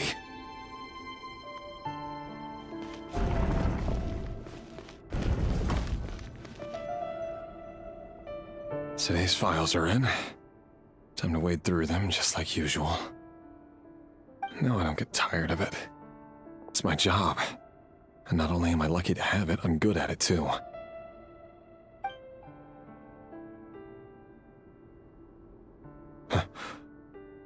Wait. That's... Flindis? No. No! No! Why? But you bear no mark of the Crimson Moon! How could you possibly have anything to do with them? It cannot be! A diluted bloodline. Carefully concealed. I see it now. You've been living in the shadows just like me. What a fool I've been. Numbing myself with talk of justice. Even imagining my friends would back me up. But in the end, Irminsul. Finster King! How far are you going to take this? From the direct bloodline to secondary offshoots? And then what? Today it's the descendants of the Crimson Moon. Who will it be tomorrow? Will you not rest until everyone down here is dead? No. This cannot go on. This is where it ends.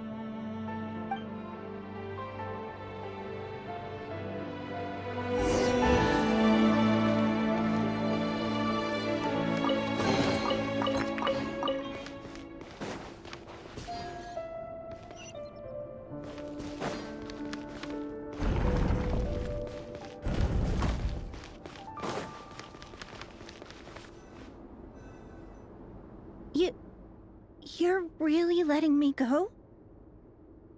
I am. As long as you can guarantee that no one will find you. Don't worry, I'll be extra careful. No one will know I was here. But... what about you? Me? If you let me go, you won't be able to complete your mission, will you? Good point. In that case, maybe you should stay. No, please! I just want to see the outside world again. To... Go on living? Yes. I know you're a man of your word. So please, just let me go. If I let you leave, what will become of me? Just kidding. Go, now. But remember, don't let anyone know you were caught. We'll be seeing each other again very soon if you do.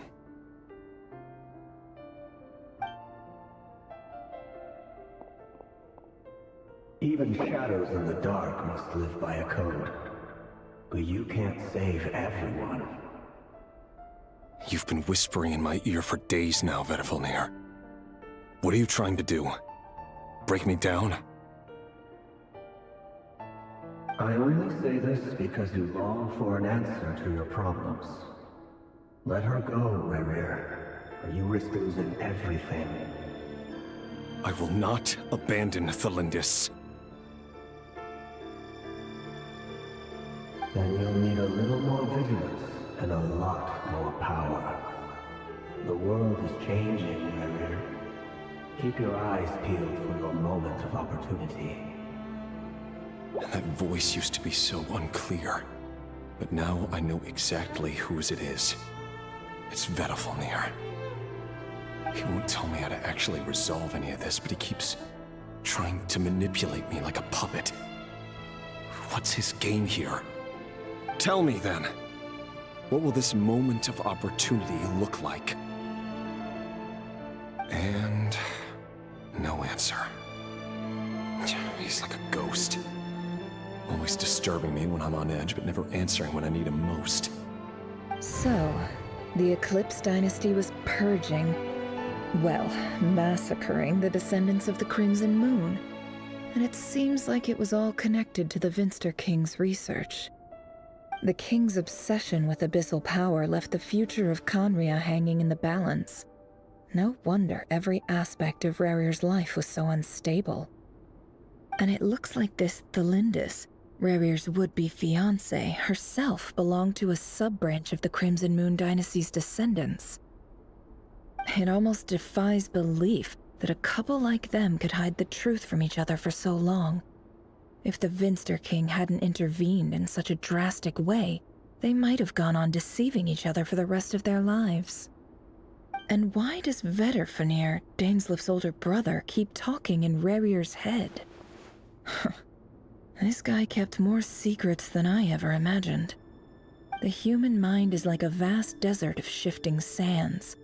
When you follow the flow of someone's memories, you only ever see the parts they're willing to let surface.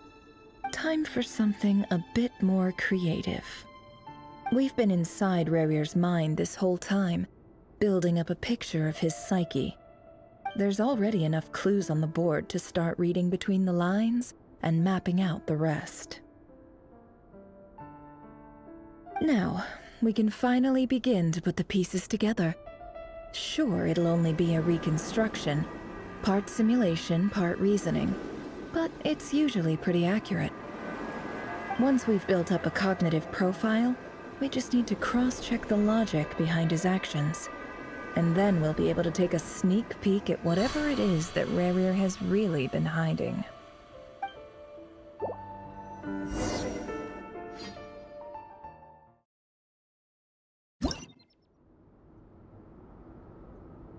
Okay.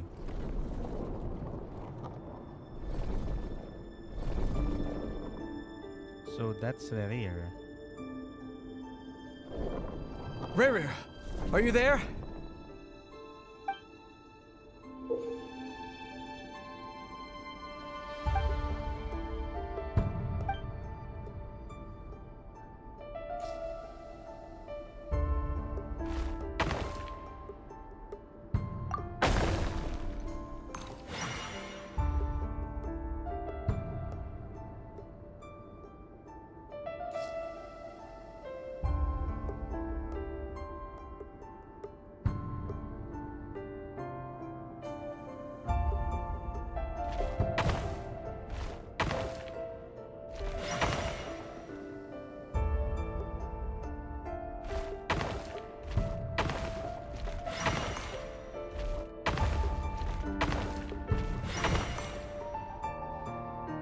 Hey, Rerir!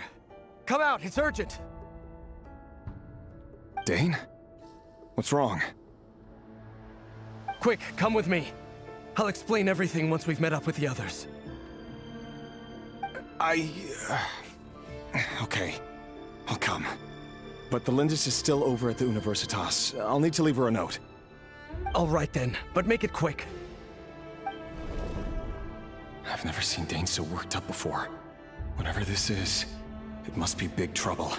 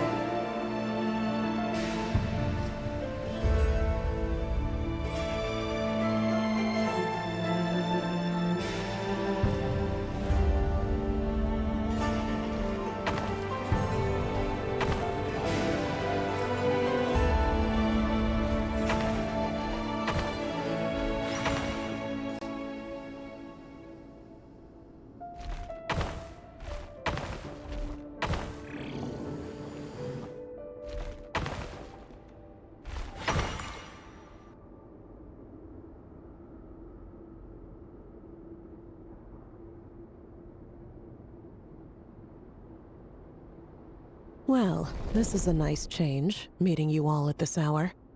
When men and women of ambition can speak face to face in broad daylight, I say that's a big step forward for our dear Conria. Don't be ridiculous. We do not fear the day. Why would we seek refuge in the night? You might ask your blade that same question. I'm told it prefers the cover of darkness. The word on the street is that Sertologi only strikes when he has an unfair advantage. But that is patently false. I see you're missing an arm and a leg. Surely only a fair fight could explain that. If this is your way of offering me replacement limbs, believe me, I'll take them. Oh, we can certainly discuss that. With bioalchemy, anything is possible. Assuming I have your full support in my research. Lunatic. Robtatir, what brings you here? Why, Dainsleif, of course. He invited me. Is that the mask? Please, cast aside your apprehensions, Miss Rhindaughter. Whatever the rumors may say, I am but a humble servant of the king, and I can assure you he affords me no greater convenience than he does you.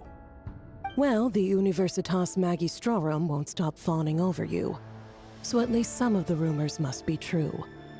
You're clearly doing well for yourself, so drop the humble servant act. It endears you to no one. You're president of the Universitas Magistrorum, the chief royal mage known as the Wise by royal appointment, and by far the most favored among the 4 pillars of Conria. Vice President Veit doesn't even try to hide his envy when he sees you. My success is the product of hard work and good luck. It's as simple as that. Were the king not such an extremist, I hardly think I would have received a senior post at my age. Of course, no job is without its gripes. Serving a king like ours can be a challenging task, as I'm sure you can imagine. And as for Efterveit, in missing out on the presidency, he's dodged a mountain of stress. Like everything else in life, it comes with pros and cons. You're all here. I apologize for the short notice, but it was an emergency.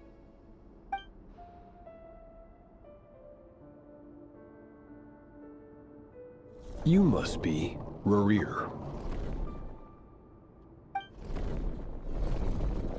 Mr. Sertologi. Yes, I handled your case file during your sentencing. Nothing personal, of course. I'm pleasantly surprised that you remember me. You're clearly a person of substance if you've been invited here. But Dainsleif, you'd better have a very good reason for convening this little gathering. It's my brother, Vedofenir.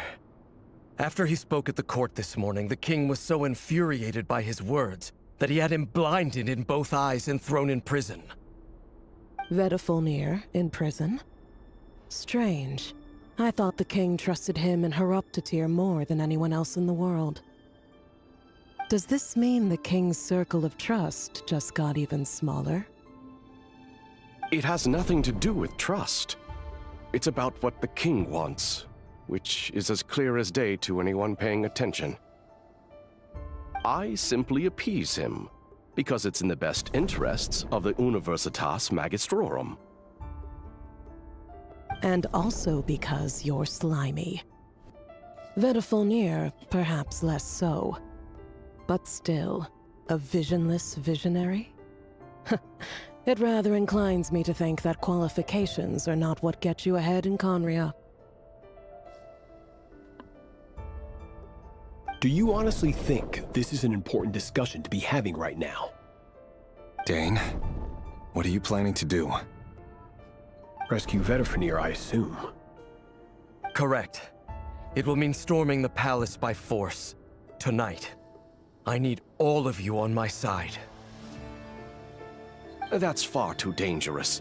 And don't forget, Dainsleif, you're captain of the Royal Guard. You swore an oath to the throne. Hmm? You've been planning this for a while. haven't you?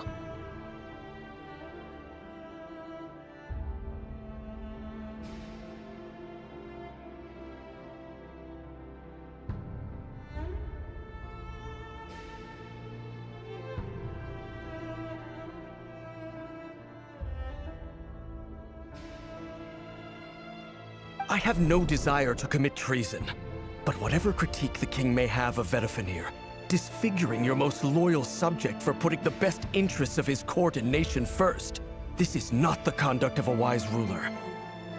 My blade will force the king to see the error of his ways. So, Vedafenir's prophecy enraged the king. I'm sure it wasn't what he wanted to hear, but if he won't take counsel even from the visionary, that is deeply troubling news. The extent of His Majesty's madness is now all too clear. The question is, how does a man like me get out of this situation unscathed? You have noble ambitions, Dane, but I'm afraid they don't do much for a guy like me. I'm not interested in saving the world. All I want is a letter of pardon. A letter of pardon? For whom? Thelindis? The chances of the Vinster King issuing a pardon for anyone connected to the Crimson Moon seem vanishingly slim.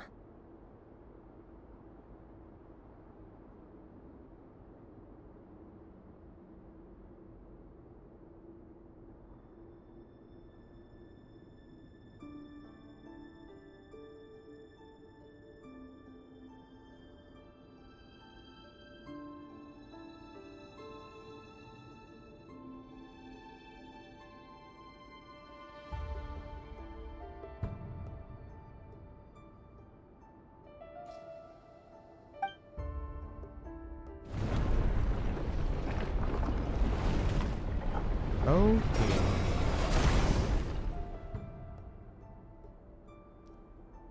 This black fog over the board must have some connection to Thelindis. But why is it taking this form? Does it have something to do with Rerir's past?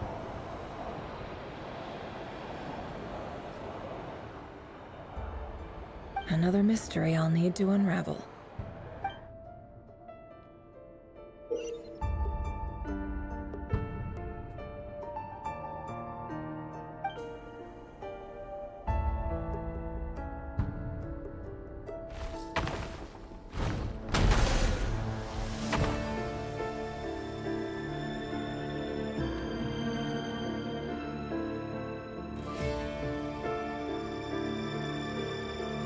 One, two, three, four, five, six.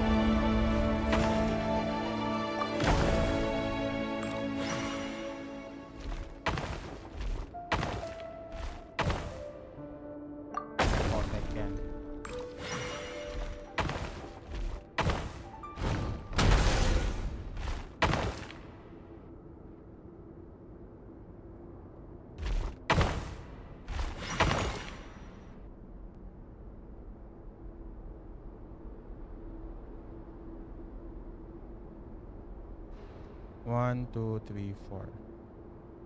1, 2, 3, 4, 5.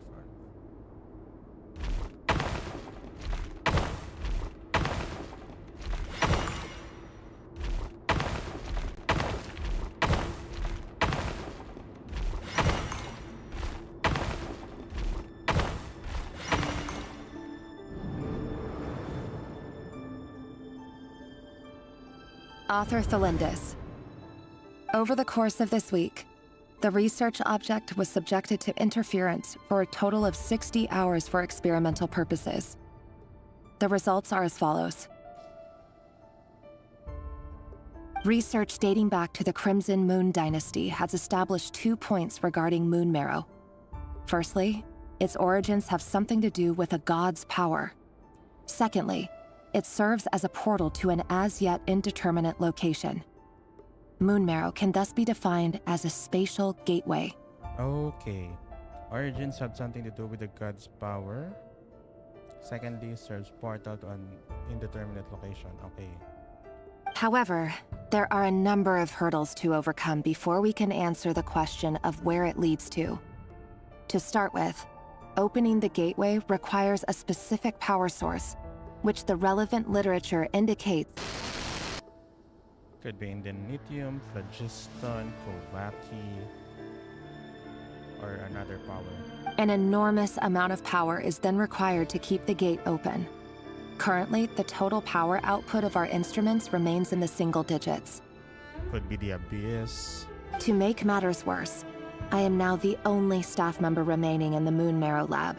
The Universitas Magistrorum recently decided to move most of its personnel into abyssal energy research, which has stymied all Crimson Moon-related projects.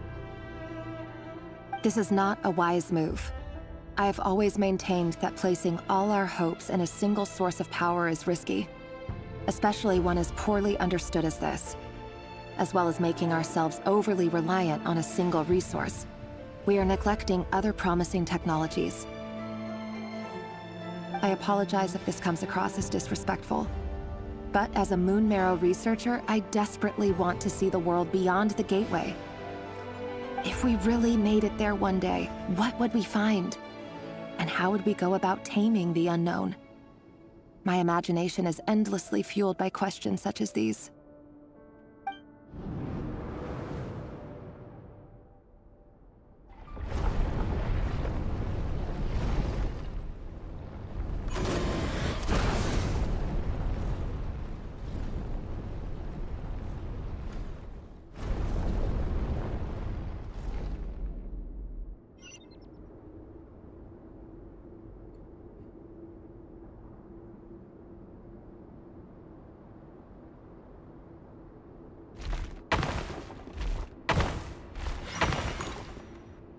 Okay, I cannot fight these guys yet. 1, 2, 3, 4.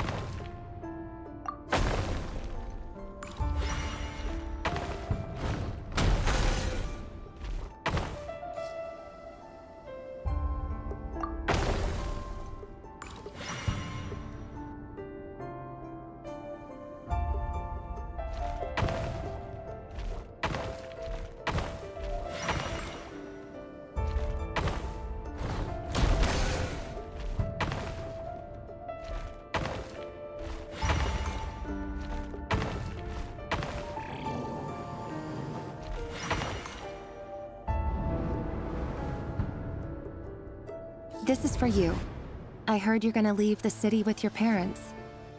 Felindis, did you hear about what happened? I've heard nothing.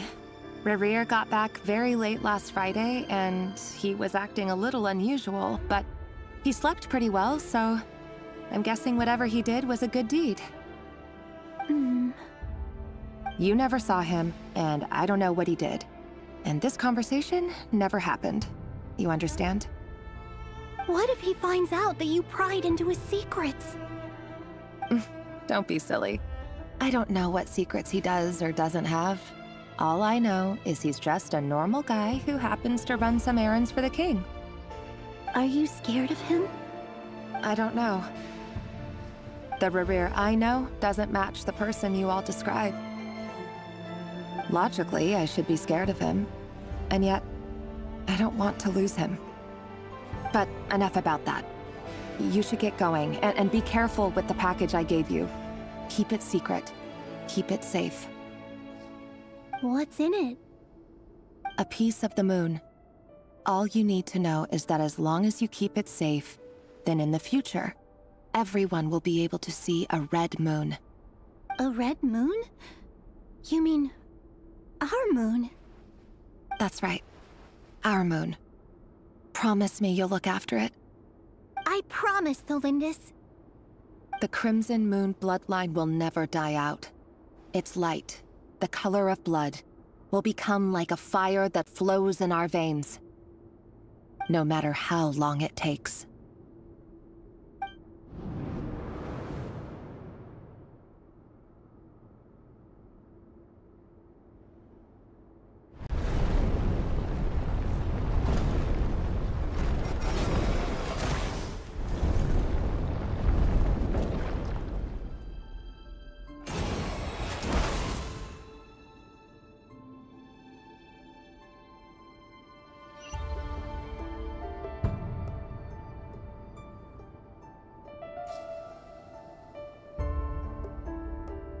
One, two, three. 5.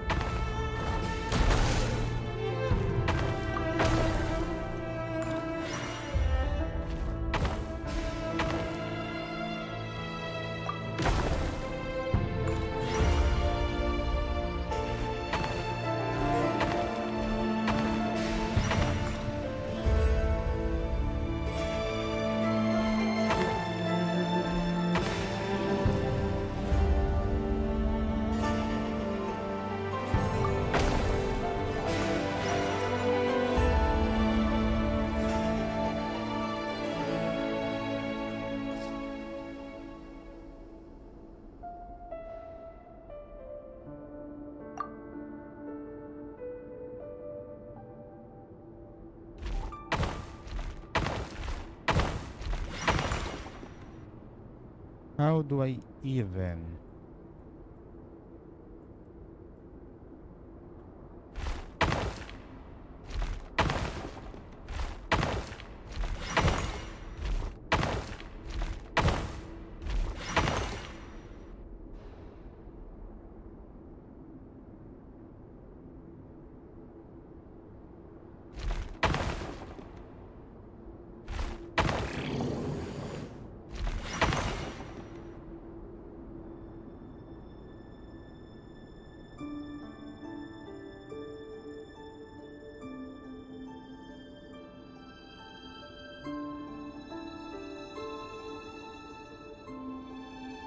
One, two.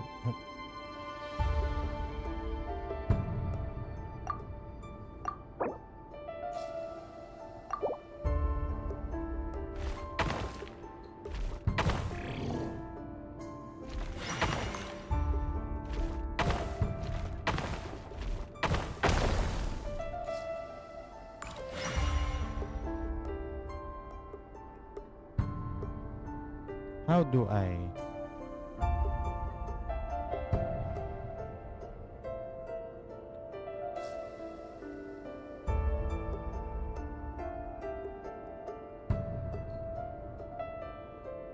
1, 2, 3, 4, 1. 1, 2, 4, 3.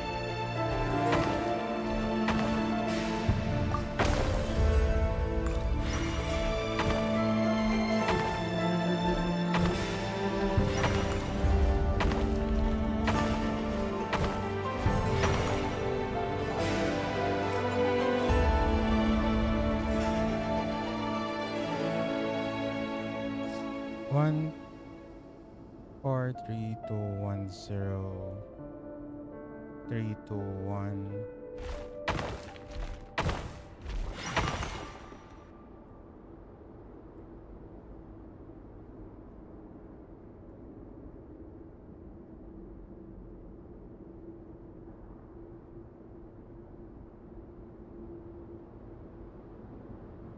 If I exit this,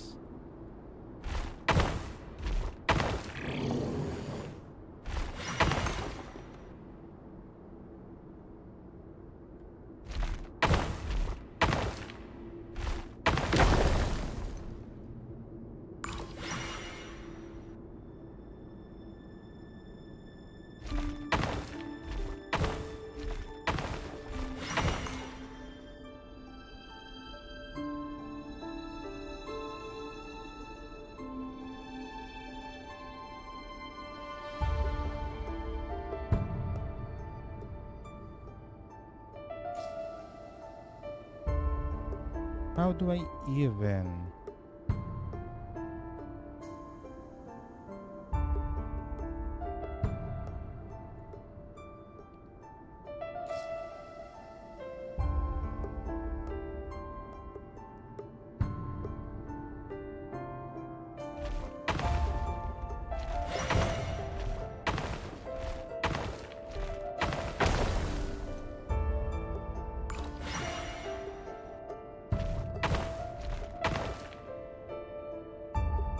So this is basically ignored.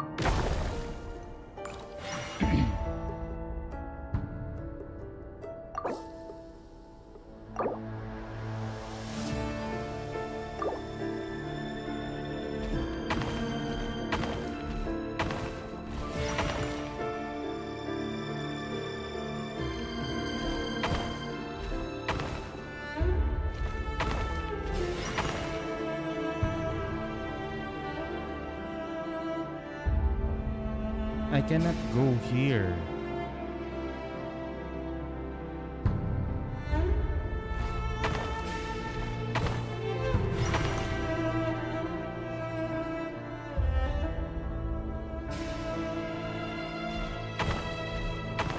Bring me here. Oh no.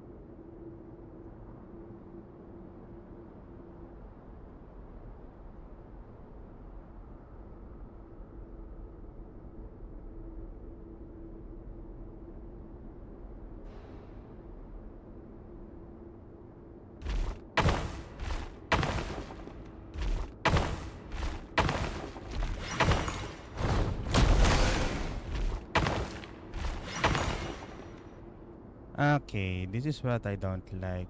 Pag napapawalkthrough ako ng wala sa oras.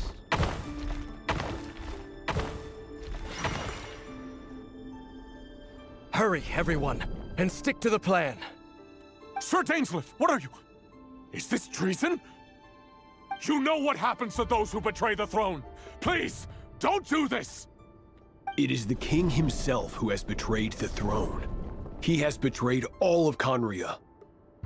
If you have any love left for justice in your heart, you should join me. It's showtime. Dane and his group will handle the troops in the palace. Then Hraptatir and Rheindotter will disarm the security measures. My job is to enter the prison and rescue Vedifalnir. Stay safe. Wish me luck. Look after my brother. Draw your blade. It is time for justice to prevail.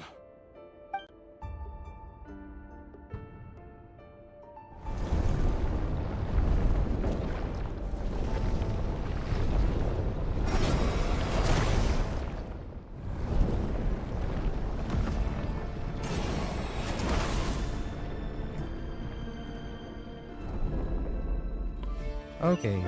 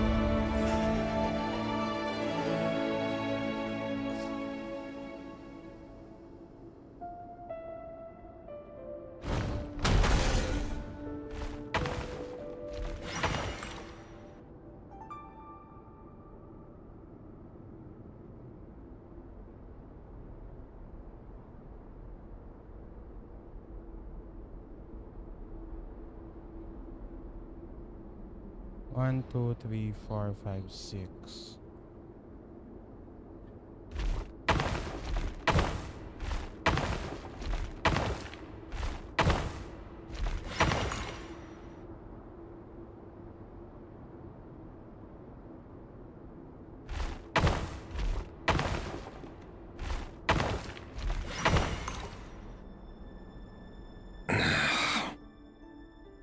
This place is filthy. And the smell is abominable. Clearly, the king doesn't allow his prisoners a single shred of dignity. This is dire. Found you. Hello, Mr. Vedifalnir. Ah, it's you. Surprised? Oh, wait. I guess surprise isn't an emotion that prophets feel very often. I certainly felt some surprise in the moment when I was blinded. Surprise at the king's sheer ignorance. Surprise at just how unfairly this world responds to words of earnest remonstration. I'm curious. What did you prophesize this time? It wasn't a prophecy. It was a word of warning. Someone had to say it. Okay, so this guy uses a serpent. One is a wolf, one is a horse, a sword, then a bust of himself. The king has forsaken all reason in pursuit of his obsessions. I simply told him that if he continues on this path, Conria will surely fall. But he didn't listen. Worse still, he stabbed you in both eyes and locked you away. Dane asked for my help. The court is in complete chaos now, but I'm sure you predicted that. Everything is transpiring as I foresaw, yet I am powerless to change it. Fate is an immutable force. I can but lament as the inevitable unfolds. I do wonder whether giving a man the power to see the future is nothing more for him than slowly crush his spirit. Forgive my curtness, Vedafulnir, but the king did not suddenly turn on you today. His suspicions have been brewing for a long time. You can't have wisdom beyond the reach of your fellow man without attracting his fear and suspicion. There are things the king does not want to see. So, he doesn't want you having visions of them either. He blinded you because he thought this would make the visions stop. He wasn't entirely wrong. I did indeed lose my power to see the future. Right up until... Until what? Just now. I believe I saw something new. Well, tonight could go a lot of different ways. 5 of us banded together to storm the palace, also we could rescue you. This will go down as the most tumultuous day in Conrian history. I sense hatred in you. But also hope. A desperate hope that with the tyrant deposed, that will be the end of the story. But this is not the end. It is the beginning of a new chapter, in a whole new story. There are many men of honor and courage in this world, Rerir. But you are not one of them.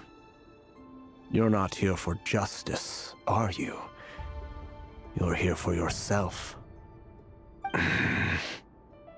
Is that a dagger? Interesting. Why not the polearm? It was always your weapon of choice. With your abilities, I don't doubt that you were able to recover some of your sight.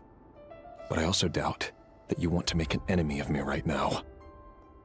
Of course not. We're on the same side, aren't we? We could be. But I need you to be honest with me, Vedafulnir. At this point, you're my only hope for the future. You mean your future? With your beloved, Flins? Yes. And I know there are bigger things at stake here. A dynasty, a nation, maybe the entire world. But forgive me, I care first and foremost about myself. I can't abandon the one I love to save myself. I just can't do it. But you see a broader picture of the future than I. You see the solutions to the biggest problems of our age. So tell me, what is my solution? What's the answer? In matters of fate, answers are either right or wrong. What will be, and what will not. Maybe you are willing to pay a certain price in the pursuit of happiness, but unfortunately, fate does not negotiate. That is the cruelest thing about fate. It is unmoved by your sacrifices.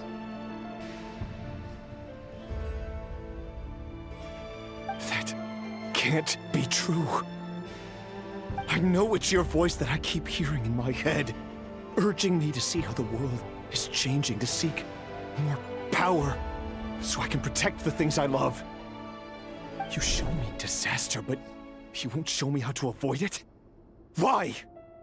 Why are you doing all this? My voice. In your head.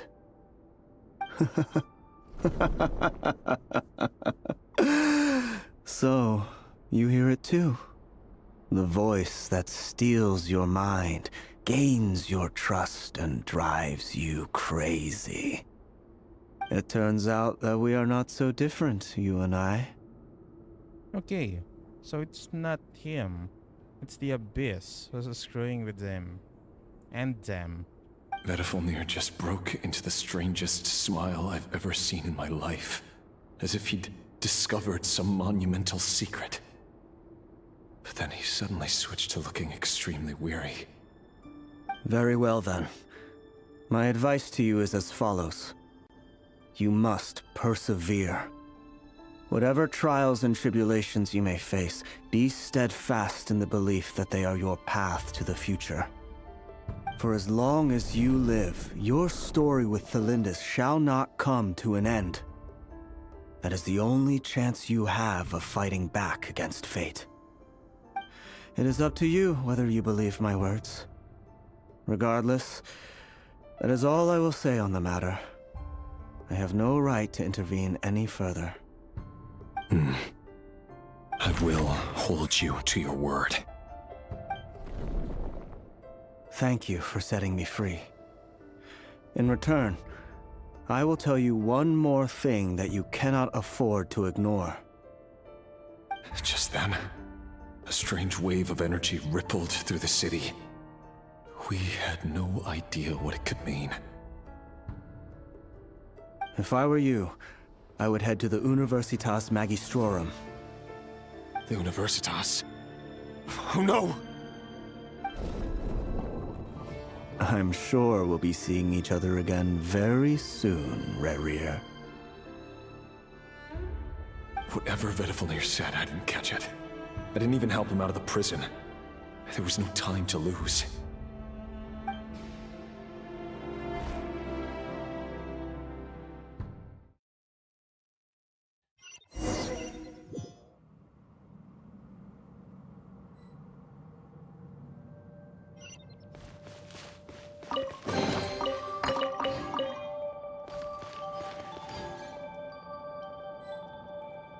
Okay.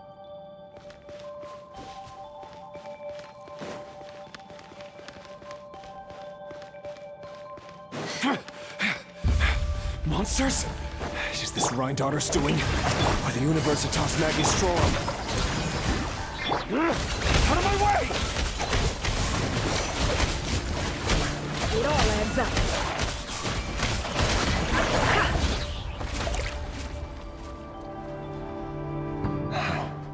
The Universitas.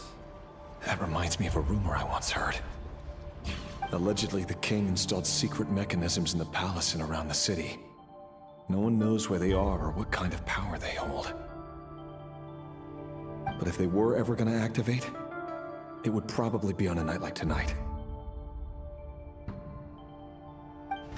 Help! Help! Hold on! Don't let them anywhere near you!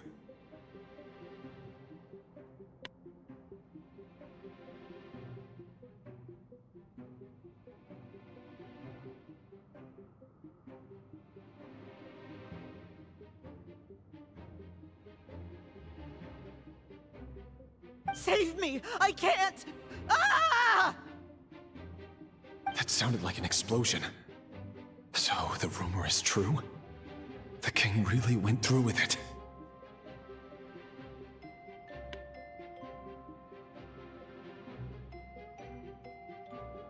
What other means does the king have at his disposal? They must run on power from the Abyss. And given it's a major center of Abyss research, anyone over at the Universitas will be in grave danger. I have to hurry!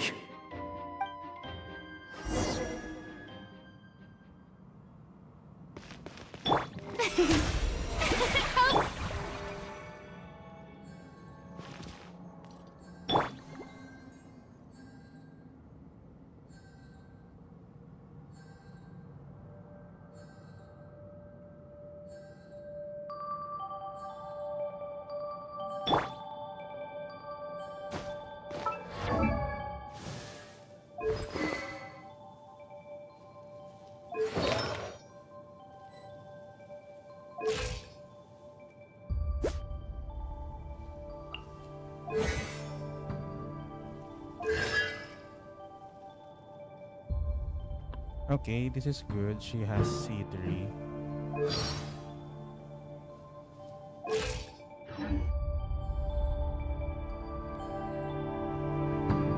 Wait, anong voice line sinasabi mo?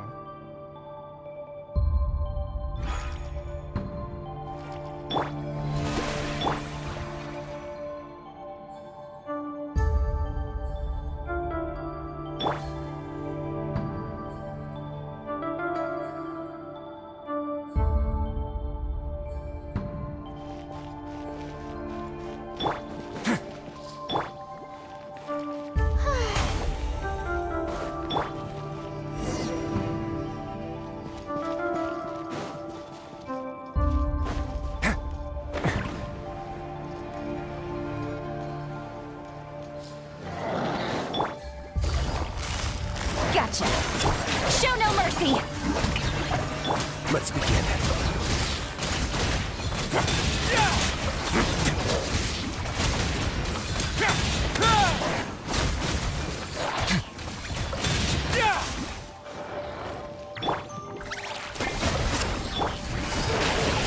Quietly now.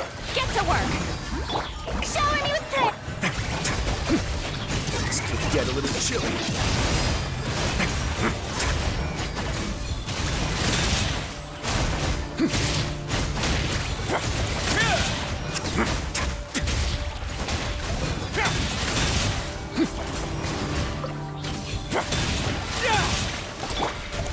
Yoo-hoo! Show no mercy!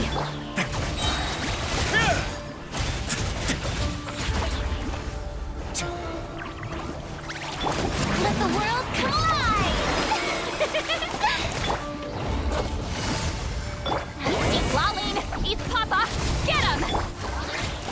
Here comes the catch. A more, please.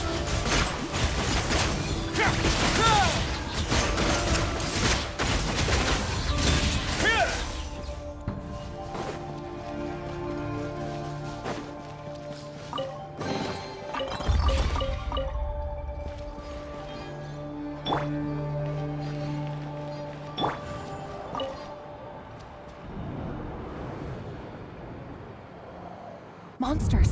At the Universitas Magistrorum? Why now? Oh no! They're coming! It's no use. The table won't hold out much longer. The weapons. Where are the weapons? Of course. All the lab equipment was upgraded after the inspection last week, but the new weapons haven't been allocated yet. I'm done for. Is anyone there? I need help!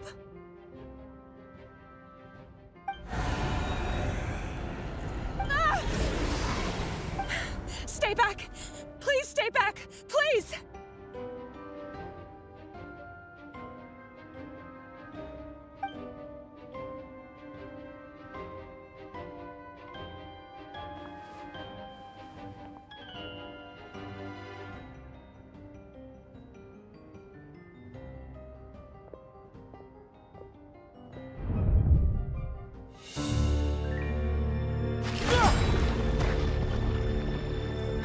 What's that?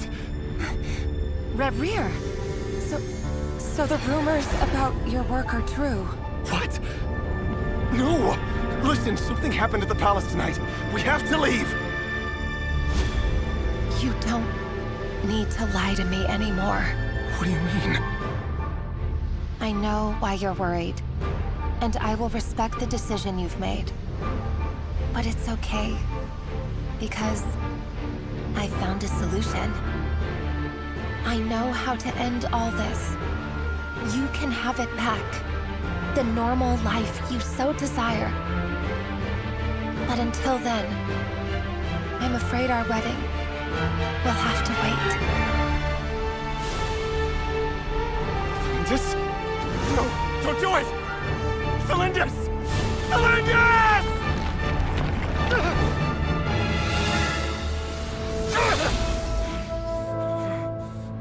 I told you, Rerir. Let her go.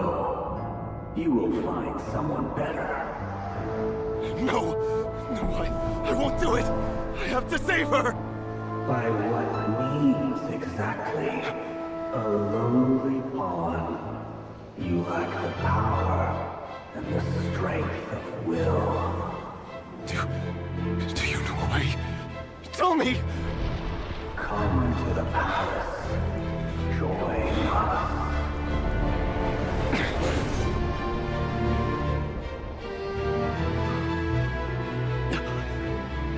Rerir, thank goodness we... Step forth and take your share. You made it. Not you too.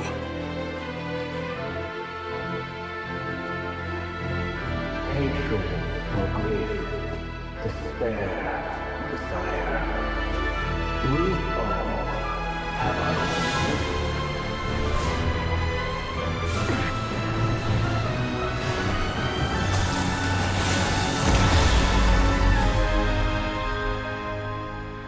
Rerir. Rerir. Flindis? Were you daydreaming?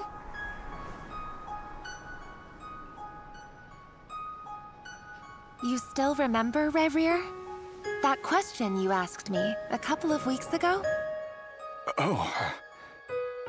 You mean the proposal? Yeah. I'm wondering, where do you think would be a good place to discuss it? Maybe in the garden? Or were you thinking a fancy restaurant? It's your choice.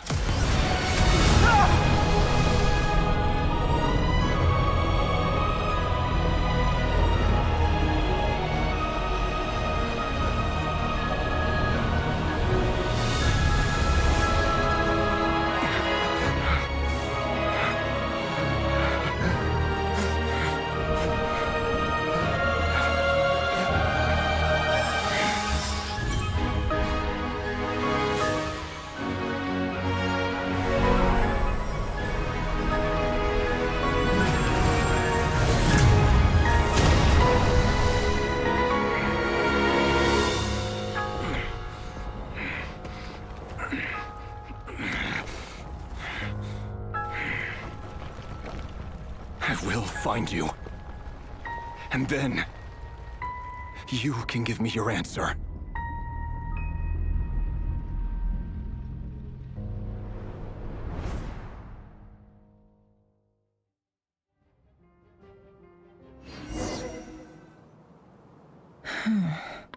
Okay, that was nuts. So that's how the Rerir of Solnari was born. A monster created by circumstance is a monster all the same. Viewing other people's thoughts for too long can get uncomfortable. Right now, I'm feeling a strong sense of loathing. In a nutshell, the story of Conria is what happens when the truth falls by the wayside. Everyone tells little white lies, and before long, you have a huge pack of lies that destroys everything. Whew. Time to get back. Yeah, time to get back, girl. His past is filled with sorrow, but the tale of any fallen civilization is one of endless tragedy. Cruel as it may be, that was Conria's fate.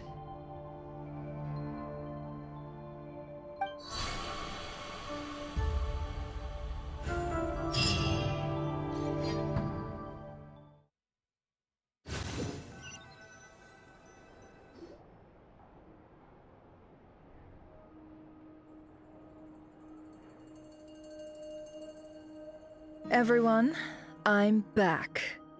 Can I get a standing ovation? Nice. Never! How are you holding up? Feeling okay?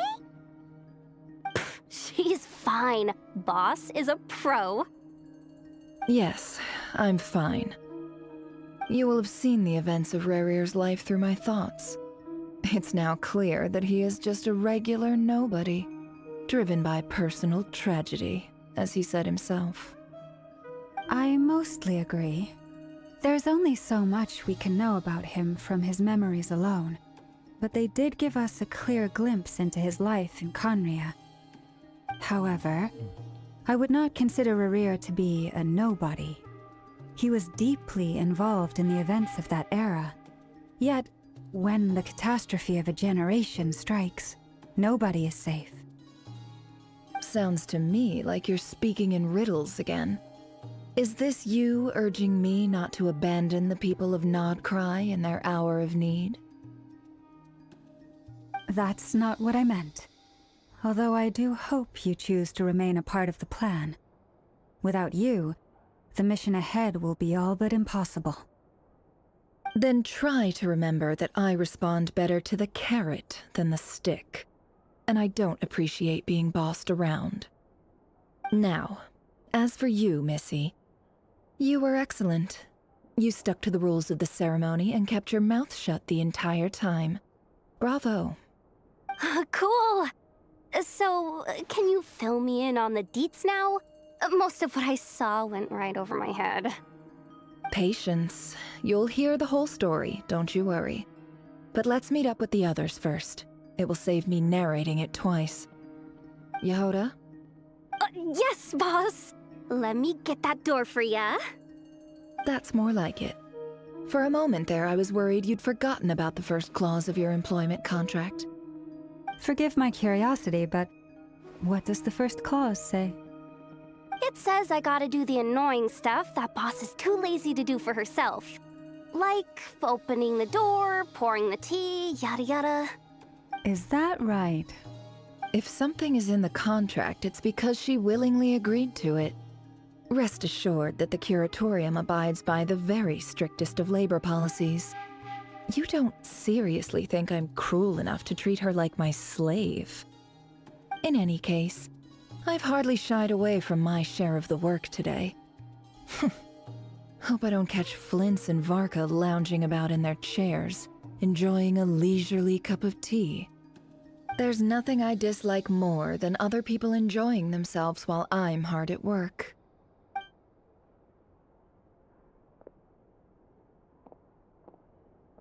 Oh no.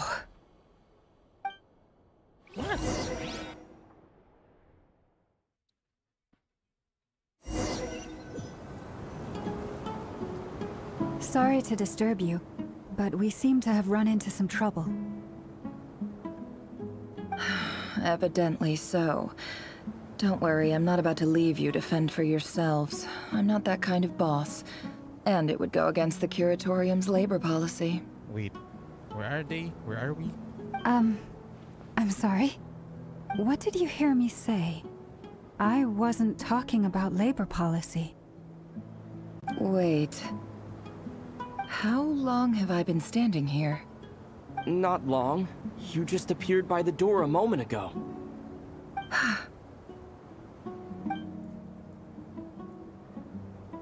Boss, what's wrong? You look like you've seen a ghost. We've been tricked. We never left at all. Somehow I hallucinated that whole scene back inside the office. Oh.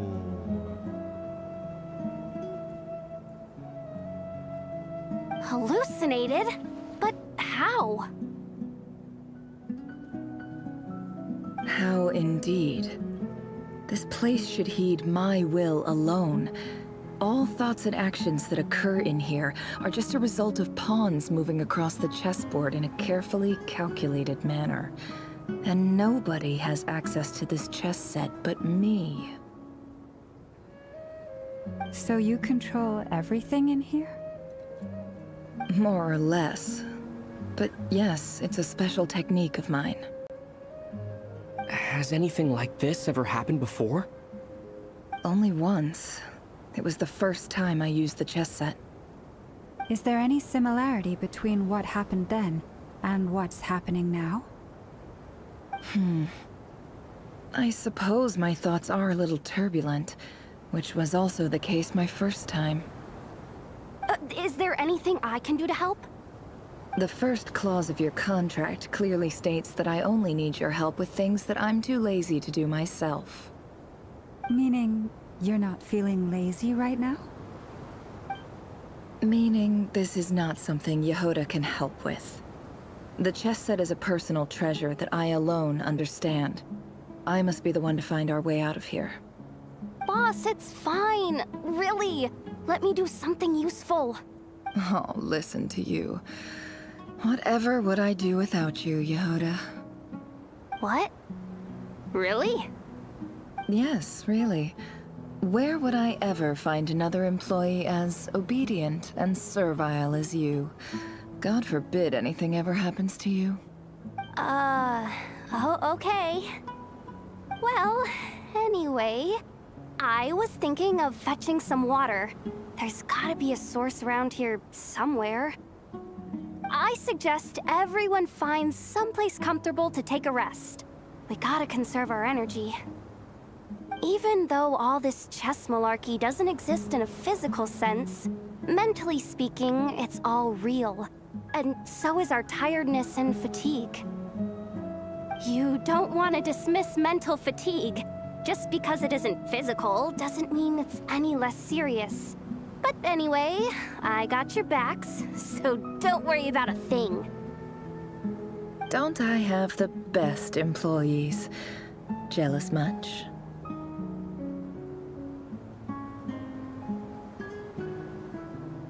If we can find a suitable time, I'd love to borrow Yehoda for a day to help out at the Frost Moon Scions. Would you? Oh, Lama. Have I ever told you just how pretty you are? Beauty runs from the tips of your antlers to the depths of your imagination. Time to rally, everyone. Follow me. As we continue our journey, the same rules will apply. That means stay focused and no talking no matter what we encounter.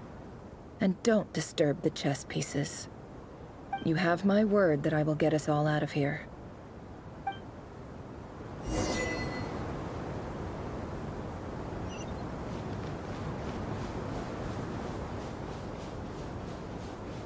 Okay, that's nuts.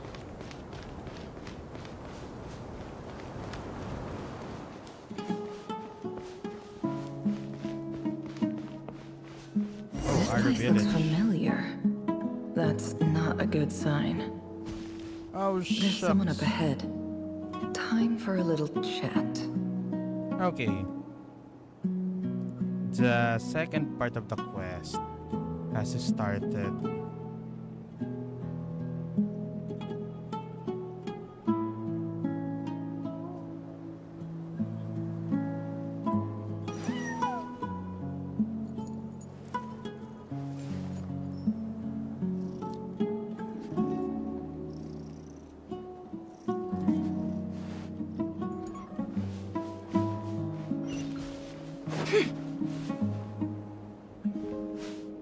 I wasn't expecting visitors at this hour. Wait, is that? Oh, it's him. There you are! Sinue's been looking for you all day. I think he has some news for you. Oh yeah? What were you doing just now, Uncle Retinue? Hiding away some more loose change? I know I saw some Mora. What do you mean loose change? Oh, come on, I'm too old for this. Just pretend you saw nothing.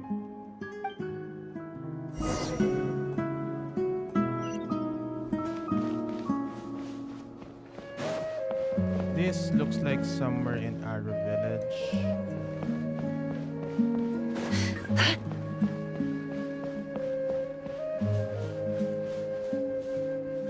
Hey, kid.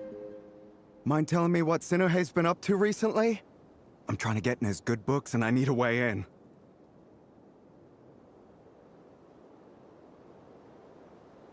Get in his good books? Why? What do you want with my dad, Uncle Apepi?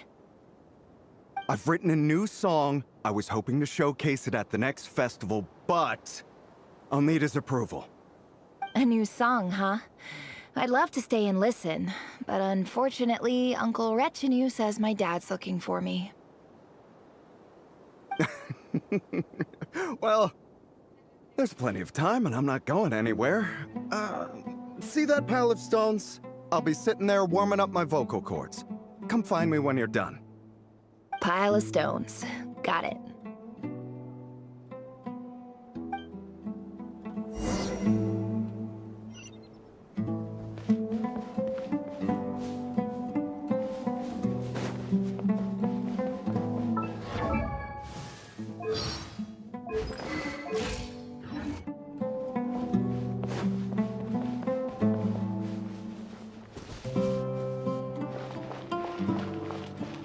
Dad. Uncle Retinue said you were looking for me. Ah, there's my little princess. If you'd gotten back just a little sooner, you could have shared the spoils of war with me. Spoils of war? Who were you fighting against, Dad? It was just a figure of speech. The aftermath of a sandstorm is no time to be waging war. I was talking about our war against thirst. I went out to fix our water supply problem, and now I'm back. Which means we have a well again. That's right. I found a new one and brought back as much water as I could carry. It should last us for a good while. If it wasn't for these blasted sandstorms, our wells wouldn't be caving in. You wouldn't be spending all your time out searching for new water sources. As the chief of our tribe, I'm supposed to be leading us out of hardship and poverty, onto better things. You know how prosperous our ancestors were. I've told you all the stories. And look at us now, squeezed into these hovels. No one would choose this, if it wasn't for the endless wars over the years. But things are looking up. I started working with some folks from the academia a few months back. They gave me some contacts in return for my assistance in the desert.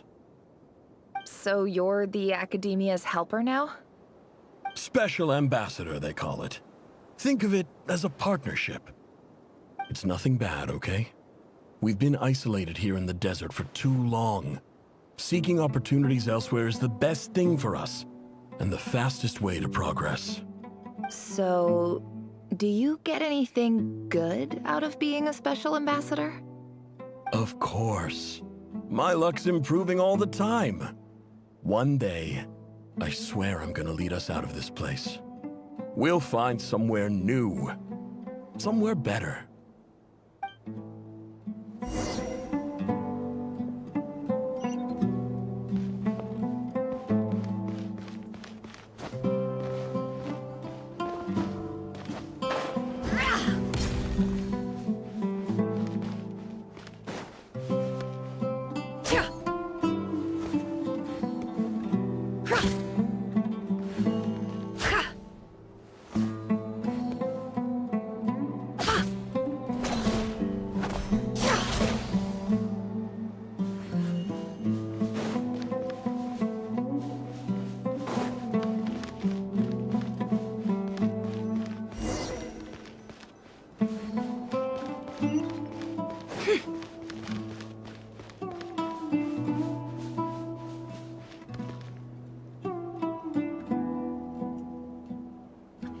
That's our well, and you know it. You stole from us. Well, you've gone from chief to thief, and now you have to face the consequences. Did you really think you could take our water without permission and get away with it? You're either brave, stupid, or both. And that Special Ambassador Act? Yeah, nice try! We spoke to the academia. They said it was all news to them. You're a liar and a cheat!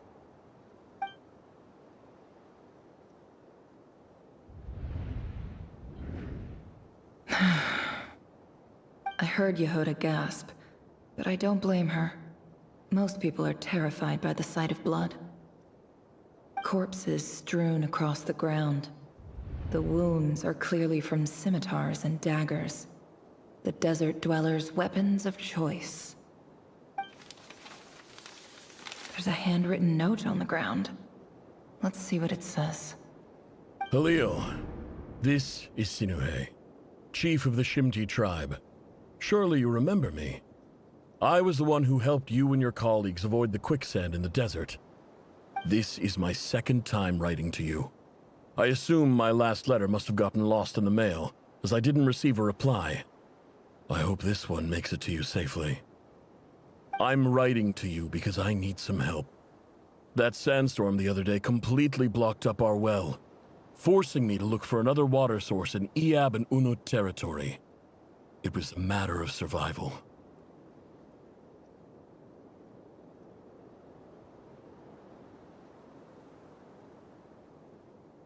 Praise the gods. The well of the Iab tribe was intact. It was my last resort. I drew what water I could and left, but not without being spotted. I fear they will retaliate. You told me to write to you if I ever needed help. You said you'd be my ally in the academia. I urgently need you to formally recognize my title of Special Ambassador and send some of your people to assist me for a few days. It's the only way I can convince them that this was the academia's decision and prevent them from retaliating. This is an emergency. Please send help as soon as possible. Looks like this letter never got sent. The writer died a grisly death, and the letter was trampled into the ground. It's badly defaced. Some parts are barely legible. What a ridiculous lie the surviving Shimti tell. Their whole village was butchered over a sip of water.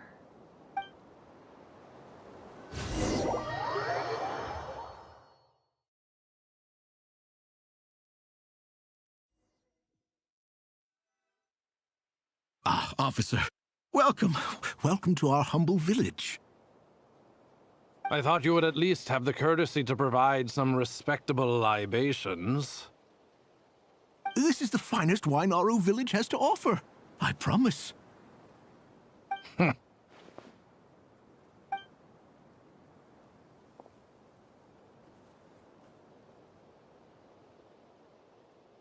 The Academia has agreed to reserve a single space for a candidate from your village.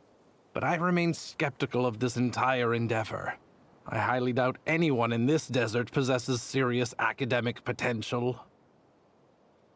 Please, have faith. If not in us, then in our god. The child we found shows great promise. I beg you, take her away from this place.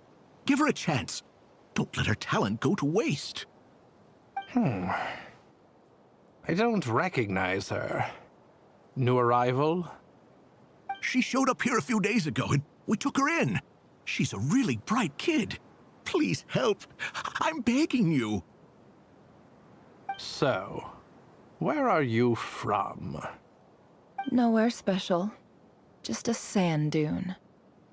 What about the rest of your family? How many of you are there? Just the one. It's only you? Correct. So, no brothers, no sisters, no mother or father? Any who have slept on a bed of sand, I call my brothers and my sisters. Apart from that, I have no family. All right. Get over here. Sign your name on the form.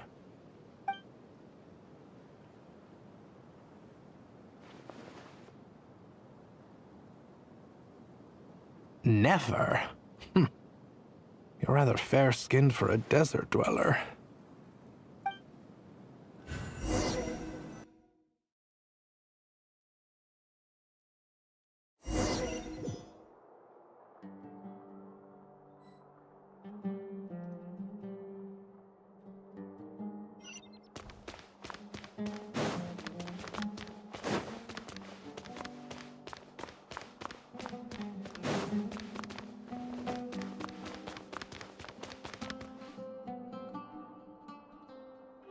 Nefer, this term's assignments have been issued already. Please read through the materials thoroughly, conduct your own additional research, and then write an essay on the topic. Yes, Professor, I'm aware. I just had a couple more questions I wanted to get your perspective on. Oh? Please, ask away. Well, I saw the other students' problem sheets, and I couldn't help but notice that my assignment is much easier than theirs. Do you really think I'm a weak student? A weak student? Goodness, no. Quite the opposite. You have a sharp mind. Almost too sharp. I think what you're saying is, a weak student wouldn't have noticed the discrepancy. And if they did, they certainly wouldn't complain about the lighter workload. You see, sharp as they come. You see things the way they are, and I'm sure you know why they're like that. Because of where I come from. Because I'm different. I'm sorry, Nefer. I don't like it any more than you do. It's just... Anyway, you said you had a couple of questions. What's the other one? I wanted to check. If someone sent me a letter to the Academia, where do I go to collect it? Ah, your family wrote to you. Well, as long as they put your name on the envelope, someone should hand it right to you. Not exactly. It's not even a recent letter. I was just curious where the mail would end up if no one collects it. The House of Dana, I expect. I know there's a box for unclaimed mail somewhere in there, probably sitting on a shelf. Whatever you're looking for, that'd be the place to start. Okay, got it. Thank you, Professor. Oh, don't mention it. Honestly, I feel like I failed you. I'm supposed to be your teacher, but I haven't taught you anything. Hey, don't say that. You're a great teacher, and you do your best for all your students. But the rules are the rules. You're not allowed to teach students like me. It's not just the academia either. The whole world bends over backwards for the successful, and leaves the losers to suffer and die. Oh, my dear child. Don't tell me you've given up on life already. I haven't. I just think that if you want to make it in this world, you have to find a way to become successful.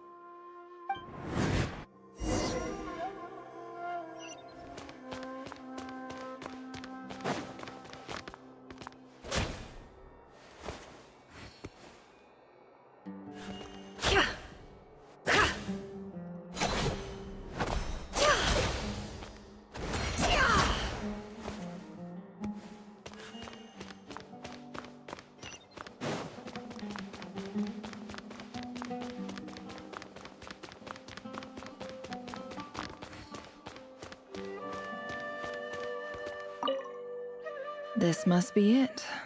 A big cardboard box full of unclaimed mail. And probably some letters that ended up here by mistake, too. Let's take a look.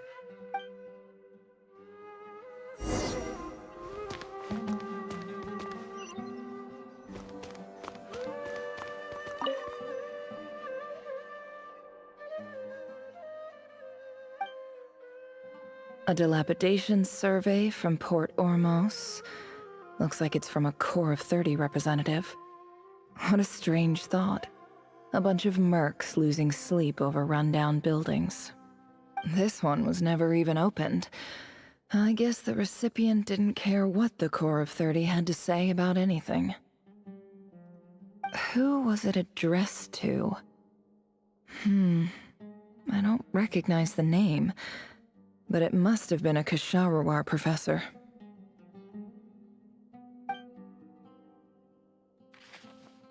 This one is addressed to the Immorta Sage. The title is Changes Observed in Satyavada Life Symptoms. Why do all these letters read like full-blown dissertations?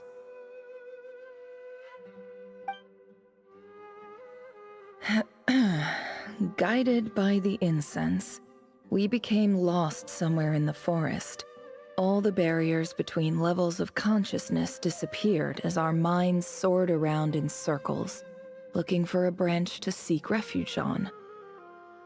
In clinical terms, these symptoms fit the description of incense poisoning. The Immorta Darshan strictly prohibits the use of hallucinogenic substances, but I believe there are still people getting away with it. For example, my neighbor who always breaks out into song and dance after using incense.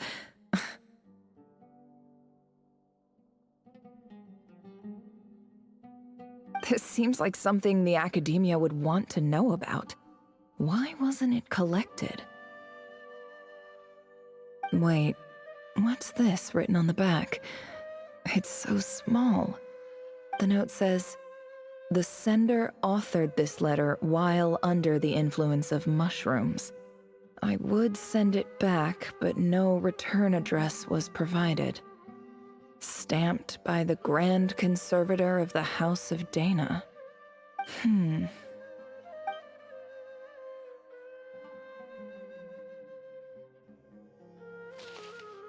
This next one is addressed to Grand Sage Azar. A few words of protest regarding recent changes in Sumeru's educational policy. In recent years, the academia has taken on a small number of students from the desert region. as per the policy to this effect. However, it appears to me that these students have not, in fact, been provided with educational opportunities that are, in any meaningful sense, equal to those enjoyed by their peers. As well as receiving dumbed-down assignments and perfunctory tutoring, they do not even have full access to the Akasha system. Education is the fundamental purpose of this institution, which should go without saying in a nation whose founding virtues are knowledge and wisdom. I ask you, is the lip service we pay to the policy of education for desert students truly the standard of pedagogy to which the academia aspires?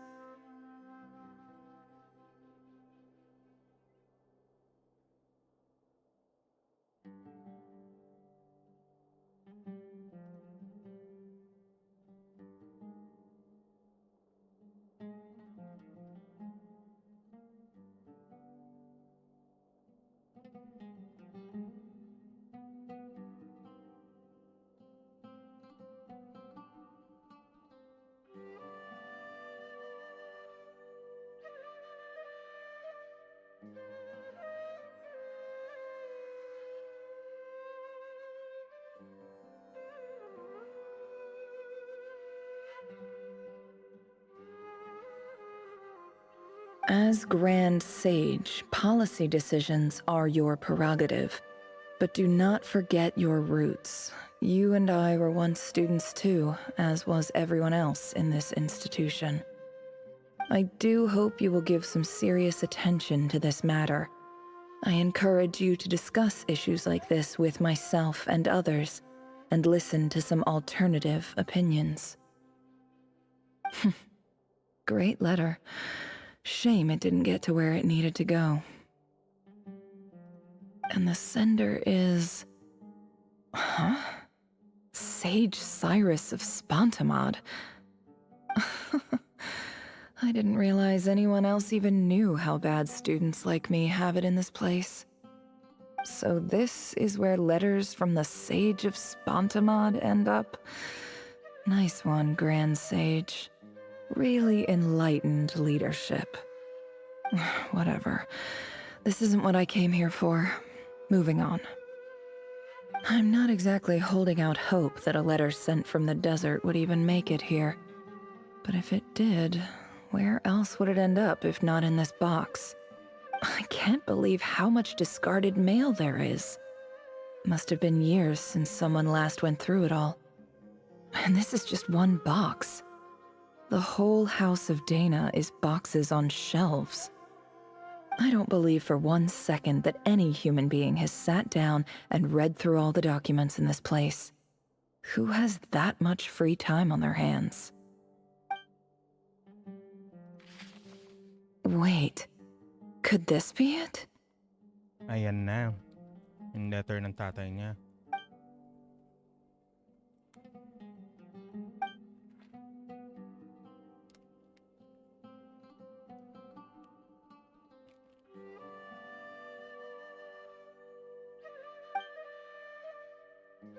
Greetings, Halil. My name is Sinuhe, chief of the Shimti tribe. I was the one who came to you and your colleague's aid when you ran into trouble in the Great Red Sand. I don't know how well you remember it now, but I brought you to safety and gave you some water and other supplies. You seemed very pleased and told me your name. In my tribe, learning a person's true name is serious business, and I therefore see you all as friends. You were kind enough to leave your contact details, so we could stay in touch. The Shimti tribe lives a harsh, nomadic existence in the desert. You were sympathetic towards my plight, promising to make me a special ambassador of the academia and help us find a way to make a better living. This brings me to my reason for writing. Our tribe has fallen on particularly hard times, and I would like to ask for your assistance. There was a terrible sandstorm a few days ago, which blocked up the well in our land. To ensure my people's survival, I had no choice but to venture into Iyab and Unut territory in search of an alternate water source.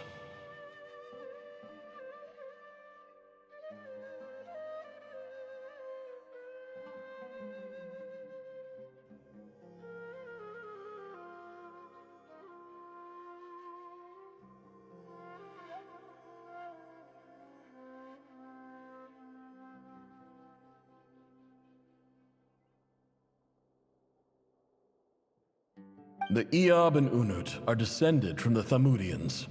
While we trace our ancestry to Tulatala, we worship the Lord of Flowers and have had relatively good relations with our fellow tribes up until now.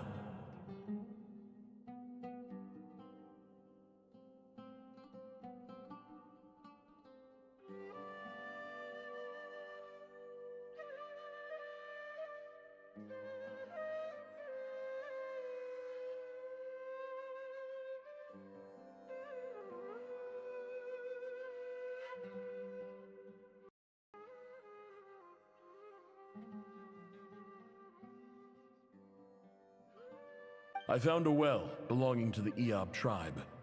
They declined to help us, but I really had no other option. So I took some water to keep me and my tribe alive. My actions are certain to incur their wrath.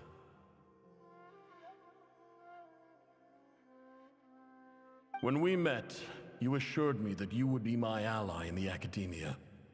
I would like to take you up on that offer, because I really need your help. I wonder if you could send an academia representative to meet with me.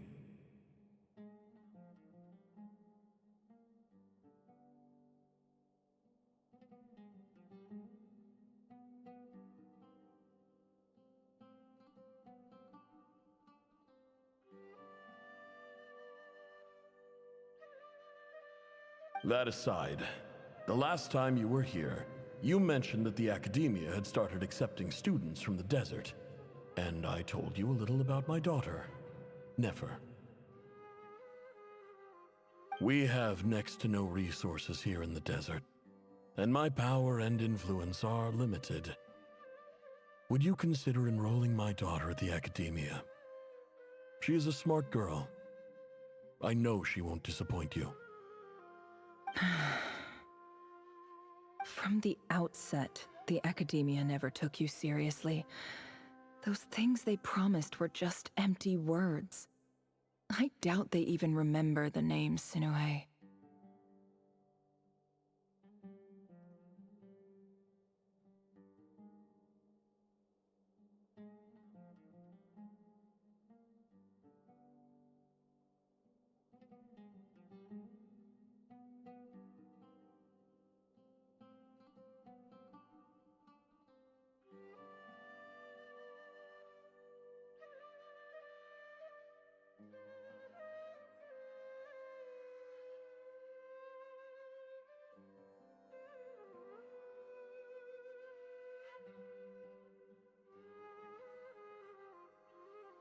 And you were so emphatic that your luck had finally changed for the better.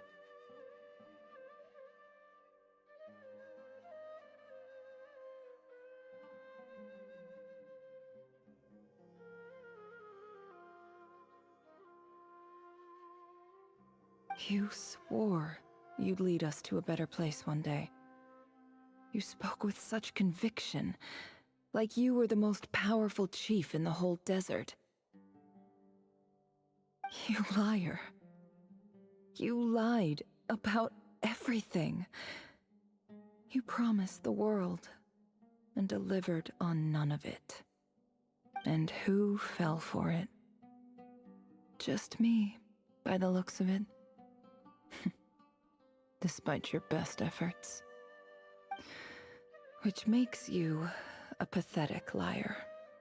You weren't even any good at it. I think I'll take over from here. Let me show you how it's done.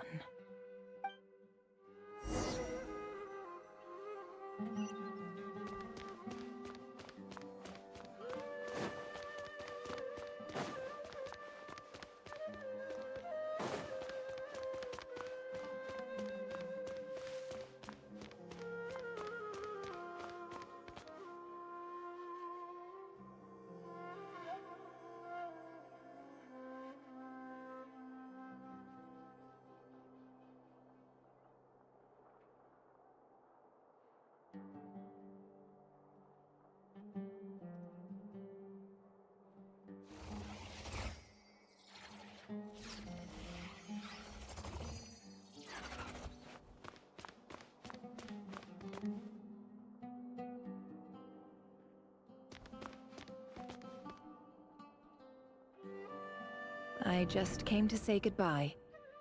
Thanks for everything you've done for me in my time here. Nefer? You packed your bags. Where are you going? I'm quitting. Something's come up in my hometown. Gonna head back and deal with it. Huh? But this was a hard-won opportunity for you. You know that better than I do. It was. But it doesn't matter. I have more important things to deal with, and they can't wait.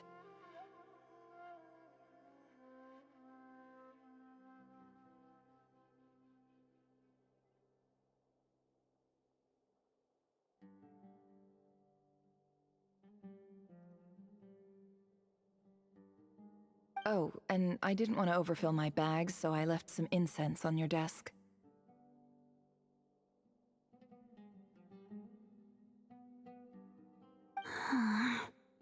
What's wrong? I thought you liked incense. Although, I did read somewhere in the House of Dana that it has hallucinogenic effects. Don't use it all at once, alright? Isn't this the stuff you brought from your hometown? You're just letting me have it? But you said it's a rare and valuable commodity. Yeah, about that. I lied. It's not rare at all.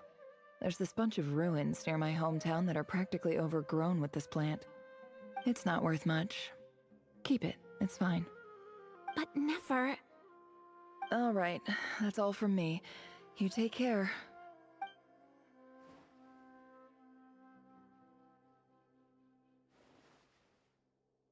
Don't forget me, okay? I mean, we're more than just classmates, right? We're friends. Yeah, I'll remember you. I lied again. That incense is worth a fortune, and it's a rare find even in those ruins. And as for remembering her, I have far too much to do when I get back. No time to reminisce.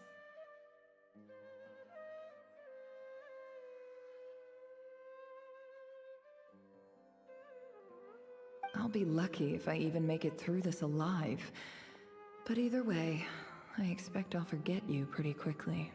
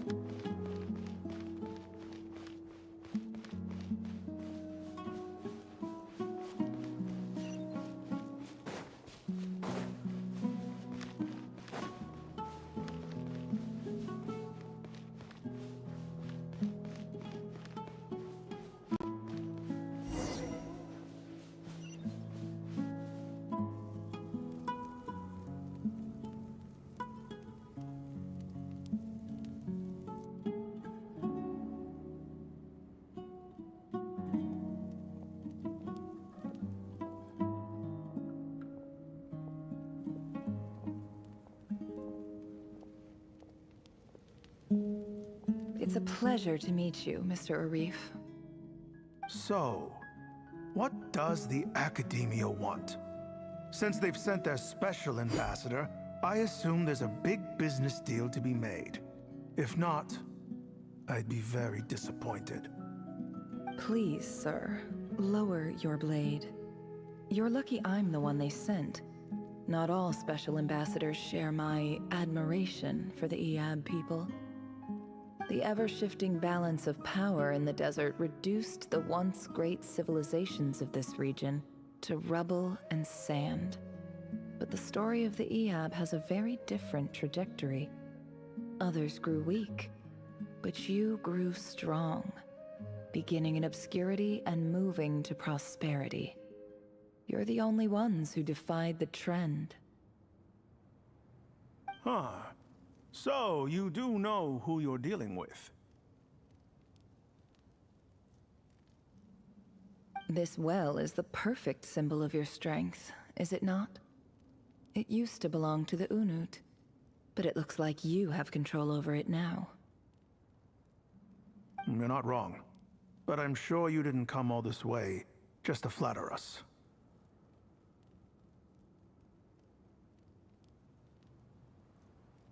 Of course not. I came to bring you some very good news. Some information that recently came to light, which might just be your ticket to freedom. Records uncovered by the Vahumana Darshan show that a certain well currently under Iab control is built on top of some ancient ruins. These ruins are of great archaeological interest to the Academia. I checked the map carefully on my way over here, and I'm confident that this is the well in question. The Academia is offering 50 million mora in return for excavation rights. 50 million? No, wait. If these ruins are as important as you say, 50 million's a little low, don't you think? Don't get greedy, Iab. We know far more than you think. We know that you seized this well by force. Wasn't that the first step in your rise to power? To drive away the Unut and steal their water supply? So what if it was?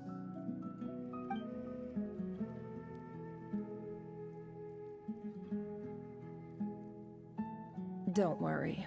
As unscrupulous as it was, it's something we're willing to overlook. The Academia is only interested in dealing with the de facto power holders in the region. I hope I am making myself clear. And I hope your words are the truth. If I find out the Academia is trying to play me, I'll hunt down every one of your people and make you watch as I cut their heads off one by one. I assure you, Chief, that would not be in your long-term interests. You don't want to make an enemy of the Academia. You see how I'm dressed, don't you? I appreciate that you've never been to the rainforest, but surely even you recognize an ambassador's attire when you see it. And what does a barbarian like you have to lose anyway? You really think the Sumeru Academia would bother to come all this way just to lie to you? We have more important things to worry about.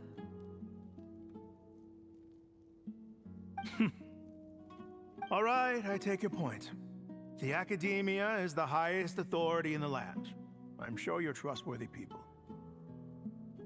In that case, we have a deal. We will sell you the excavation rights. I'd like to thank you, Ambassador. This is good news indeed. Excellent news. In fact, it calls for a celebration. Would you do us the honor of staying a while and enjoying some Iab hospitality? Gladly. I am partial to wine myself, and I trust you are as well. So let's indulge in a few drinks together, in celebration of this momentous occasion.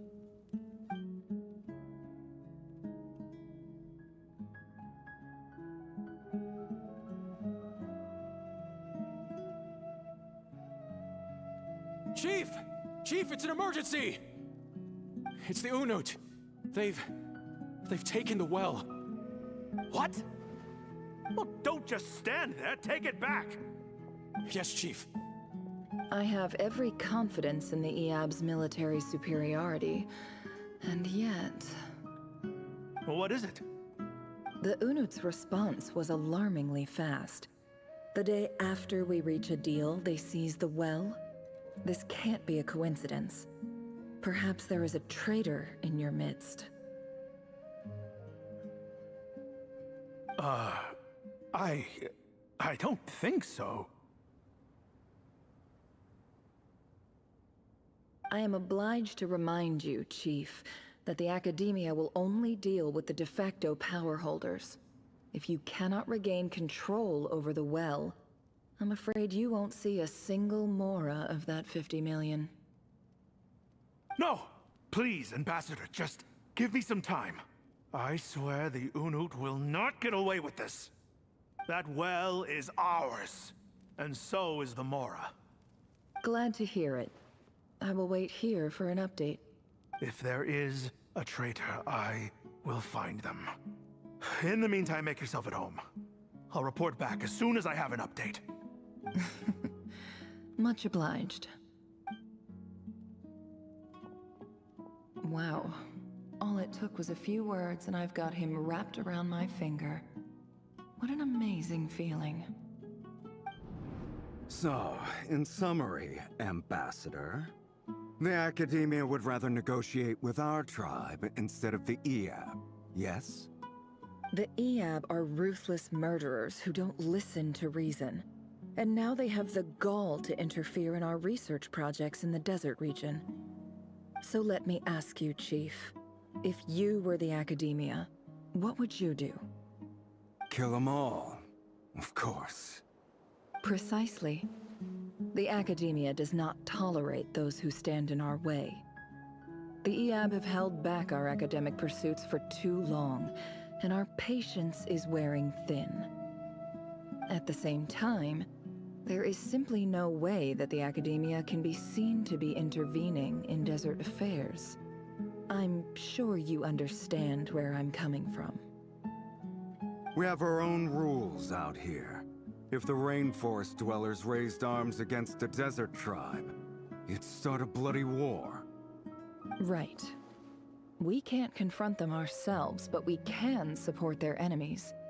The Unut have always had strained relations with the Eab, which makes you our natural allies. Natural allies. Weren't the Eab your allies once? You were quick to send them after us to protect your interests back when we stole that water. And now look at you. You're at each other's throats. Let me be clear. The Academia wishes to collaborate with the legally recognized rulers of the desert in this matter. We are asking for excavation rights to that well, and our offer is 50 million mora. Say no more. I believe we have an understanding. Good. Then I suggest you get to work. Get us access to that well, and the mora's yours. You see, Dad? Lying is easy when you know how. People will believe anything.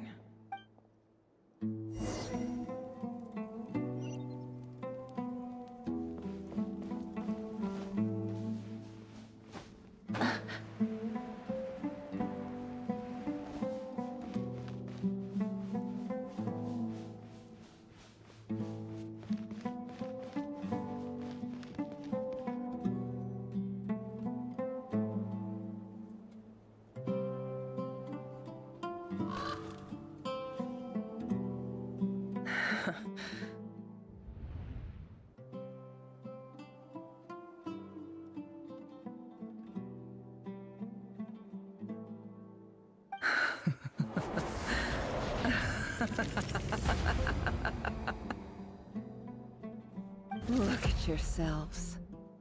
You may be vile, savage monsters, but your butchered bodies bleed like any others. You're no different. You're nothing special at all. The monsters who destroyed my home, they're just ordinary, petty human beings. What a joke. I think we're even now. Maybe I've even done the desert a favor. It's a better place without all these people around. Oh, Sinuhe, my gullible fool of a father. Perhaps if you'd been as ruthless as I was today, our tribespeople would still be alive. In this dog-eat-dog world, a chief needs to be tough to survive. But you couldn't do what had to be done. So I did it for you. Nefer, it's okay. All of this is in the past now. I believe I remember you promising to remain silent. Yeah, but even so... Yehoda, is there anything you can do to ease the tension? Alright, time for a sharp turn onto a completely different topic. So, anyway, that's enough of that. When are we getting out of this place? Feels like we've been walking forever. I'm getting pretty tired. Oh, Halma, you tired? Yes. If we can find somewhere to sit down, I could certainly do with a rest. It's not far now. There should be a temple just up ahead. Yes. Really? A temple? That's where this story ends? I guess that's how things go in the desert. Desert dwellers can never escape their destiny. Or so everyone says. I never wanted to believe it, but looking back now, I'm as desert as they come. You mentioned a temple. What's waiting for us there? My biggest trade secret of all. Ah. Then I'm guessing it's where you got your power from. The power to peer into other people's minds.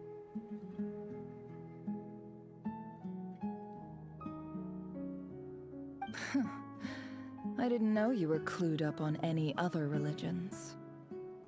I'm no expert in the history of Sumeru, but since you come from the desert, I would imagine it has something to do with King Deshret. Sounds impressive. Ah, I know who you mean. General Mahamatra Sino. The spirit of Hermanubis dwells within him. That's Boss Neff for ya. She knows everything. Sino's hardly a figure of obscurity, but I know about Sethos too. What about him? Is he a big deal or something? Well, he's not a small deal, let's put it that way. Please, this is the bare-bone basics. Save the flattery. Thanks for your patience, everyone. I'm sure it's been a lot to take in. With any luck, that's our exit just up ahead.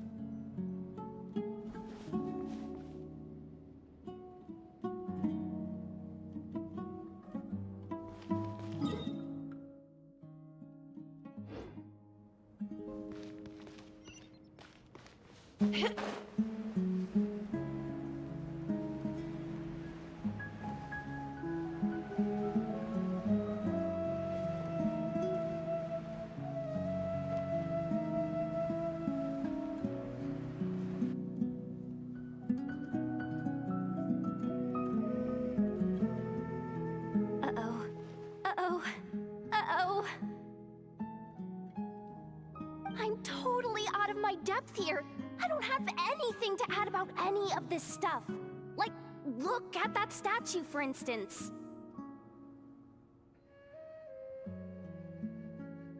I want to do the whole name-dropping, this girl knows her stuff thing too, but I've never seen anything like it before.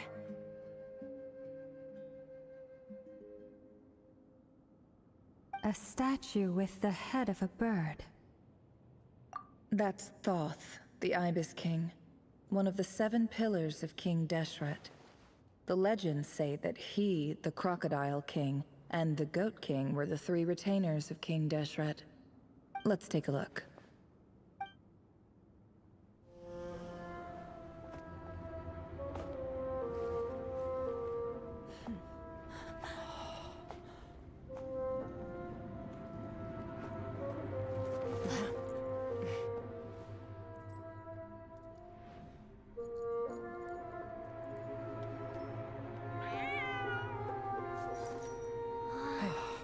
It's just Ashru. So, all is well?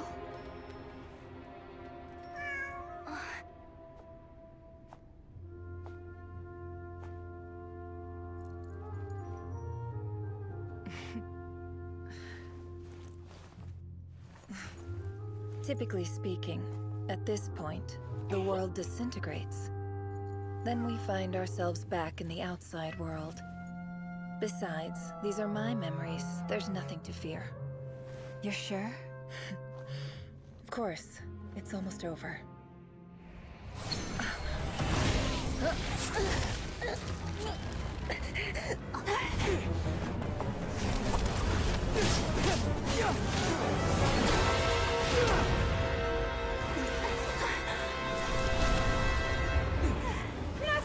Hold on!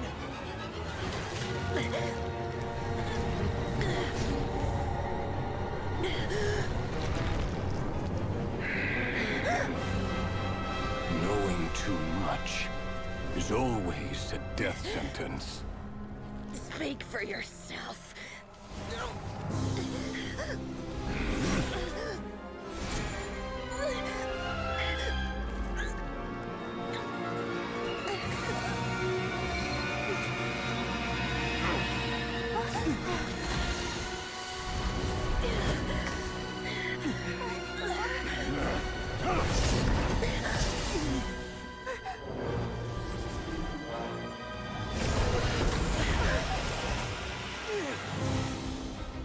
How repulsive.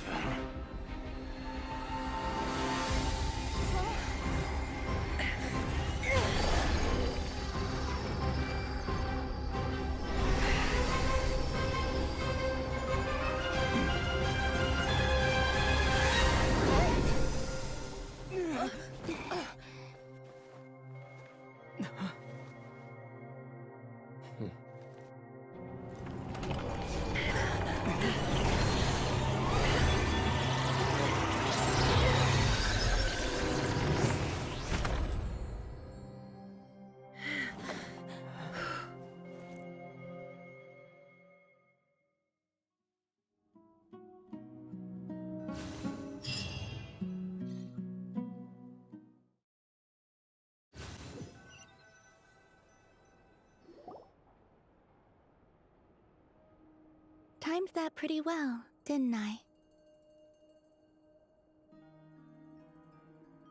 It's okay. I'm just glad no one was hurt. Paimon noticed you doing something too, Dainsleif. Were you helping get them out? Of course. When I asked Nefer to conduct this investigation, I was not naive to the dangers involved. I had a duty to ensure your safety. Good to know your sense of justice is still intact after all these years. I take that to mean that you saw the truth. That comes as a great relief. I certainly did. And thanks to your help, I also managed to trap Rerir inside the chess set. Whoa, really? How'd you manage that? Well, to be honest, I sensed that something was wrong long before we made it to the temple. By using this fragment to probe into Rerir's past, well, the monster formerly known as Rerir, it seems I alerted him. I was tracking him, then he caught on and started tracking me too. Can't say I'm surprised. But how did he track you through your thoughts alone? That shouldn't be possible. Rerir was a secret agent who reported directly to the Vinster King. He is an expert at finding a trail and hunting down his pursuers.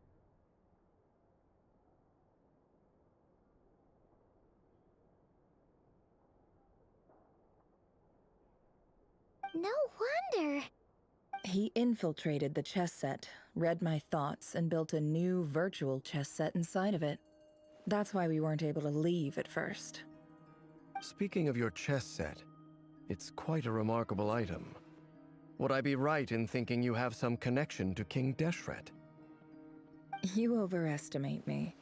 I only have a connection with one of his underlings, the Ibis King. You all saw how this came to be.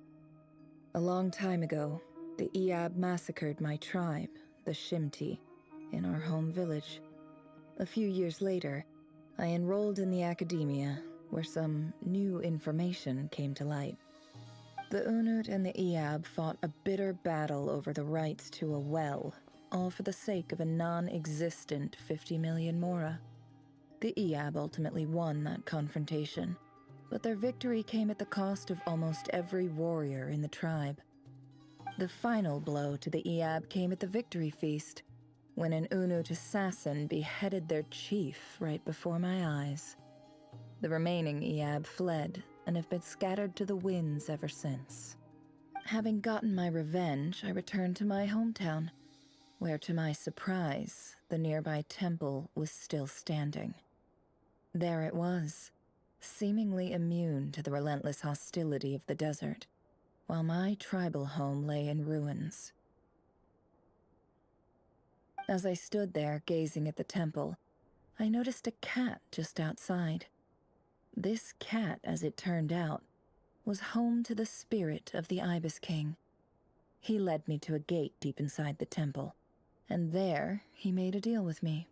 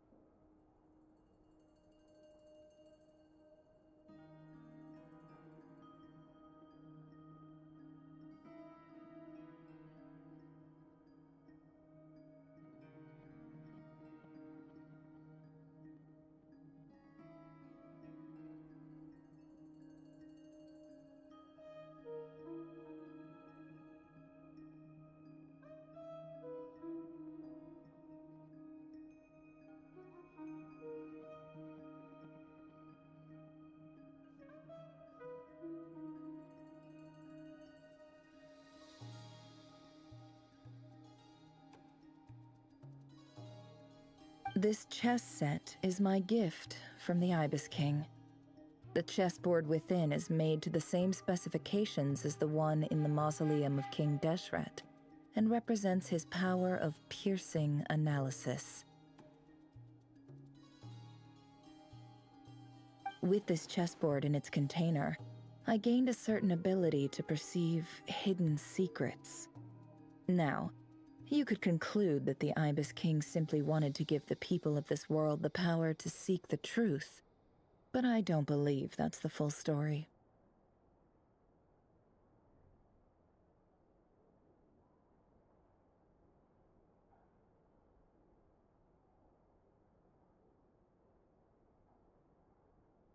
Every god plays favorites.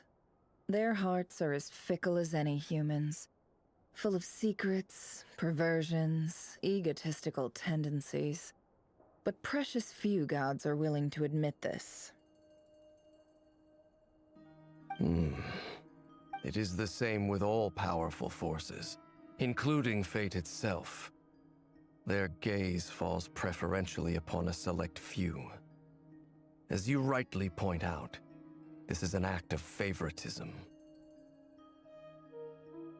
If you're alluding to the Abyss, then yes, I agree. Gather the others. It's time to share everything I've learned.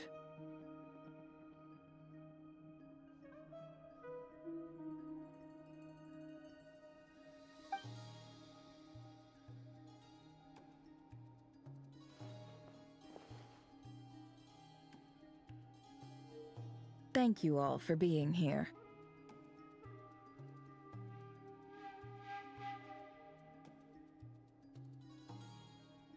As promised, I did some further investigating into the Rerir of Solnari's background. I am pleased to report that the investigation has been most fruitful indeed. The Rerir of Solnari, real name Rerir, was once a Conrian subject who served the Vinster King. I will now share the important details of his story. Please save any questions or comments for the end.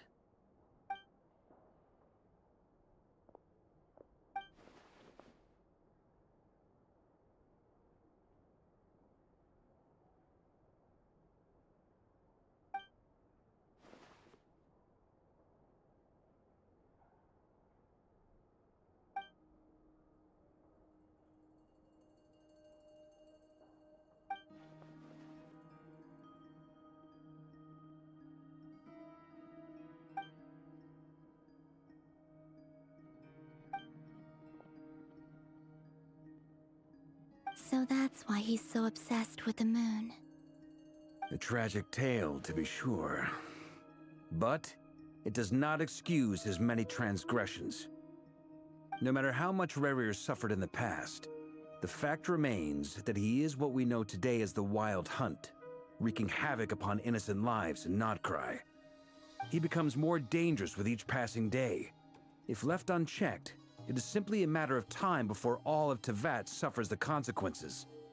This is a threat that the Knights of Favonius cannot ignore.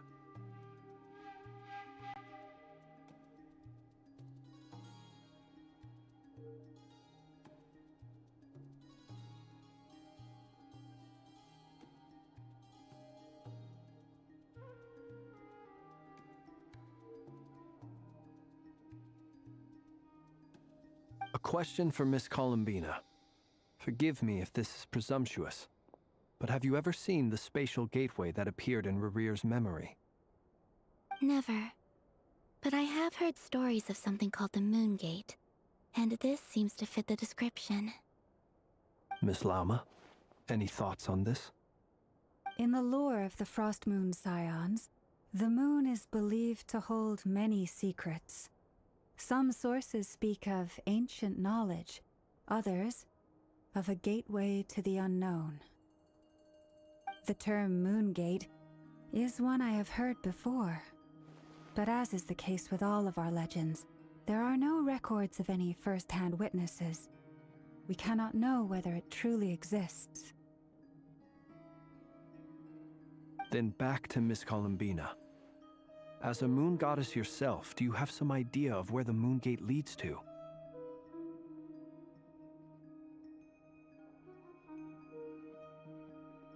Not at this stage, sorry. I do hold the power of the Frost Moon, and my strength is recovering well.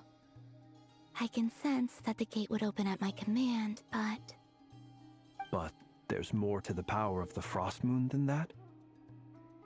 Yes. A moon goddess has the right to open the moon gate, since it is a path to the moon. But as Nefer mentioned, holding open a spatial gateway takes a huge amount of power. And right now, I need to conserve my energy to fight the Rerir of Solnari.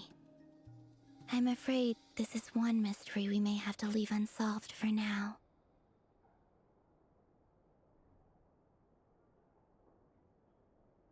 I agree. Better to save your strength.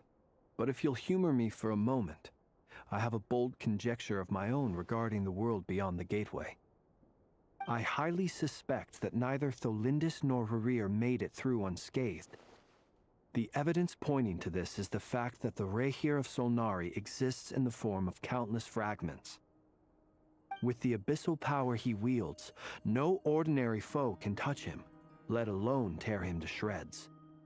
And yet, the Wild Hunt proliferates wherever his scattered fragments lie, drawing hordes of monsters to many different locations across the land.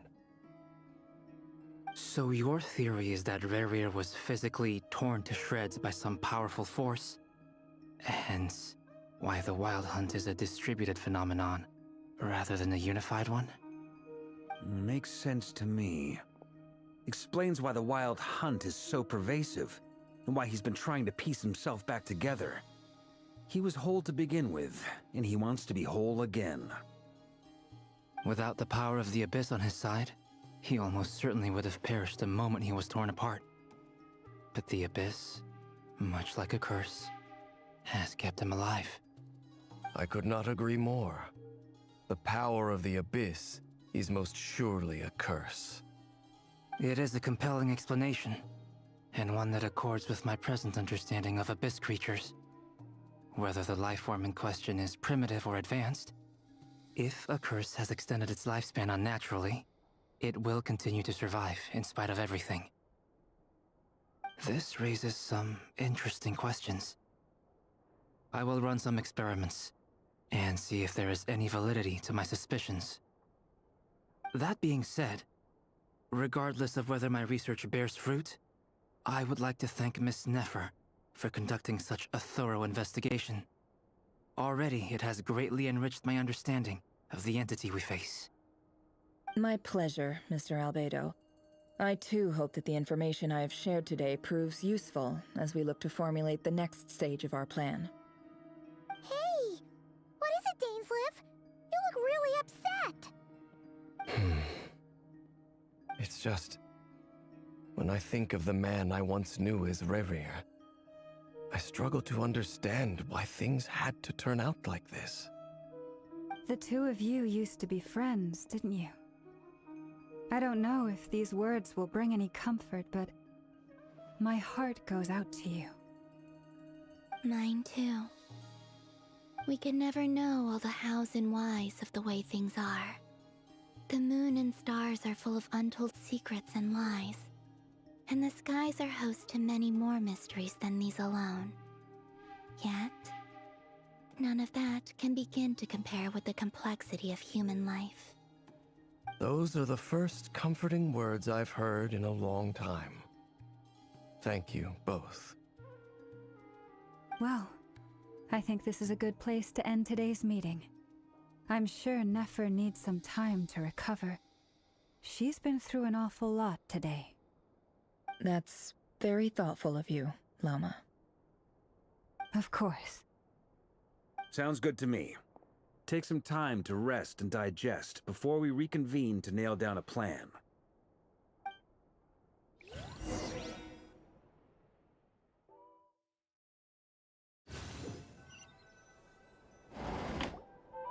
Hey, is this a bad time? Hope I didn't kill the conversation.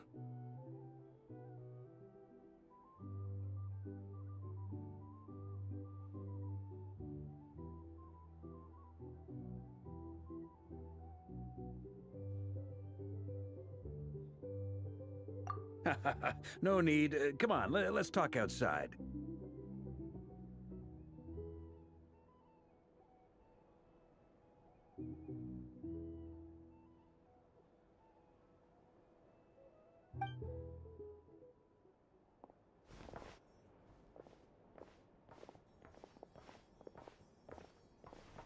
Anyway, Nefer went back to the curatorium to get some rest. But before she left, she shared some things with me that I thought you should be aware of.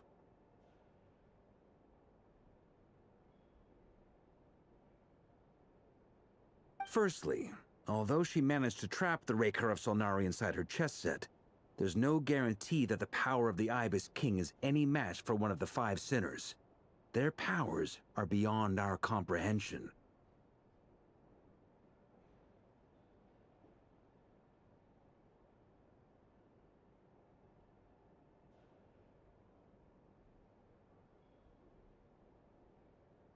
It's only a matter of time before he finds a way to break out.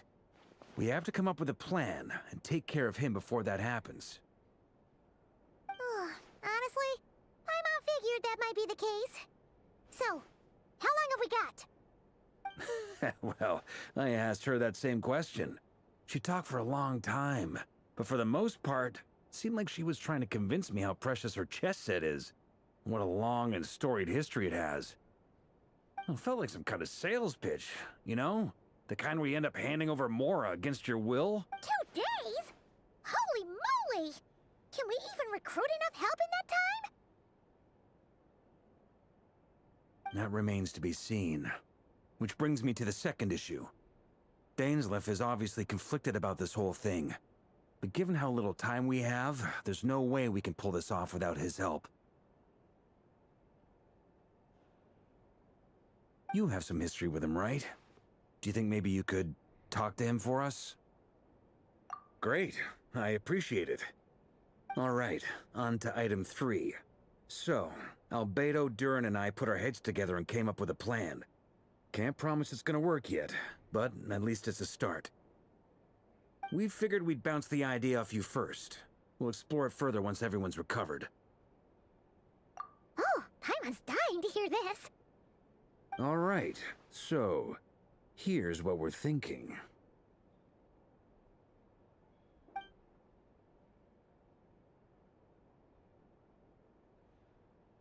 We felt a little uneasy about roping you into this. I mean, firstly, you're not locals, and secondly, none of us are your boss.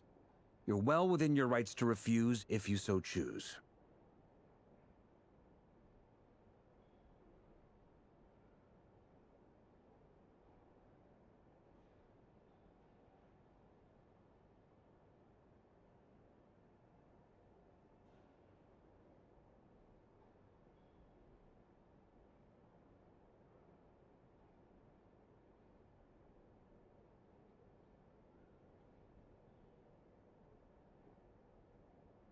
Roping us in? Why would you even say that? We know the stakes here. It's all of us against the Rerir of Solnari, or none of us stand a chance. I choose my words very intentionally, I'll have you know. I like to think there's an art to striking a down-to-earth tone even when the stakes are through the roof. Sir Varka, I have a few thoughts about this plan. I'm all ears. I think we can be more flexible with how the roles are allocated. In my view, the most sensible lineup would be like this.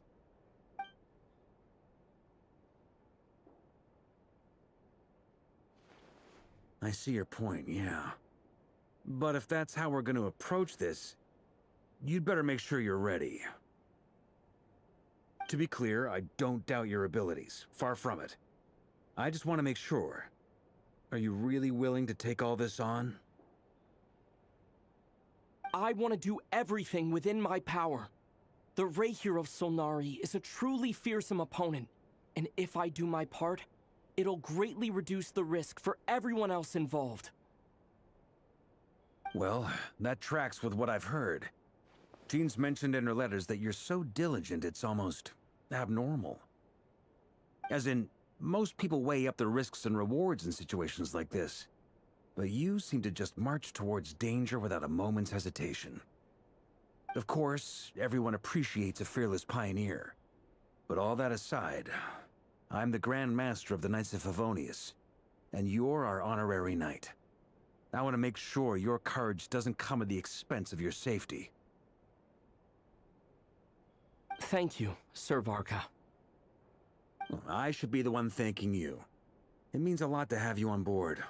I'll give some serious thought to your suggestions.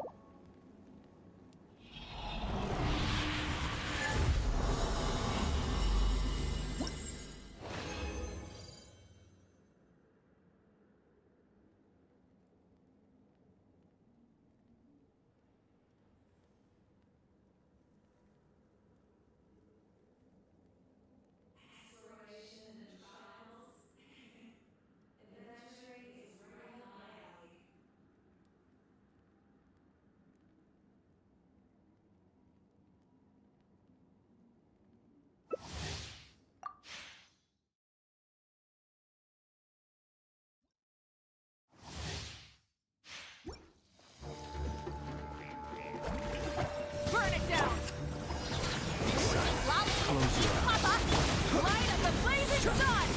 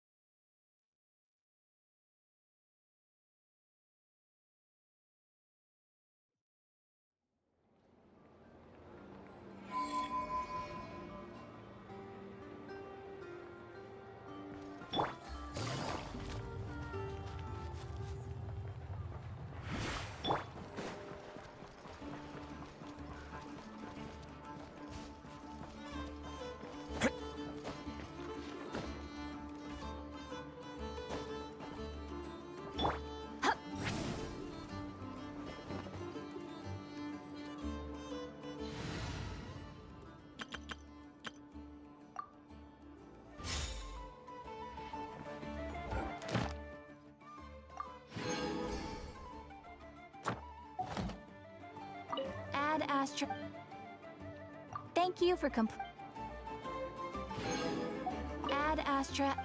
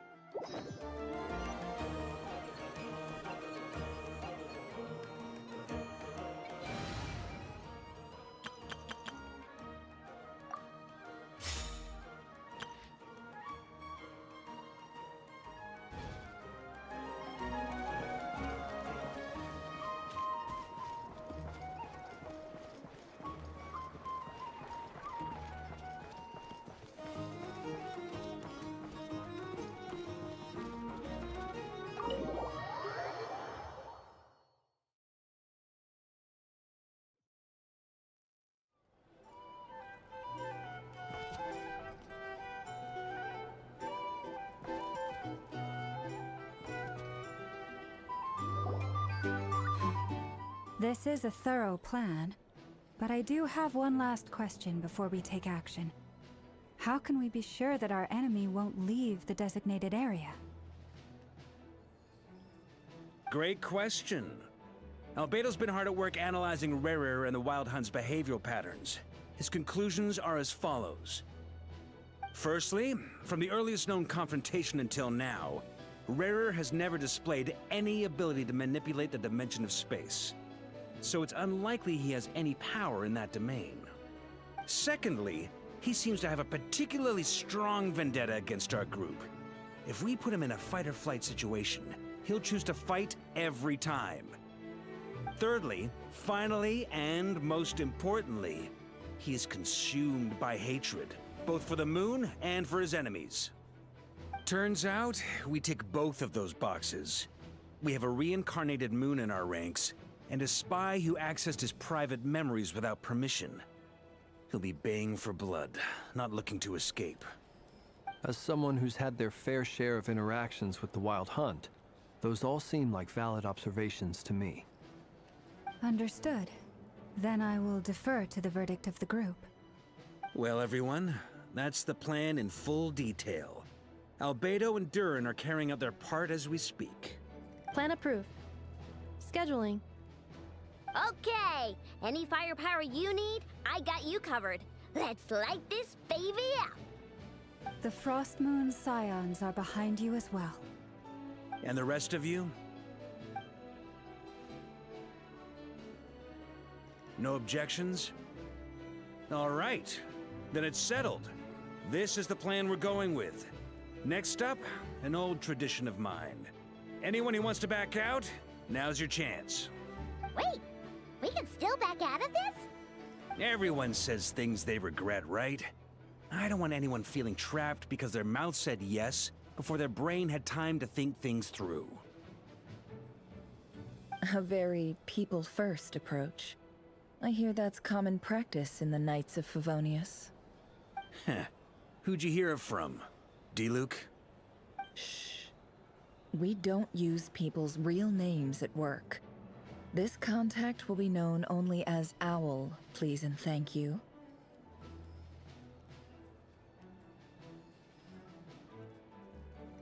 This plan can only work if everyone does their part. Flins and I will absolutely support it. We shall indeed.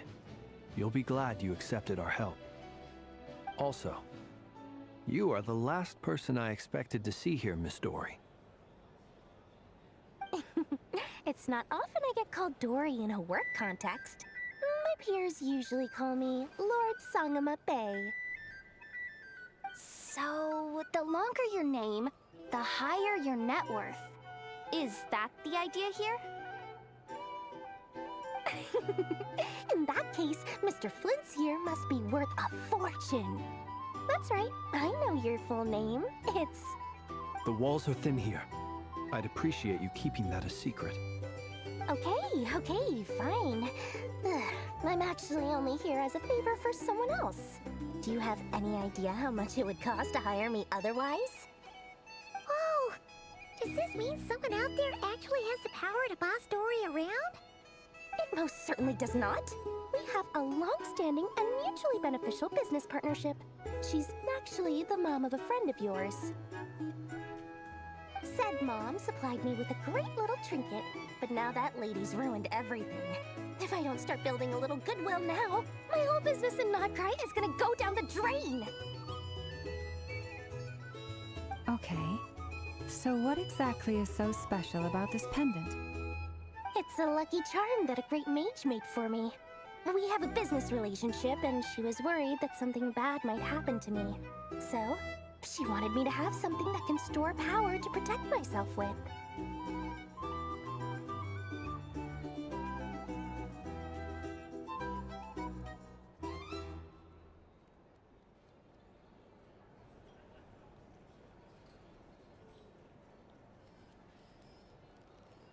I finally got it all fully charged up with Kuvaki, and then never went and used it all up at once!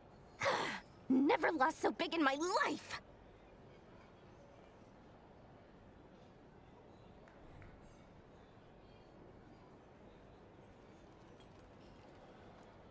You're right. It was all my fault. I didn't mean to drain all the Kuvaki in the pendant, but I'll make it up to you. You will? Well, in that case, how about you give me your chess set, and we call it even? I knew you'd say that. Well, it's yours if you want it. In fact, take it now, and I'll even throw in a free Rerir of Solnari. Deal?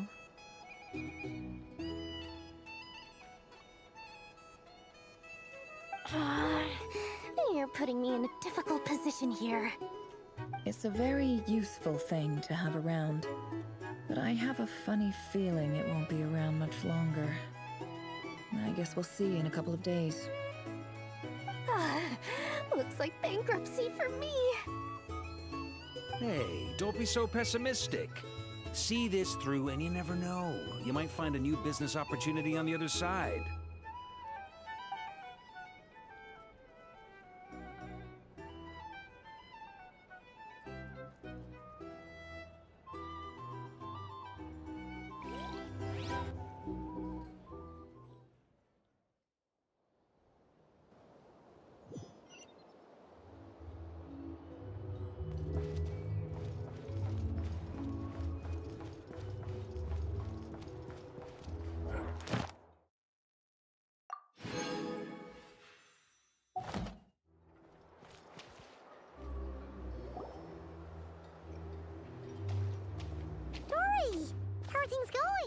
feeling ready? Oh, I was born ready. We only have 2 days. You think Lord Sangama Bay would let an opportunity like this slip by? Don't forget, when something's in high demand, the people with the goods on hand get to charge the highest price of all, even higher than the sellers taking advance orders. Ta-da! See? It's right here! Ah, it's so pretty! Did you make it? No, I have a supplier. We go way back, so he made me a very attractive offer. Aha! No wonder you were talking about Lucky Charms at the meeting. You've been getting Kave to make them for you. That's not the full story. It actually started a while back as a project between me and the Dendro Archon. Mage Alice once warned me that this world won't stay safe forever. There may come a day when everyone faces a great crisis. I passed this on to the Dendro Archon, and she secretly brought together a research team made up of Sumeru's top scholars to invent a technology that could keep people safe. I won't go into the details because it's all very complicated, but if you want to know more, you can ask the Dendro Archon about it sometime. Anyway, point being, it was the Dendro Archon who asked Kave to build this little contraption. As one of the top Kasharawar talents, he was the obvious choice. Took him long enough.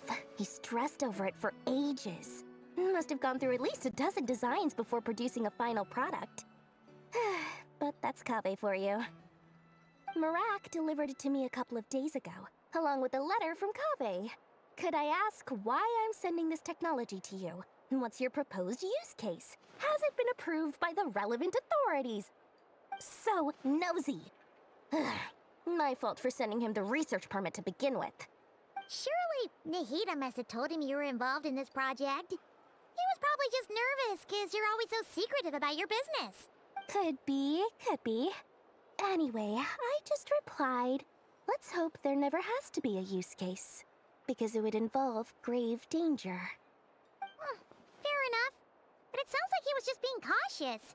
He probably felt responsible as the one who made it. Or maybe he was asking as a favor for his housemate. He's done that before. Not sure why, though. His housemate doesn't seem to really care that much about this kind of stuff. Either way, all's well that ends well. I'm just glad to finally have my hands on the product. I wouldn't want to be without it, given the potential dangers that lie ahead. Huh? What does that look mean?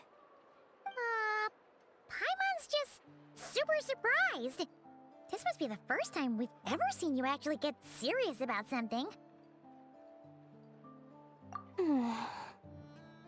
Well, a long time ago, I made a promise to myself.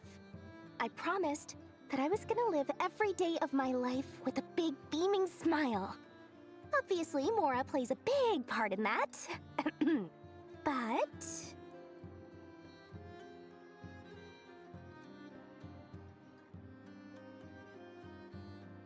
there are always gonna be times in life when you have to give something back.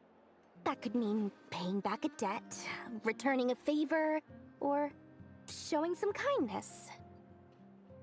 Alice has been a huge help to me over the years. She was the first investor I ever had.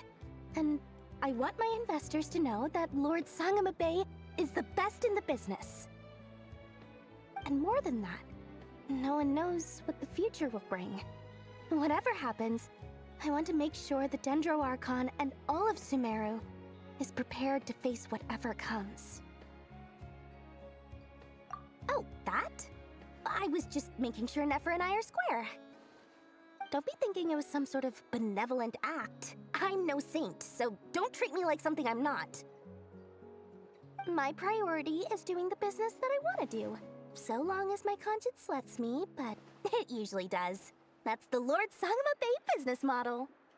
All right, if you say so.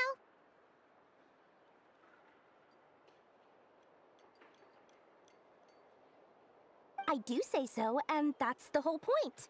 I'm a businesswoman. Don't go trying to figure out what kind of person I am. You'll exhaust yourself. much easier for everyone involved if you just take my word for it.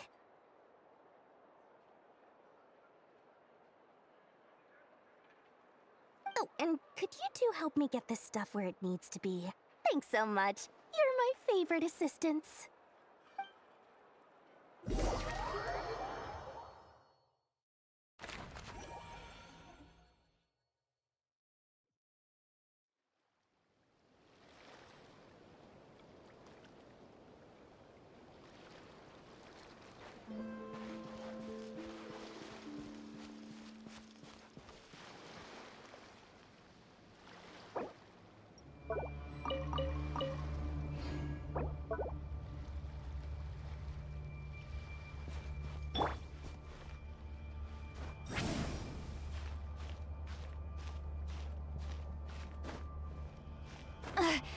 I'm tired already.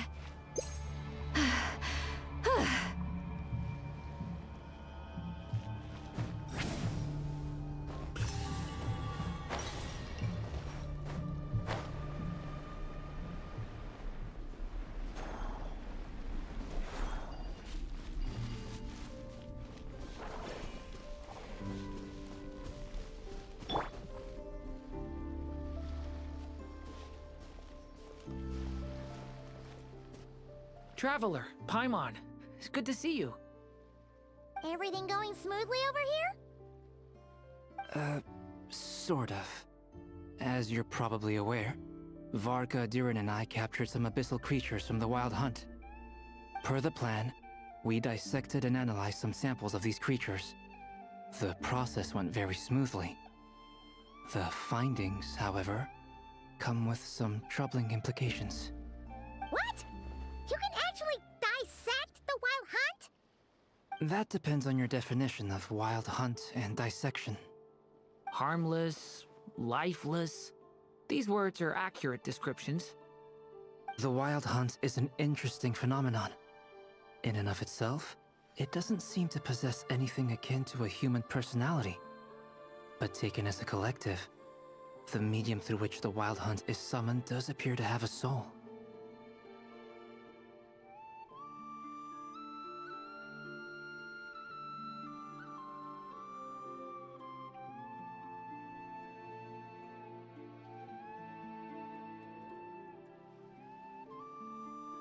Master griped a lot about the wise Horoptatir, and seemed somewhat fascinated with the foul Certology. But she barely mentioned Rerir at all. I don't think that was because of his lower social standing, though. Anyway, it's a pity. I should like to hear her thoughts on the nature of the life form he has become today.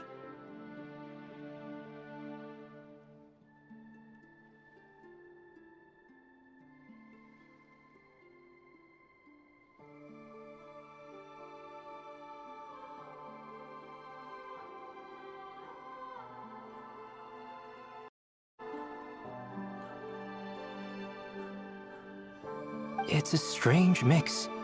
The furious energy of an abyssal being channeled through a fractured physical existence. A consequence of being torn apart by an unknown power.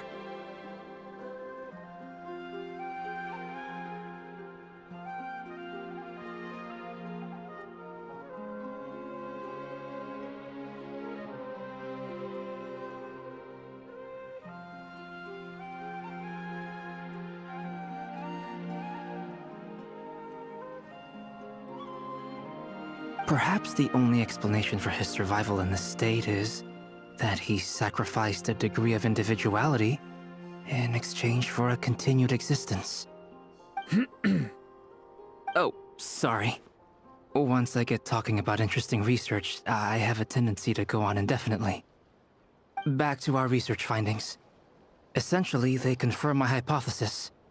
Rerir's corpse is completely contaminated by the Abyss, and the effects are irreversible.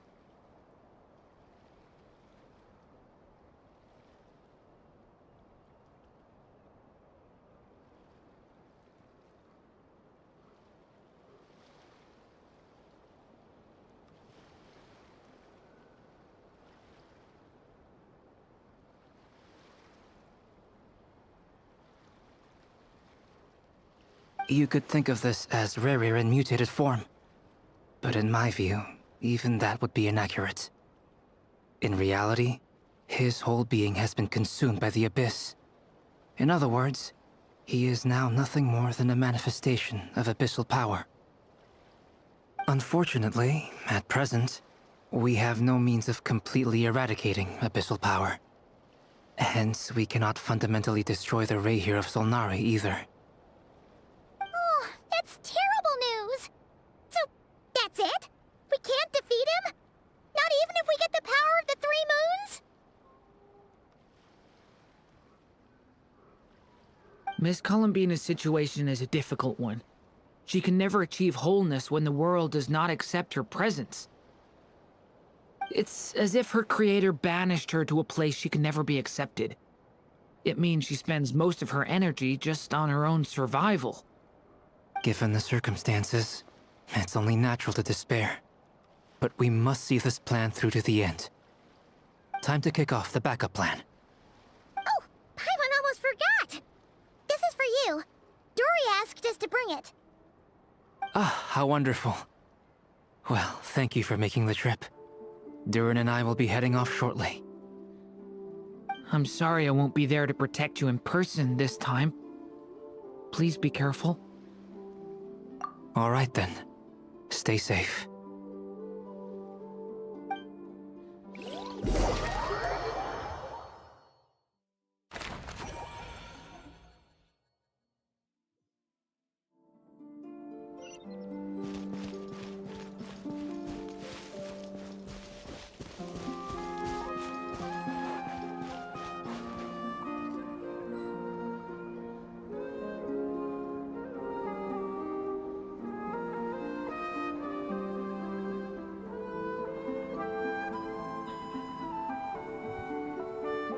May malaking mama.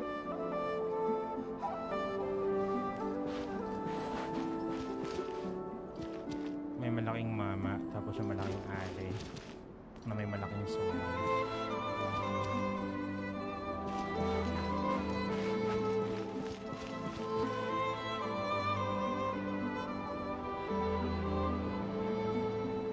Miss Lauma, is everyone here?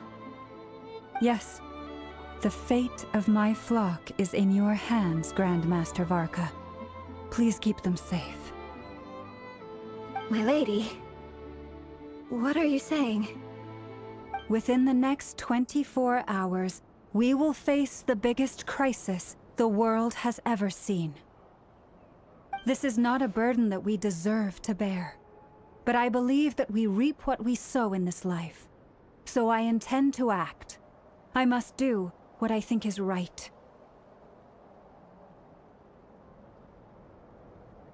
For me, that means fighting for the future of Nodcry.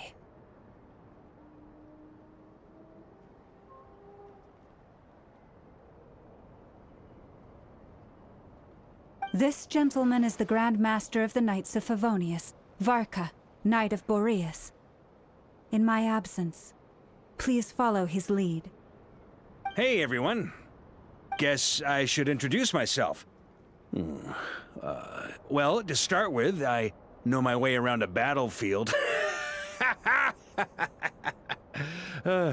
Biggest strengths are honesty and hard-workingness. Anyway, point is, I don't intend to let Lauma down. I'm gonna do everything in my power to keep every last one of you safe and sound.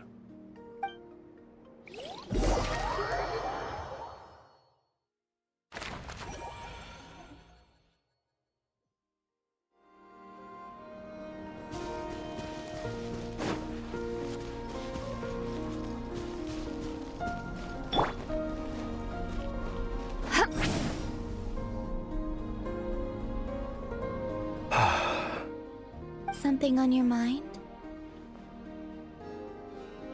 Miss Columbina, was it? I believe that's how the others addressed you. That's right. Names are funny things. Have you always been called Dainslev? Yes.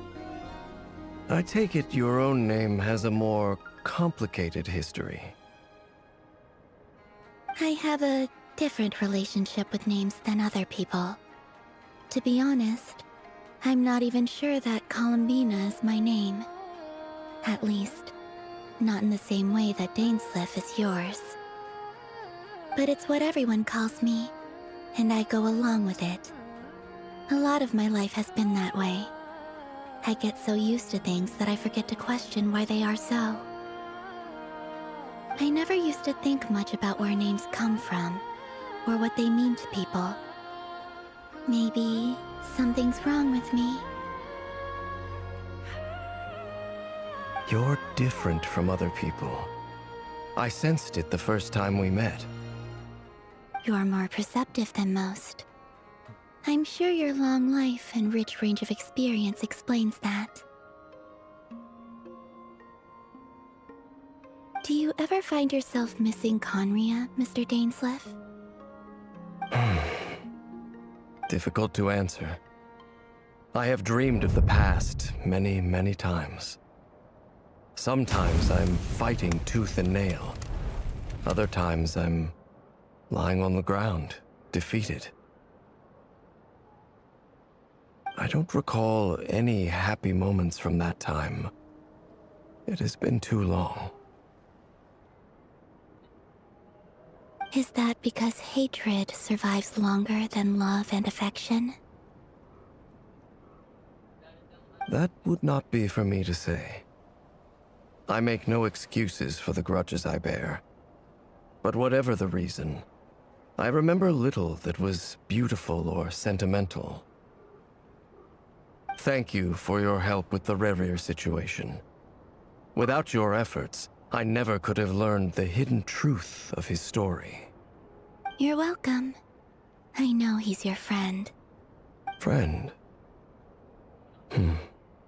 He betrayed me. And I never really understood what he was going through in life. Some friendship, that is. Okay. So, do you plan to fight him with us? You see, you're torn. Now you know what really happened. You see the things he's done in a new light. I need some time. Of course.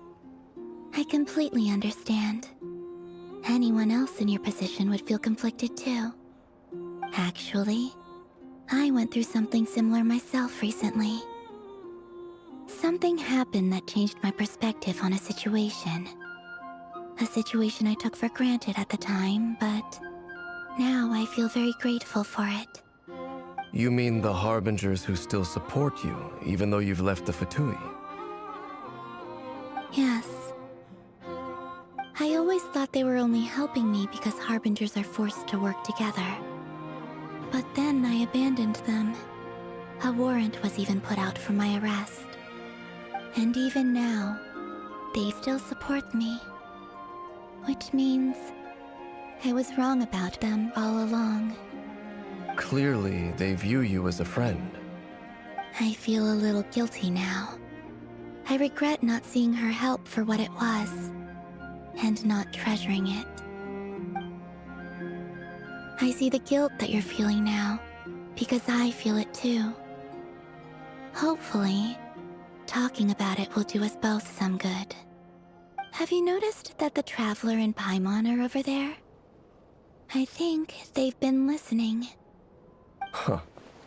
Shall we say hello? Sure. Hello. Ah! He caught us!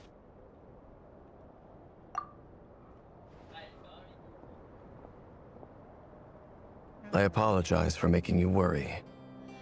No doubt you wish to know where I stand on the plan to take down the Rerir of Solnari. I'm afraid I need a little time, but I will seriously consider joining you. You will? Oh, thank you so much! Everyone will be so grateful to hear that! They needn't be. This was something that I was going to have to face up to eventually. That doesn't matter to them. They're grateful to you regardless. You can't control their gratitude, so just accept it. And then, Have a think about whether you're willing to join us.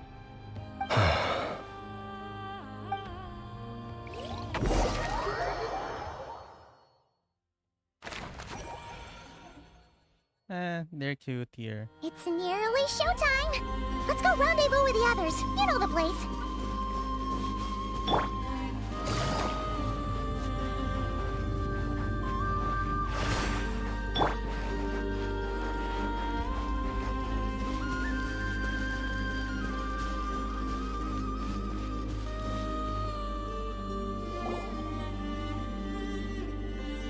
Ah, you're earlier than I expected.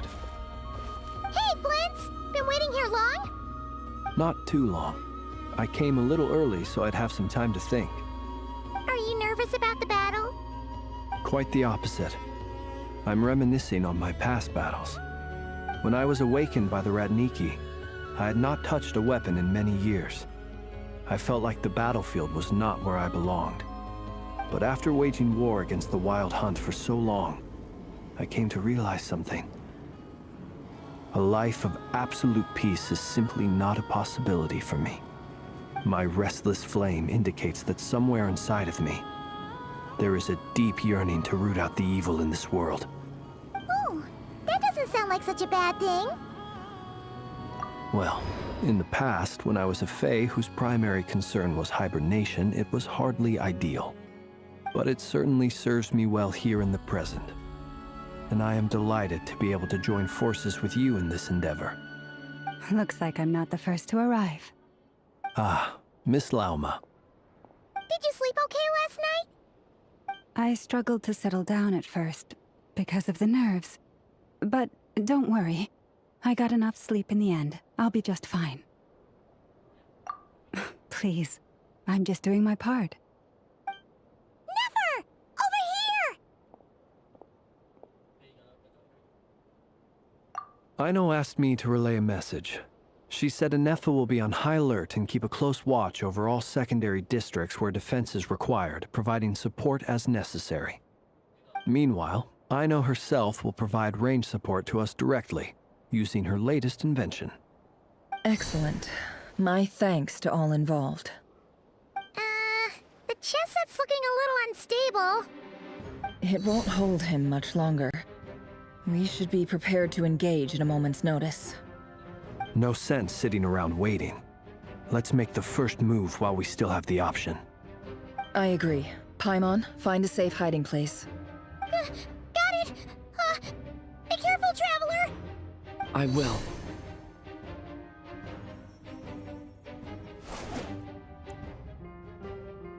Everyone, take your positions as soon as the battle starts. Every ounce of strength we have in our bones, let us bring to this fight. Ready?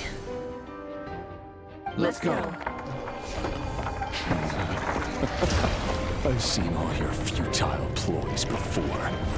You have become the authors of your own demise. I wouldn't be so sure about that.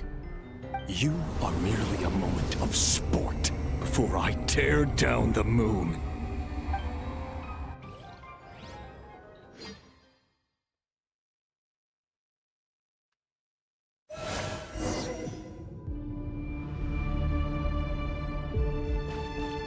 Stay on your toes. Yep, you too. Me. Water jet! The moonlight. Be silent. Praise Can't hide the truth. Let me help you guys. It's this! Hunt him down.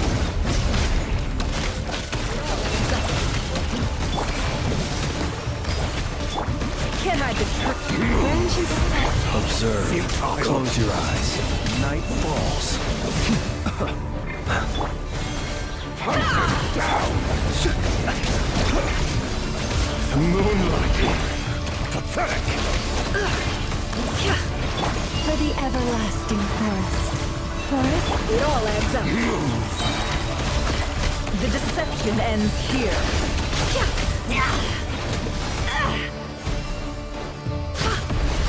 Can't hide the Futile.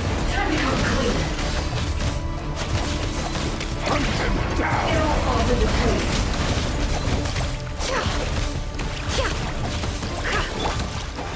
jet!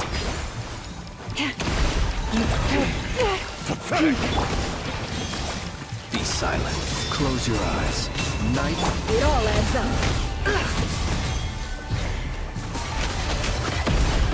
It's all futile. By the frost moon of old, leave this place. Pathetic. No more lies. The mystery unravels. The moonlight betrays you. It's all futile. Go! Can't hide the truth. Forest? It began with the moon, and so shall it end. The moon will protect you.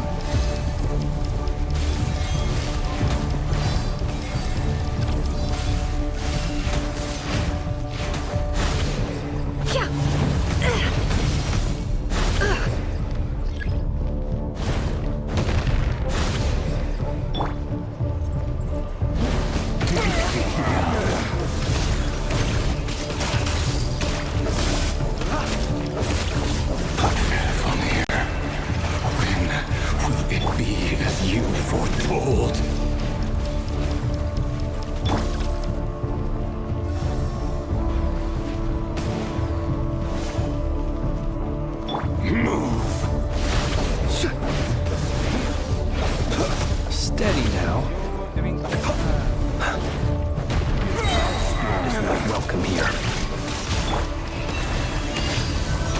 One heart. The long sleep beckons. Observe. Seek within. It all adds up.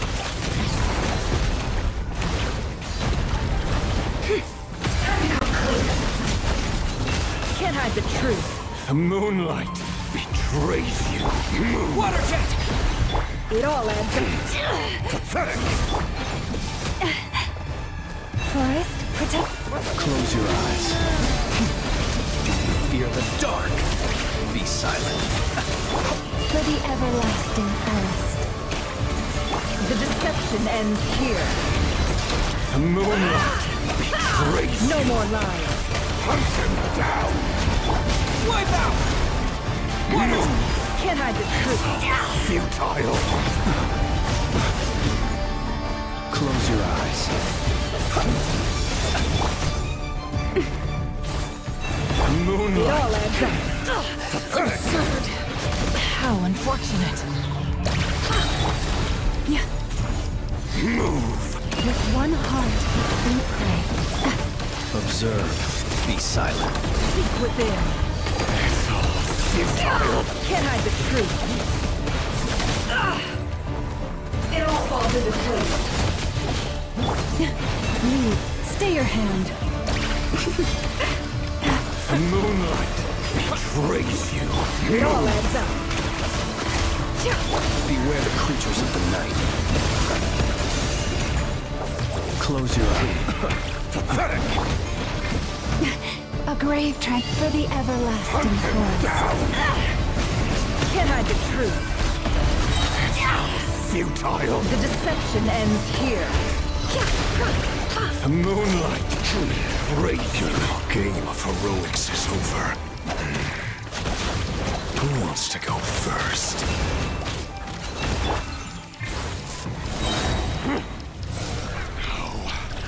Get out of my sight! No! We've been separated! My grasp! You okay? Never! Where are the others? Stuck outside the barrier. I guess he really doesn't like us. Destroyed! Reborn! Knowing too much is always a death sentence! Be careful what you wish for!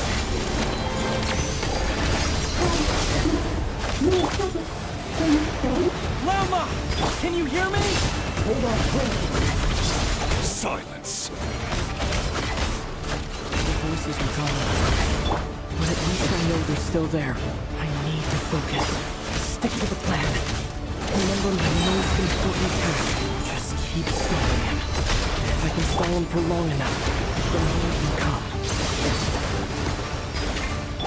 It all adds up.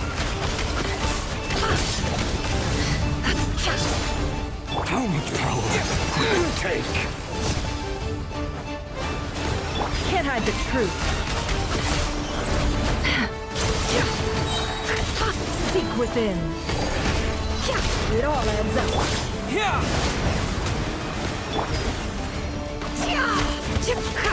Can't hide the truth.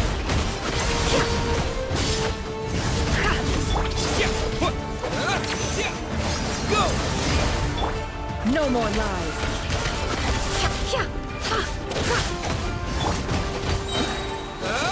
Wipe out!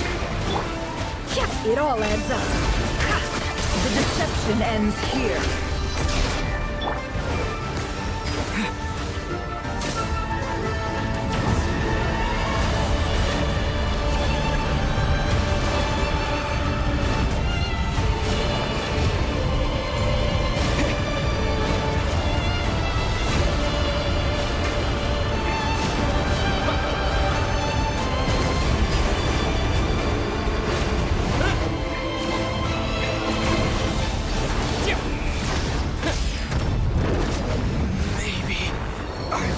Meant for this world. How much power will it take?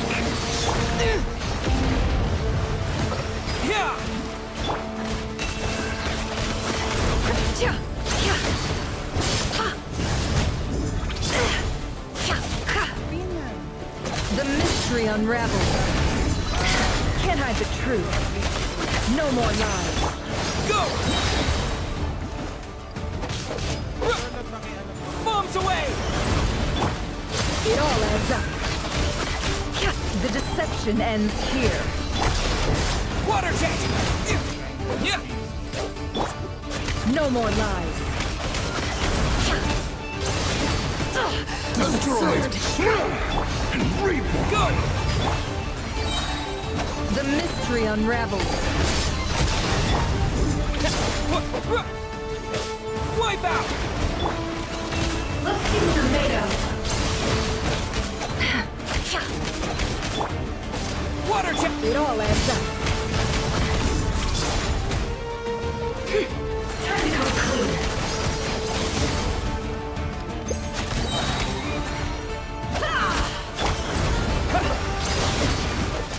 Can't hide the truth.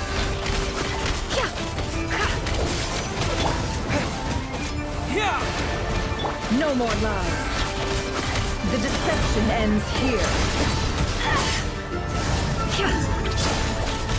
It all adds up. Go! No more lies. It all falls into place. Go!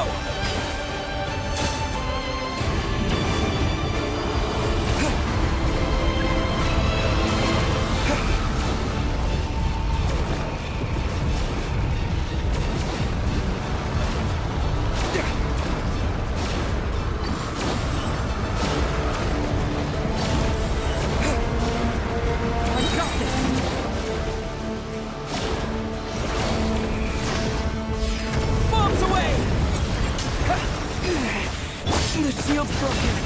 I can't keep this up. Don't push your luck.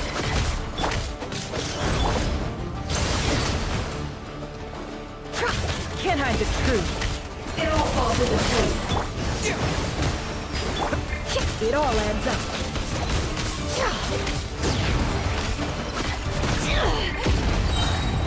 Shameless. Your death is within my grasp. Wipe out! Can't hide the truth. Let's see what you're made of. Seek within.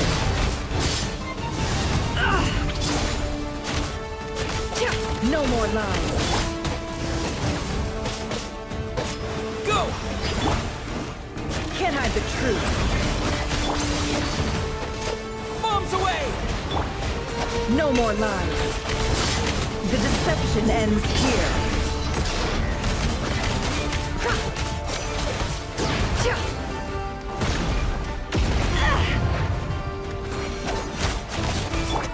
Go! Seek within.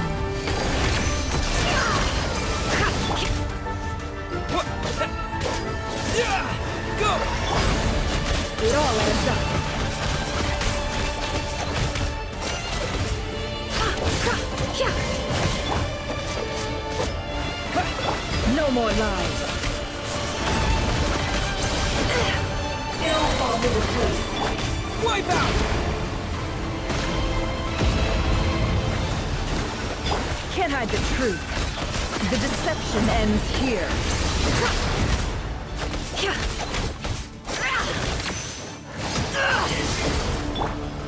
Go!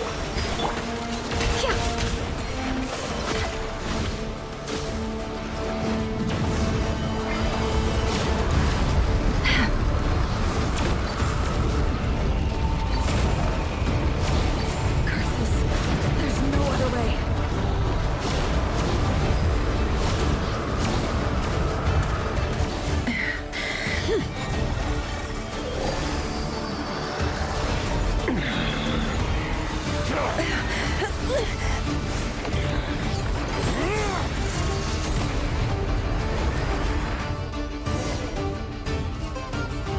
The only way to defeat Rerir is to borrow his own power.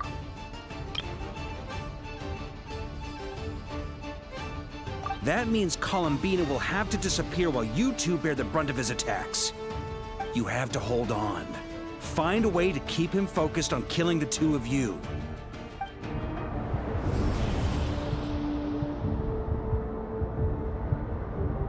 Never. Your eyes are bleeding. Soon you will be powerless to resist. And then, I will reduce you to dust. But that dust will plague your memories. Come on, keep holding on. Any other tricks up your sleeve? Let's see them. As entertaining as they are, you've backed yourself into a corner. You don't fool me. I see your fear clear as day. I have to stoke his rage. Make him unleash everything. You fear what you could never defeat. You fear the thought of never being able to save your beloved. You cannot win the fight against fate, Rerir. Is that what you think? Well, now it's your turn to feel afraid!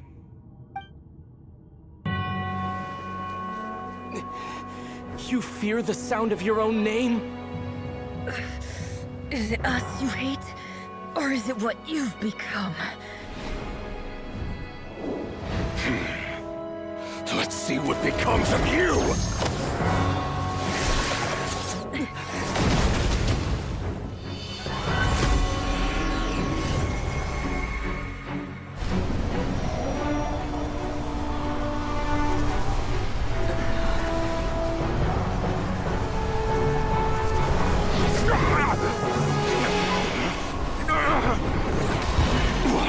Happening? That power. I've seen it before.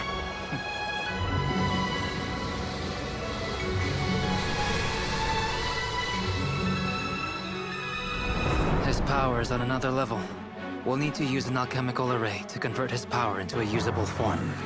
Then quickly channel it into Columbina, rendering her powerful enough to compete with him. I'll join you. I can help. If I release enough abyssal energy into a confined space, it'll create a potential difference, allowing us to extract a huge amount of elemental energy. Next, I'll synchronize with everyone's minds using Pyro, then give you temporary access to their abilities and fields of view. But it won't last long. Can you see? Well enough. So, we have a student of Gold Rheindotter in our midst. How about that?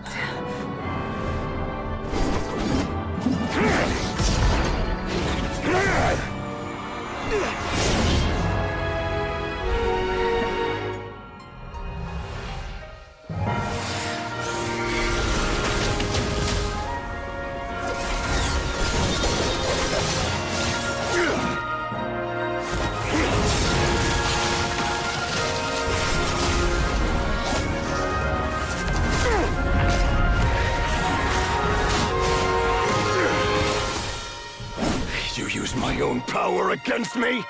Just like how you stole Kuvaki. Look familiar?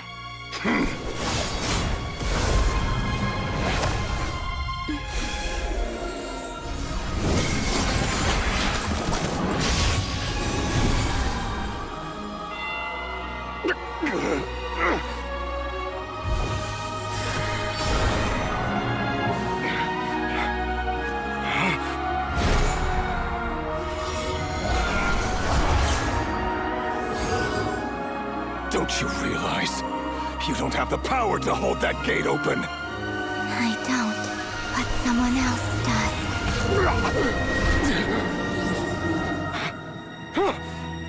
Goodbye, Rerir.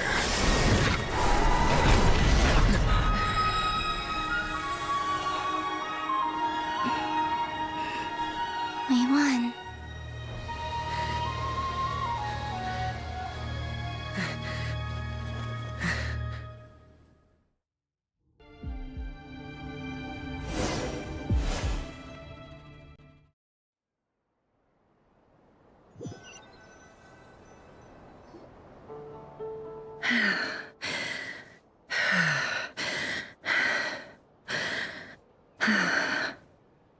Nefer, how are your eyes? They're fine. Apart from the blindness, of course. It's not too late. Let me handle it.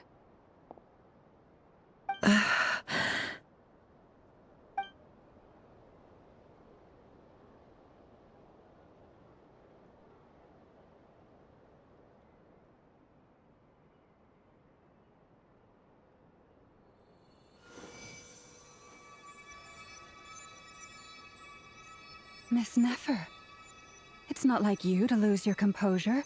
That was the most reckless thing I've ever seen you do. Reckless how? The situation was critical. Our lives were at stake. We had to do something. Even so. Okay. I guess you're right. Under the circumstances, it was a wise decision. You traded your eyes for an incredible victory. In business terms, I suppose that's a huge return on investment. I'd be hard-pressed to argue otherwise.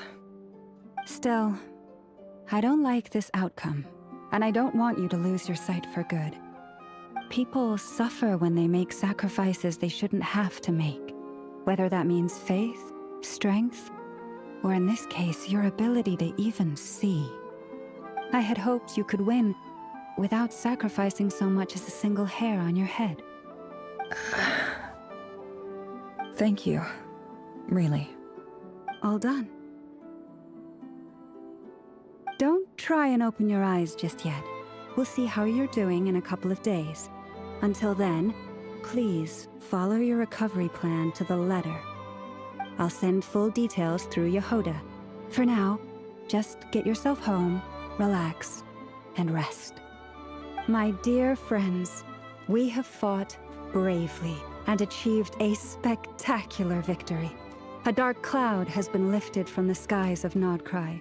All in this land will be grateful for what you have done. The moon will remember this day. Thank you both.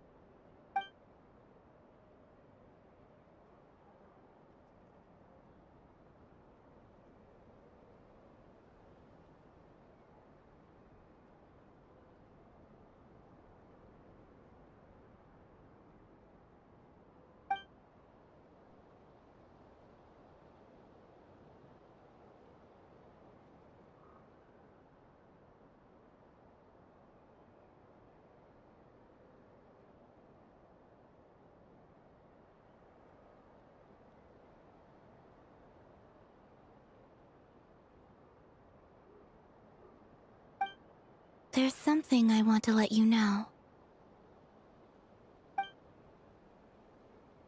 What is it? When Durin connected everyone's minds so I could access their powers, I also felt everything they felt. And since Nefer's eyes were injured, my eyes are hurting now too.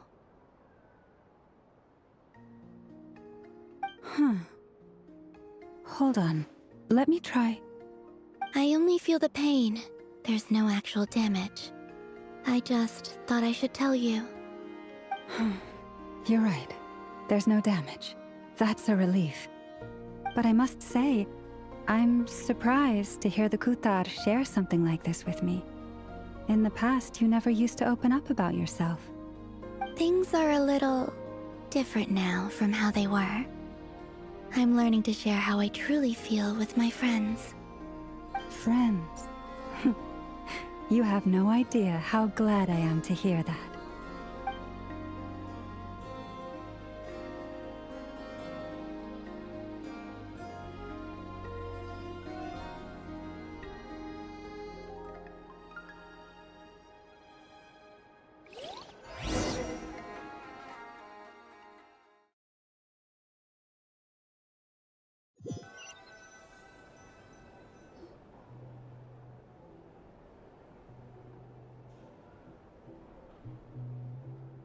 Yay! You're awake!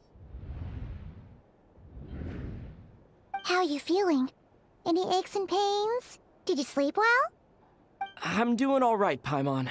No need to worry about me. Phew! Well, that's good. Paimon's been sitting on the edge of the bed worrying about you for ages. You slept a whole day and night. Poor Paimon had to eat all by her lonesome. Glad to hear you didn't starve. How was the food? Well, it wasn't the same without you there to share it. Honestly, Paimon just can't relax when you're not your usual self.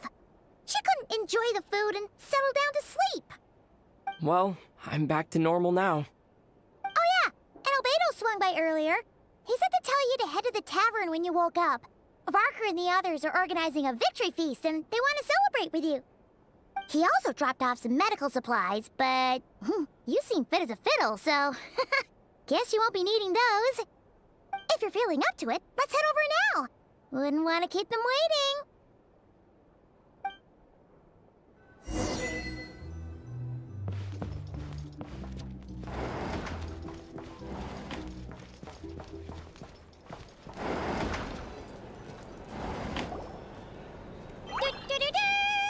We're here! Oh, Traveler and Paimon! Perfect timing! We were literally just saying how there's no way we're holding this victory feast without you any longer, and we would have postponed it till tomorrow. How are you feeling today? Much better. Thanks. Don't worry about me. Relieved to hear it. If that changes, just let me know.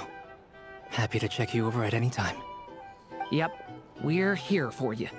Anything you need, just let us know. Oh wait, where's Nefer? How are her eyes doing? Nefer's right over there. I'm sure she'd love to catch up with you.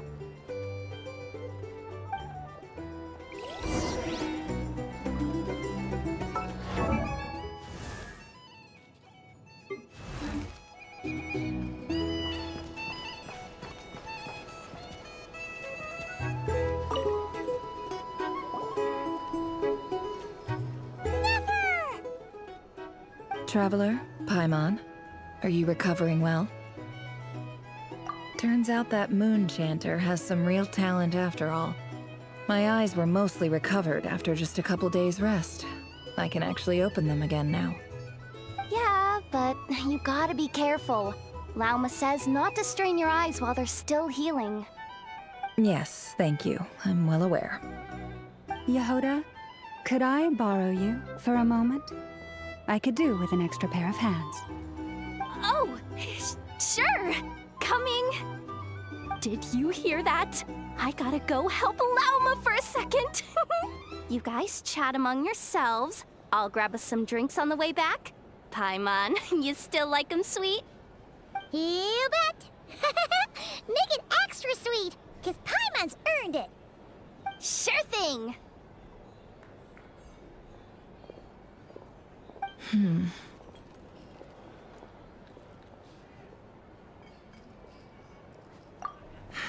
The Rerir of Solnari.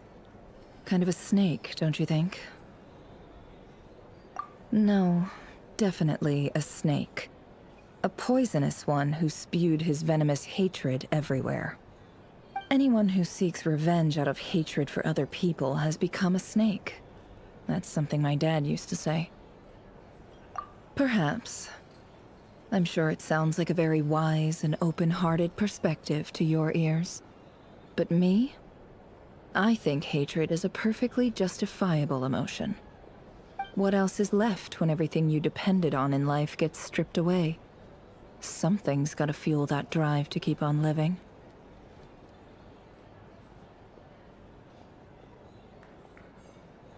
If you're worried about me, you can nip that in the bud. I'm not someone who gets stuck in the past. It's just...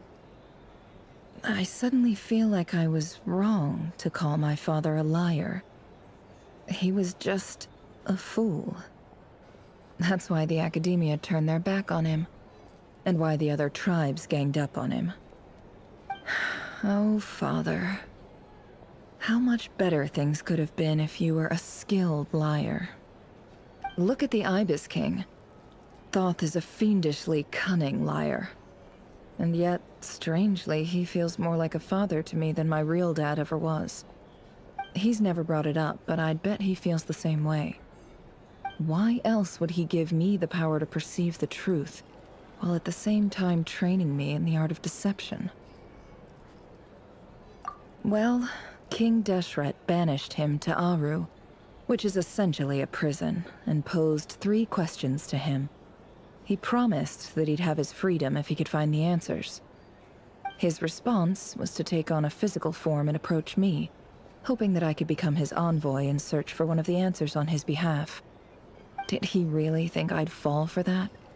He's stuck there. He can't make me return what he gave to me. So that's enough for you to decide he's nice, is it? He's a prisoner, and he was scared.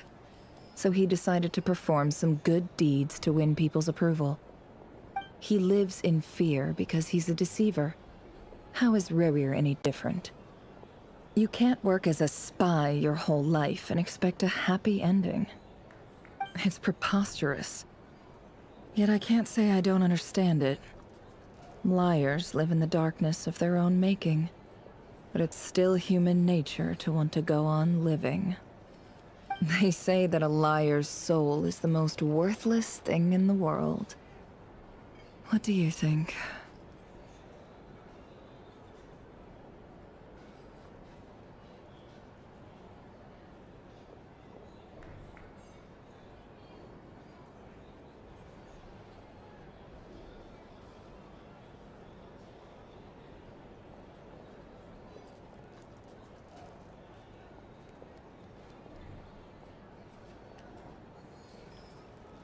Good. If you understand that, it means you're smart, and you see things objectively. If you ask me, the soul of a liar really is worth nothing, because all they care about is themselves. For example, when something good falls into my lap, I don't go sharing the news around. Stops other people trying to steal it from me.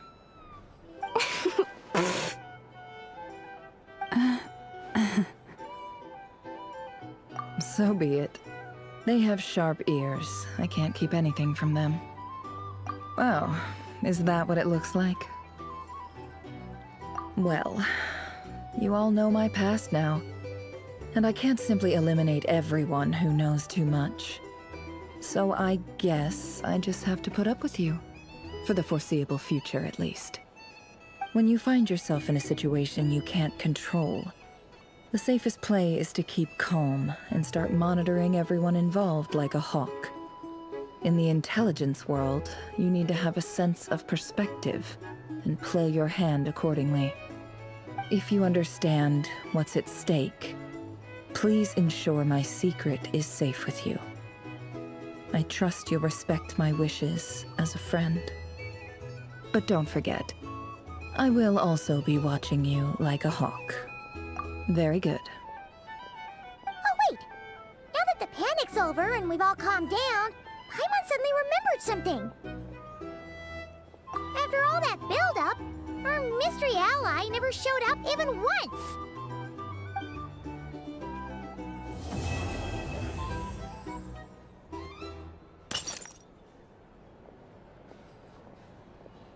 Huh? Am I imagining things?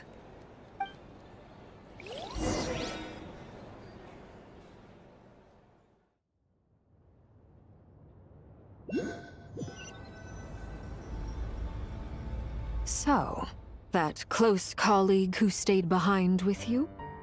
What's he been up to recently? Don't know, don't care. I get more normal human interaction from hanging out with Bosco too than him.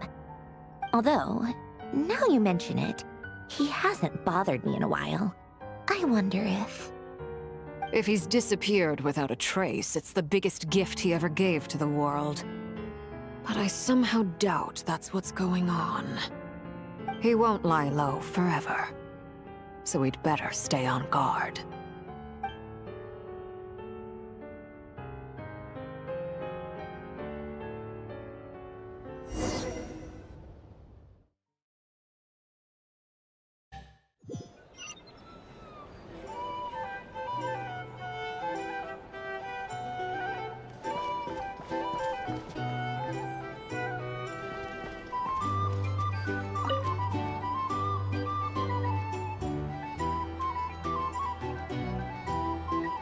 Ah, Lord Sangama Bay. How lovely to see you. I must thank you for the device you provided. It was an enormous help. Would I be right in thinking that it was developed by the Academia? Why come and ask me when you clearly know already? I mostly came to thank you. That's more like it. A little gratitude goes a long way with Lord Sangama Bay. Play your cards right, and you might even stand a chance of becoming my long-term supplier. The chance to work with such a kind and charitable investor as yourself would be a great honor for the Curatorium. Huh? Charitable? Who said anything about charity? First time hearing about it. Let's see. The first plot of land you purchased in Nodcry, your desert interests, and... Stop! What do you think you're doing? Exposing my investment history! It's nothing to hide from. They're all perfectly legitimate investments. And some of the land you purchased was with the intent of building a sanctuary? Yes, I heard about that too. How did you... You're a curious case, Lord Sangama Bay. You don't like people finding out about your good deeds, do you? But I'm afraid no matter how hard you try to keep things under wraps, where there's a will, there's a way. You did it for Sumeru, didn't you? It was empty land that was gonna go to waste otherwise. I figured if I built something there, it might at least get some use in an emergency. Disasters are capricious things. They strike without any warning. I've lost family to a disaster before, and I don't want to lose any friends or business partners if I can help it. My elder sister used to dream of finding a sanctuary. Somewhere with plenty of food, water, and medicine. Where everyone could live happy lives. It was something I looked into, but after discussing things with the Dendro Archon, I decided on a more effective strategy. The tech people handled the tech, and Moneybags provided the Mora. It just made the most sense. It's a pity that so few people know the truth about you. Everyone says that you view everything in terms of Mora, and all you care about is growing your own wealth. So, what's the problem with that? Everyone wants to be rich. It's human nature. So yes, I love Mora, and it's nothing to be ashamed of. But surely you have dreams of your own beyond just making Mora. You don't get it, do you? My dream is to invest in other people's dreams. And, you know, make a nice little slice for myself along the way. Just thinking about it makes me happy. That sweet, sweet sound of Mora. Thank you. For the device? And the pendant. Oh, that. I was just returning a favor. Don't worry about it. Seems like we've both been away from home for a very long time. Yeah. So long that I barely remember what my family even looked like. That would be your mother, father, and sister?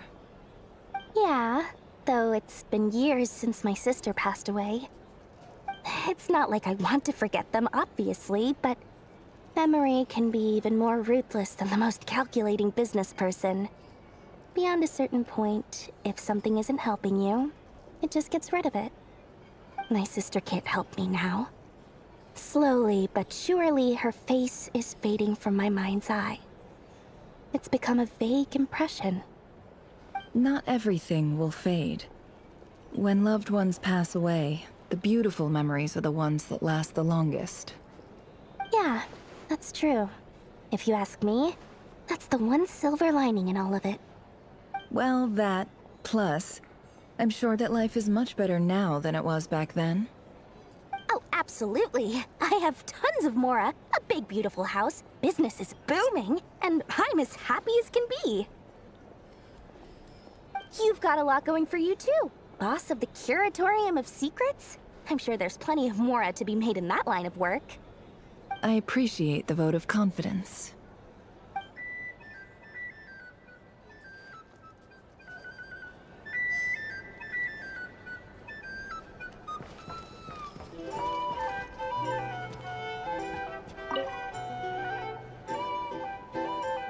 How have you been holding up? Any adverse reactions? If you start to take a turn for the worse, make sure you tell me right away. You don't need to worry about me, Grandmaster. I'm fine. I mean, I barely did anything, so... What? You're too humble, young man. You played an indispensable role in the battle for Nodcry. We can't thank you enough for your support.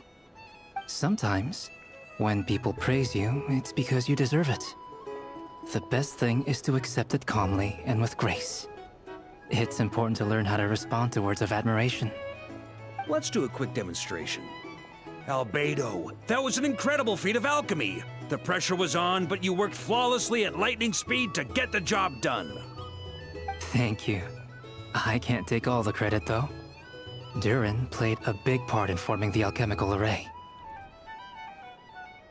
See? Did you catch that? A masterclass in how to take a compliment. Okay, yeah. I did work pretty hard to help prepare for the battle. No point denying that. Hey, you guys! Hey, look who's bounced back. Looking good, Traveler. Seems like you've recovered. You won't need to take any more medication. Can I get you a drink? Huh? You know how to order at a bar now? You've sure learned a lot recently. Handling a drinks order is ridiculously simple compared to alchemy. Don't worry, I'll blend into society yet. Paimon believes it! You're clearly a fast learner, just like your brother. To be totally honest though, Paimon didn't quite follow all the details when you first explained the plan to us. Don't worry, that's completely understandable. Unless you're a student of alchemy, it's hard to grasp the principle and how the process works. To put it in the simplest terms, we saw how our enemy stole the power of Kuvaki. And that gave us the idea of stealing his power to turn it against him. When facing an enemy you have no hope of defeating, it's best not to engage them in battle. So, instead of looking for a way to overpower him, we decided to help Columbina get strong enough to at least stand up to him in a fight. For this to work, we had to analyze his modes of attack, confirm who his main target was, and make sure that he wouldn't go beyond the range of the alchemical array. For added security, we prepared a total of 4 arrays.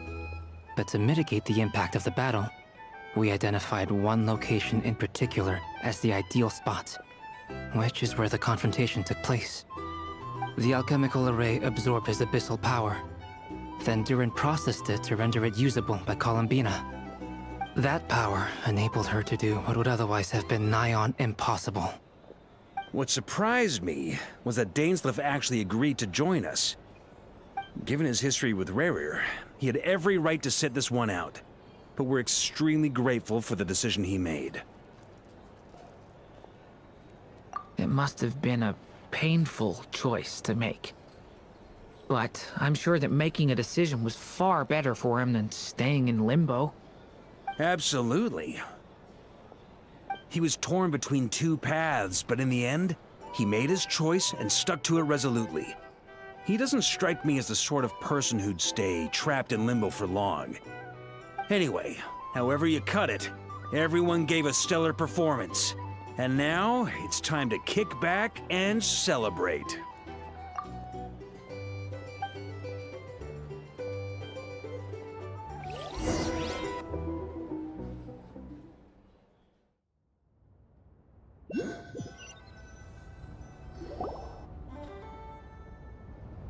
That's the only reason you're here? Yes. I've thought a lot about it. And I've realized that you, me, and Arlecchino should be friends. I think this is very important. So I felt I had to come and tell you. Well, this is a new one. I'm so moved. I can't even hold my teacup. If that's all, you can leave now. Do you not want to be friends with me? Or is it that you prefer being co-workers? What is this, Columbina? Are you deliberately testing my patience threshold? Right now, my politeness module is active. But if you say another word, I swear I'll shut it down. If your politeness module was active, wouldn't you say the word please at some point? Polonia, please see Lady Columbina to the door. Will you still invite me to your next tea party? What? Yes, I think you will. Bye-bye, dear Sandrone.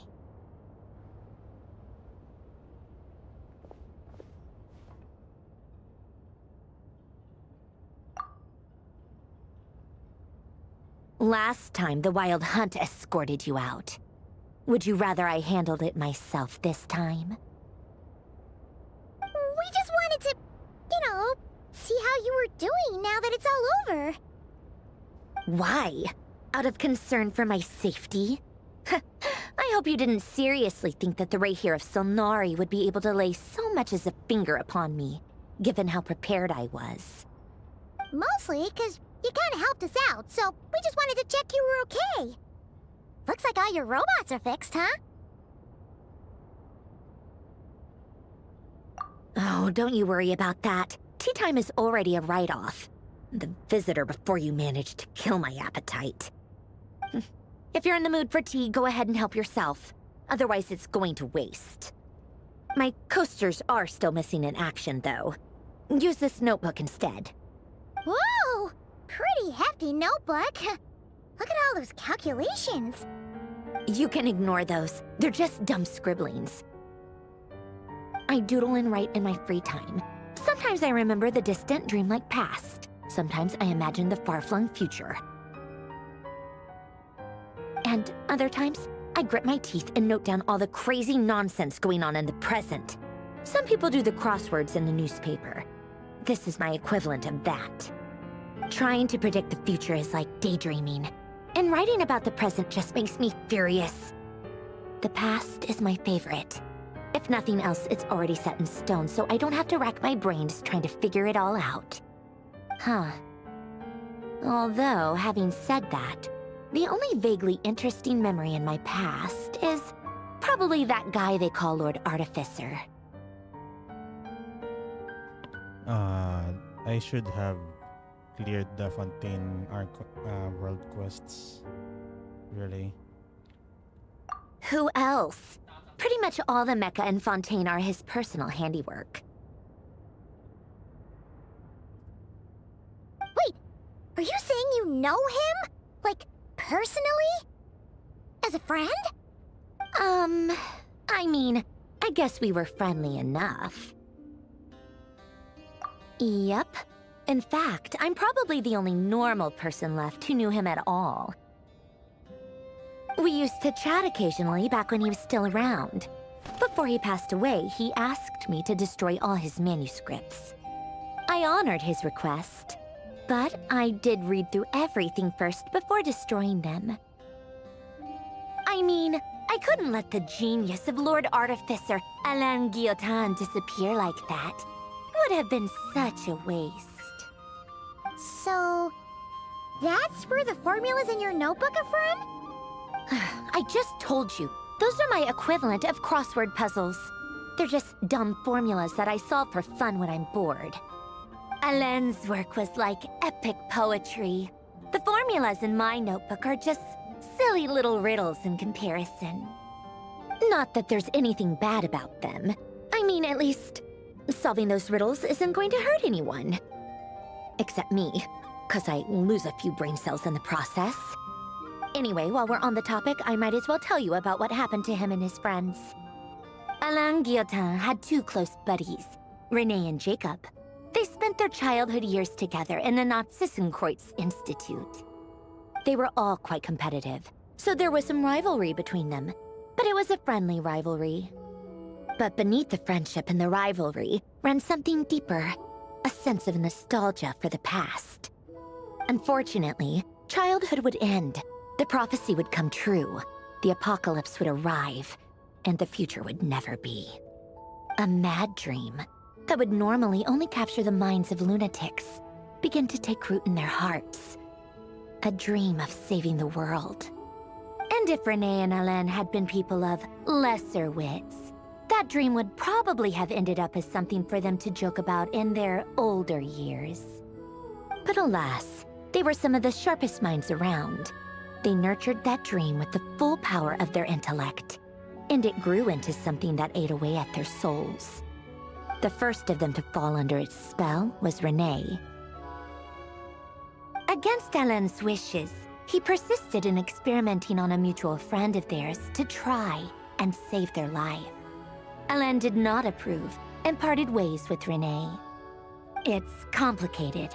Alain wanted to believe that René only did what he did for the sake of their friendship.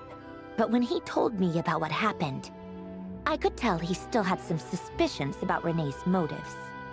Perhaps the seed that would grow into a nightmare had already sprouted in René's mind. Even then, the next time they met, René's soul had been completely engulfed by the dream of salvation. His futile attempt to change the tide of fate only resulted in a wave that swallowed up the world, even before the apocalypse came. And although that wave died down eventually, I hear that it just recently came back with a vengeance. As I understand, René wanted to live out his dream of salvation once more. But I'm told that the attempted resurgence finally died out for good. At long last, René awoke from his deluded dream. Though of course by then it was far too late. What do you think of René? Do you admire his transcendent genius? His view that any price was worth paying to achieve the lofty goal of saving the world? Or do you despise him? Dismiss him as an evil madman who wrought havoc on the lives of everyone around him as he pursued his delusional dream? Same difference, really. Just a matter of perspective.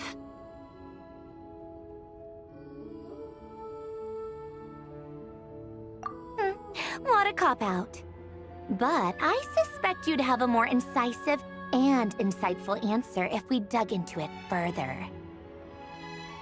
I don't like fanatics who give up their whole lives for their ideology. Nor do I like fools who let their delusions take control. Maybe I could understand if René had just been an ordinary person. But he had a sage-like intellect. And still managed to get himself lost in the labyrinth of his own desires. Anyway, that's enough about René. Now, moving on to Alain Guillotin, the Lord Artificer. He managed to put a stop to the first storm whipped up by René. But after that, Alain lost his friends and family. To his credit, I suppose, the loss of his family and friends was purely a tragic accident. It's not like Alain sacrificed them for his cause or anything.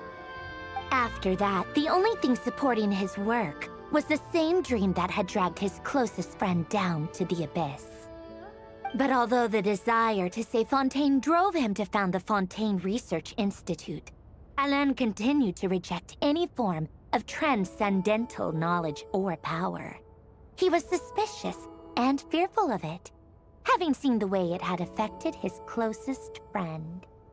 I think that formulas and machines derived solely from human intellect were the only thing that gave him a sense of spiritual comfort. Yet Alain's intellect was simply too great. It barely left him space to breathe in his lifetime. Once he realized that the end of his life was approaching, he finally accepted the truth. The Nazissenkreuz Institute needed someone, and a human being, to see its story through to the end.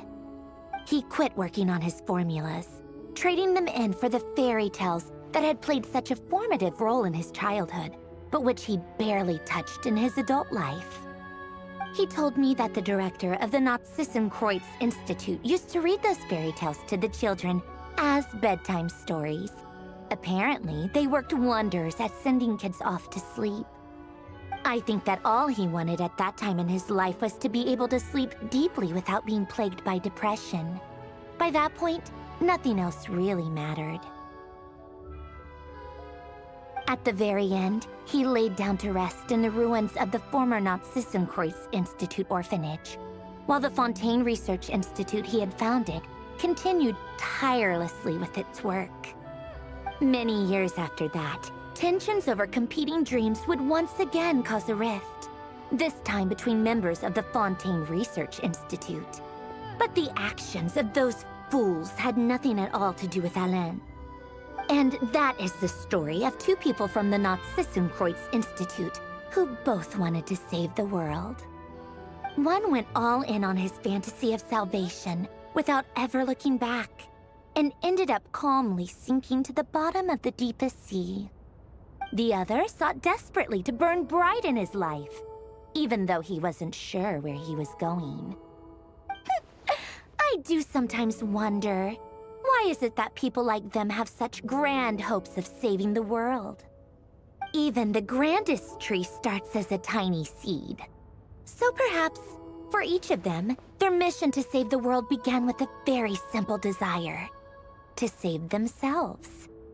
They were young children with friends and family who mattered to them, desires to explore the meaning of life, ambitions to have a successful career. They didn't want to see all of that taken away in one fell swoop. Or maybe they just wanted to find something to anchor themselves within the chaos, to stop them getting quietly swept away by the storms of life. But instead, the search for their own salvation took them down the rocky road laid out by fate.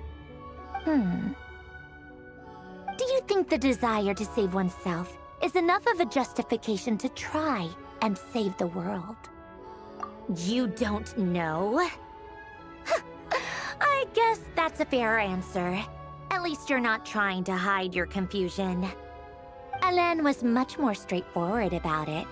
I asked him the same question back when he was in his prime, putting all of his energy into his work. Yes, it's enough. That was all he said before getting right back to his work. He was always that way. All right, tea time's over. I owe Arlecchino a favor for telling me these stories. I'll have to bring a whole sack of gifts the next time I visit the House of the Hearth. I'm gonna go tinker with Polonia now.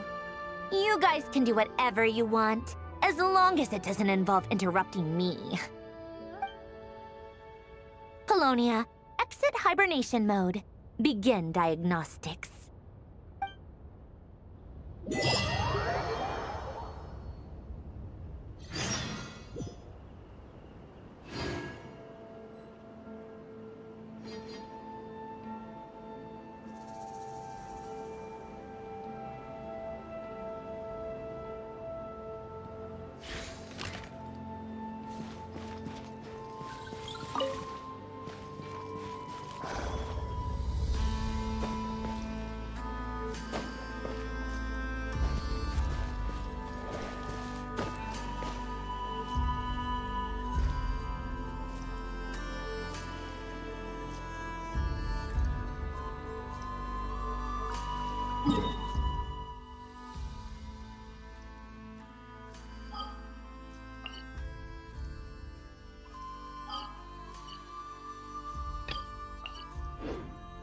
I once considered keeping some pets in my...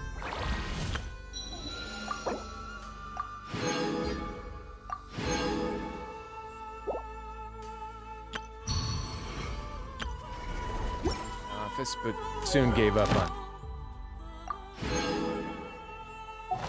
idea. It's just not right to keep small animals where they won't be able to see the sun.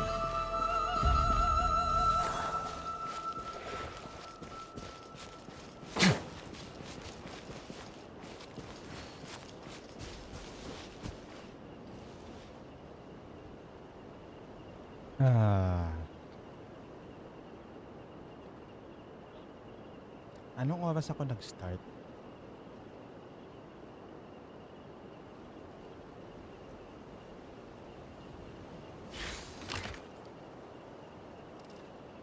Alas 2. Alas 11 na.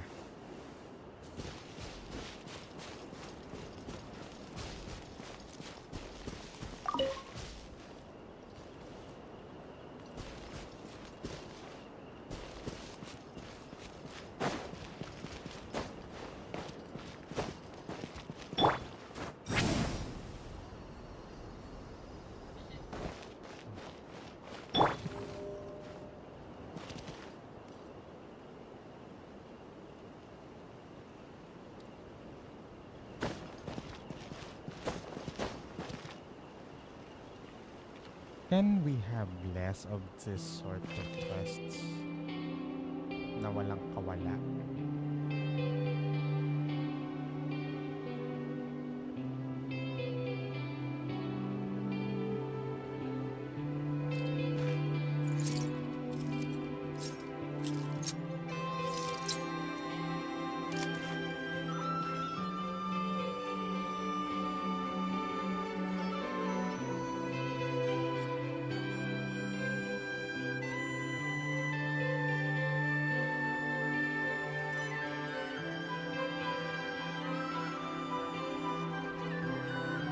A word of advice, don't break the law. Is there anything else? Yeah, seriously, don't break the law.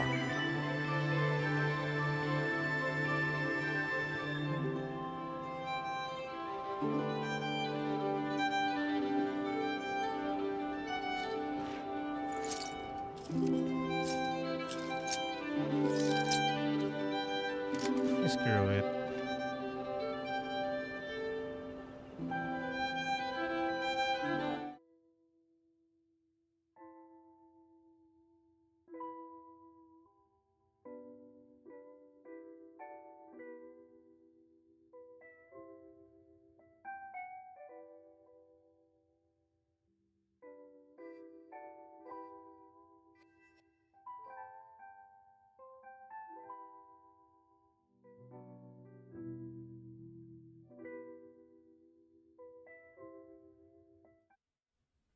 Okay.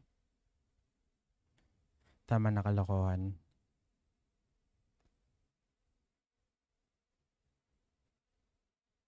Three, 4, 5, 6, 7, 8, 9, 10, 11. This would be an 8-hour stream. 8, 9 hours? 8.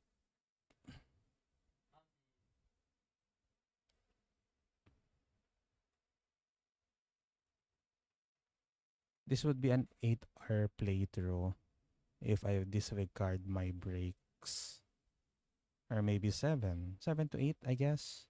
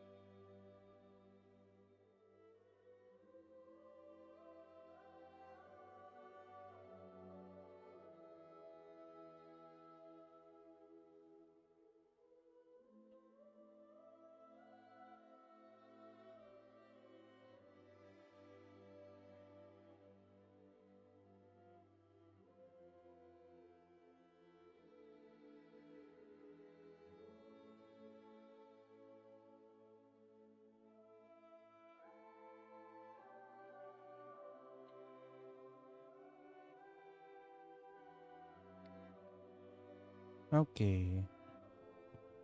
5 hours? No, this is not a 5-hour quest if you're actually reading through it.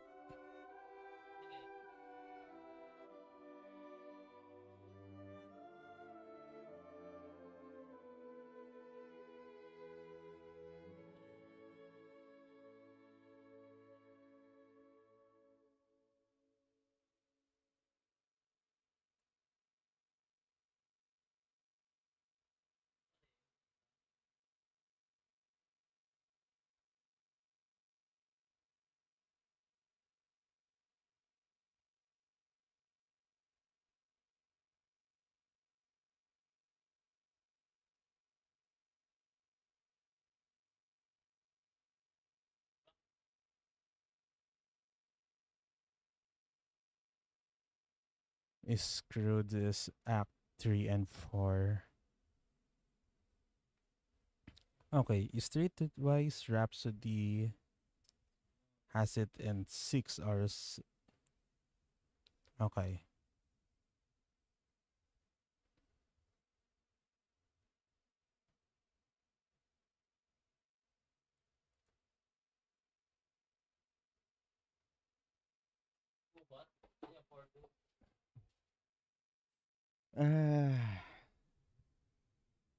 This is way too long for Genshin standards.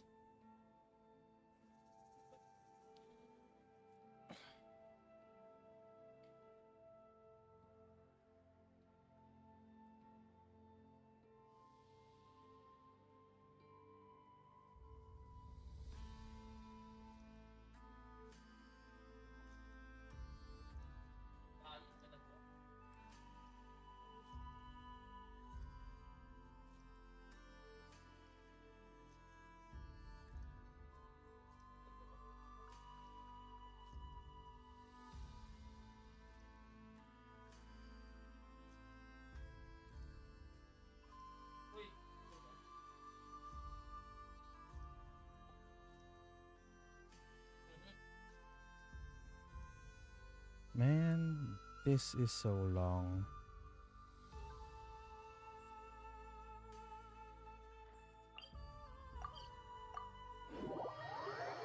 This quest is way too long.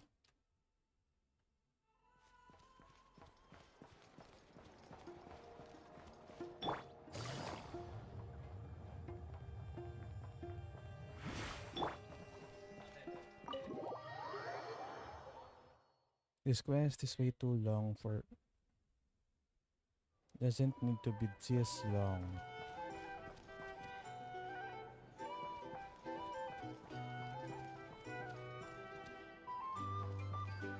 Ba, daming tao ah.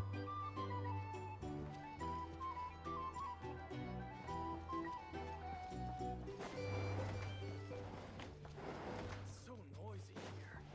Back in my day,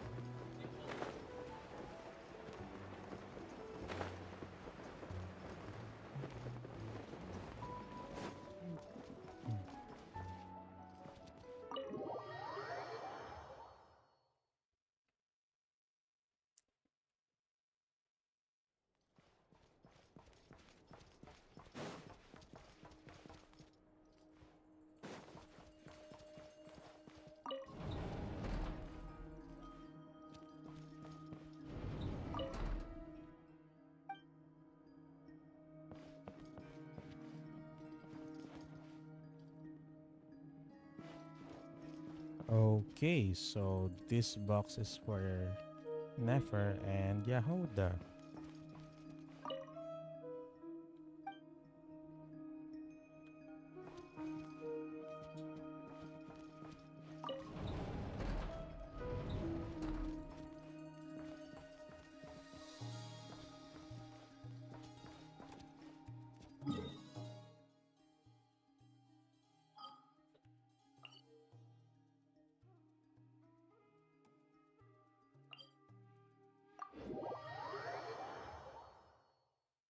Tama na kalokohan.